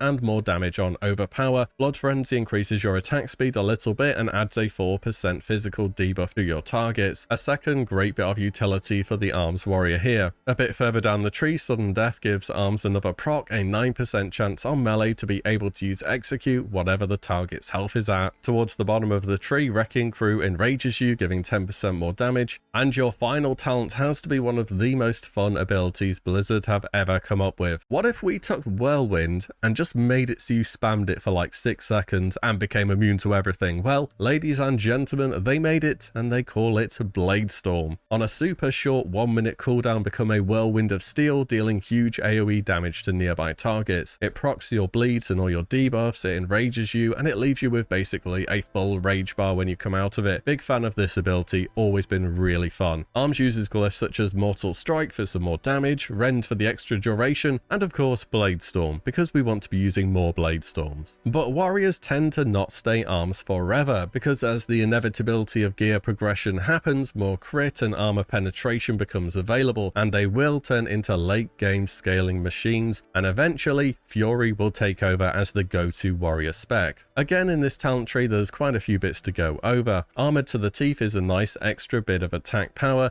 that scales up as your gear does. Enrage in the Fury tree changes a little bit. It's now a 30% proc block off any damaging attack instead of you having to be crit. This means Fury warriors have two reasons to stand in fire now: A, rage generation, and B, trying to proc this new enrage. Death Wish has been moved back over to the Fury tree from arms again. Intensify rage is new, reducing the cooldown of several of your core abilities. Furious attacks has been added. It's not really taken anywhere. It's the Fury version of Mortal Strike, but it kinda sucks. More of a PvP edition, but Fury just doesn't match up to arms at all in that regard. Rampage has changed to be 5% crit for your entire raid now. Take it if you need it. A Feral Druid will probably be taking this buff though. Blood Surge gives Fury a proc to track as well, giving several of your attacks a chance to make your next slam instant cast. Heroic Fury is also new, instantly removing immobilizing effects and refreshing the cooldown on intercept. And no, warriors don't get Heroic Leap in Wrath. I thought this talent was Heroic Leap too when I saw the icon. That doesn't happen till Kata. Towards the end of the tree, Unending Fury is just your good old do a bit more damage on these abilities kind of talent. And then finally we have another absolute classic of a talent. The reason Fury stands out when you're sitting there on your mount in the capital city: Titan's Grip. It gives a 10% damage penalty. However, you can now equip two two-handed weapons, which well surpasses this limitation. Absolutely iconic end of talent tree ability. It just feels good to swing around two huge weapons, and it also, as another little bonus you may not think of, gives Fury warriors really high health pulls from wielding two two-handers, which offsets taking a little more damage whilst in Berserker stance. Fury uses glyphs such as Heroic Strike for more rage gains, Whirlwind to reduce the cooldown, and where it's relevant, Cleaving is also a huge bonus. The final tree to break down in PvE content is the beefy tank boys on the front line, none other than the Protection Warrior. Improved Thunderclap has been moved over from the arms tree and been given a nice bit of extra damage. This is going to be your bread and butter AoE threat generator. Insight is a new talent and is a bit optional for extra threat gains. Fury may also consider going into protection later in the game to pick this up as well. Shield Mastery increases your block value and decreases the cooldown on shield block down to 40 seconds. Improved Revenge is a great dungeon, leveling, or just generally I need to cleave talent. Improved Spell Reflect now gives two allies a similar buff for the same period of time. Improved Disciplines reduces the cooldown on all your big 5-minute abilities like Shield Wall and so on by 60 seconds. Concussive Blow now deals damage scaling with your attack power and has its cooldown lowered to 30 seconds. Gag Order is another new talent, giving Shield Bash and Heroic Throw a 3-second silence. Vigilance is your first new active ability. Watch over an ally, reducing damage they take by a flat 3% and transferring 10% of all threat they cause to you. On top of this, if they're hit directly, your taunt cooldown resets. Mainly good for the extra threat, but the other bonuses are okay as well. Improved Defensive Stance now makes it so when you block, you enrage, dealing 10% bonus damage. Safeguard is an interesting niche talent, making the target take 30% reduced damage for 6 seconds. Critical Block is yet another new addition, giving you a 60% chance to block double and adding some more damage on Shield Slam. Warbringer is an amazing bit of utility, making all of your warrior gap closers usable in combat as well as in any stance. This is what makes Prot Warriors a super mobile tank that always has a way to close the gap. Damage Shield just does damage when you block. Sword and Board adds some more damage to your main abilities and has a chance to reset the cooldown on Shield Slam whilst also making it free. Really good proc here for the damage. Your final talent is a great mix of CC and damage. Shockwave. On a really short 20-second cooldown, deal some damage that scales with your attack power and stun all enemies in front of you for 4 seconds. Really powerful on small, frequent chain pulls or getting that snap AoE threat better than any other tank can do without external help.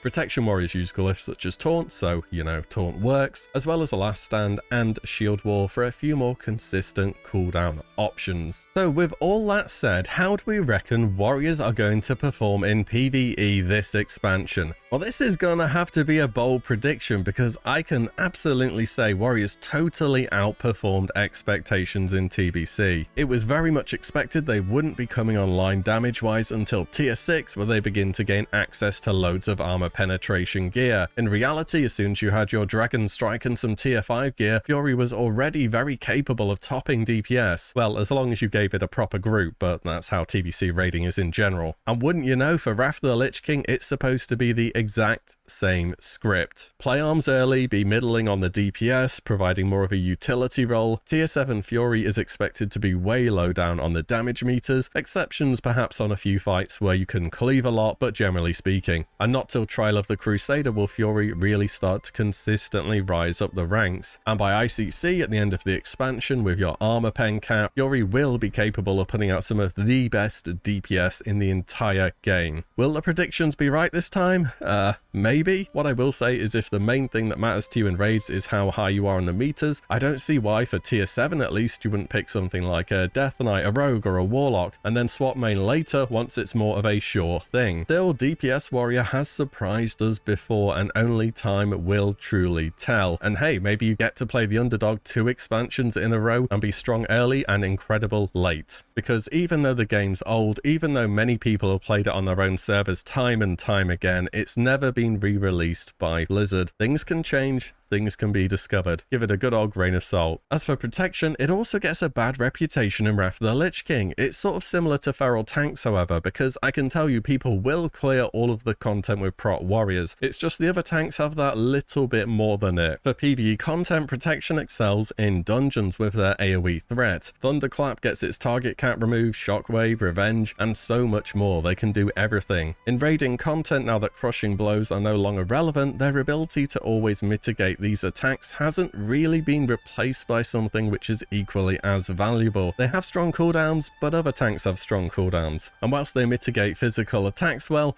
Wrath of the Lich King has loads of magic damage in raids too, leaving protection in a rather strange position. Nevertheless, they are a tank with a ton of mobility, AoE, damage, and good cooldowns. Though they may not be on top, they're certainly going to be a fun pick. So let's move on to PvP then. The Warrior has always been a top tier pick here, and Wrath of the Lich King will be no exception. Notably, Arms Warrior will find itself as being part of a lot of the strongest comps in the game. A quick mention that late game in Wrath, when you get tons of armor penetration, you can play protection in PvP. It's way more memey and actually surprisingly squishy for a tank, but those shield slam procs from sword and board can near one-shot people. It's fun and worth a go eventually, but for this I want to focus on the specialization that you should expect to see from warriors in Wrath: arms. Talent wise, I'm going to go over the ones that I missed for PvE. Iron Will reduces the duration of stuns and charms on you by a decent amount. Weapon Mastery, which used to be in the Fury tree, has moved over to arms, reducing the chance you're dodged as well as the duration of disarms by 50%. Improved Hamstring is of course taken, giving a chance to root targets for 5 seconds. Second Wind is another powerful returning talent from TBC, restoring loads of health and rage when stunned or rooted. Unrelenting Assault perhaps shows its true power in PvP content. This is one of those talents which I'm not really sure how it went live like this, but if you use Overpower on a target that's casting, they deal 50% reduced damage and healing for 6 seconds. And yes, it stacks with Mortal Strike, as a percentage at least, in that if a target has both effects active at once, it will render healing 75% less effective, which is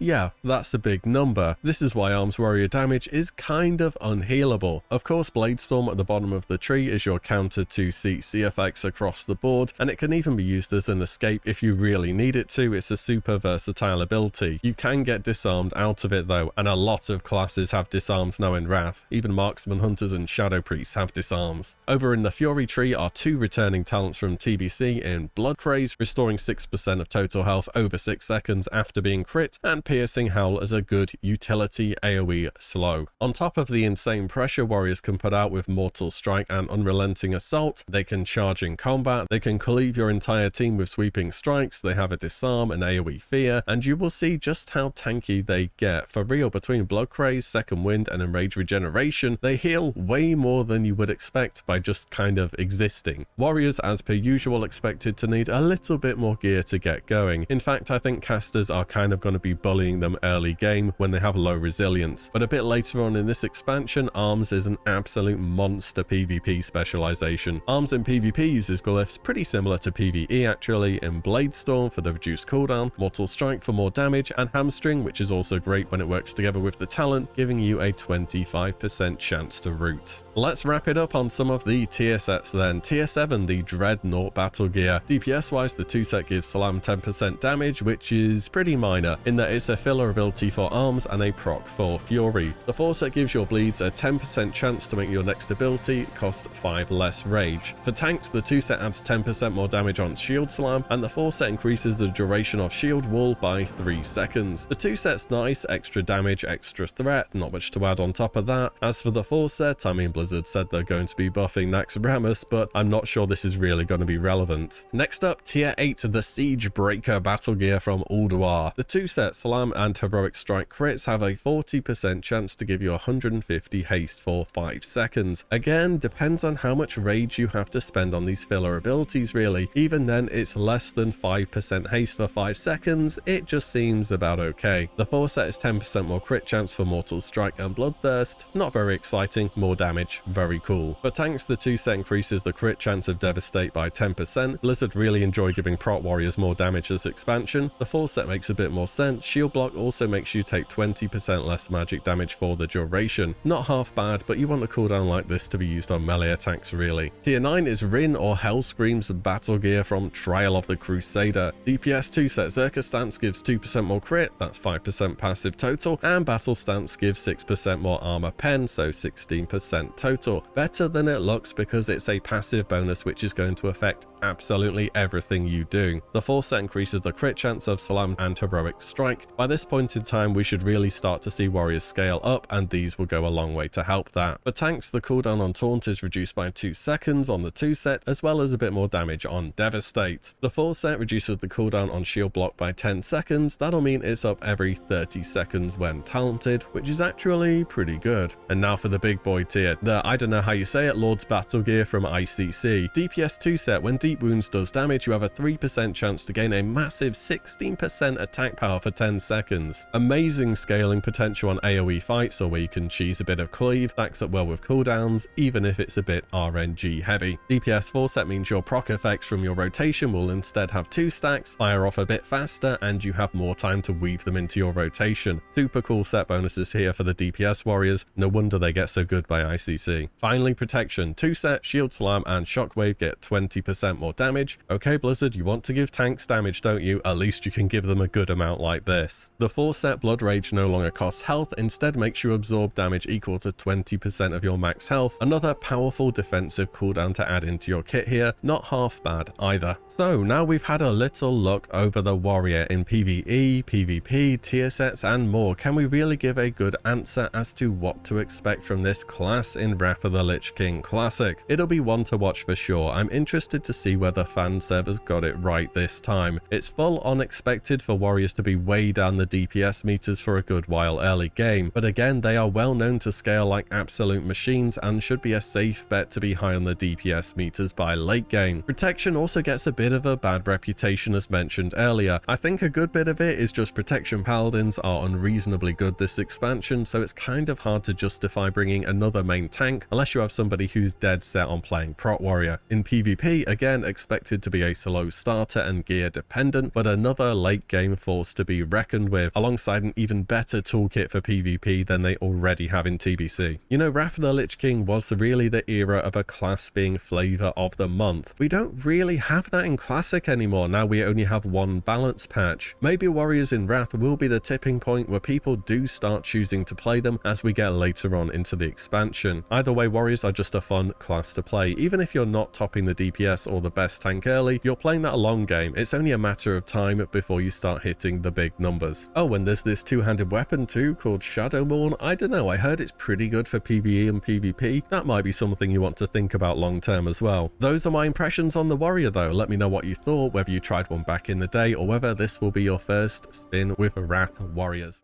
Hello ladies and gentlemen, WillE here. That is it. Every single class, specialization covered for Wrath of the Lich King Classic. All of the tier sets, the PvP and the PvE. I know the videos had a bit of a change of direction midway through, as I wasn't too sure I liked the whole "how broken is it now" title for the series, but but I don't really think it affected the content of the actual videos, as the goal was always to provide a breakdown on how each class changes, and the format was just so people can see it and recognize, this is part of that series, so I hope that makes sense. I've never really thrown a big series together like this, but I thought it would be a good idea if somebody wanted to binge the whole series or look at a specific set of classes. Also, I'm kind of interested to see how one mega video like this actually does. The types of videos in the series like this always take way more time and effort than the usual content that I'm putting out, so I do try and go the extra mile to make them special, because at the end of the day, I can only do each class for each expansion once. I did have an editor to help out with these videos. In fact, I only did one of them myself, and there were loads of comments saying the editing had been much better, so I was really happy about that.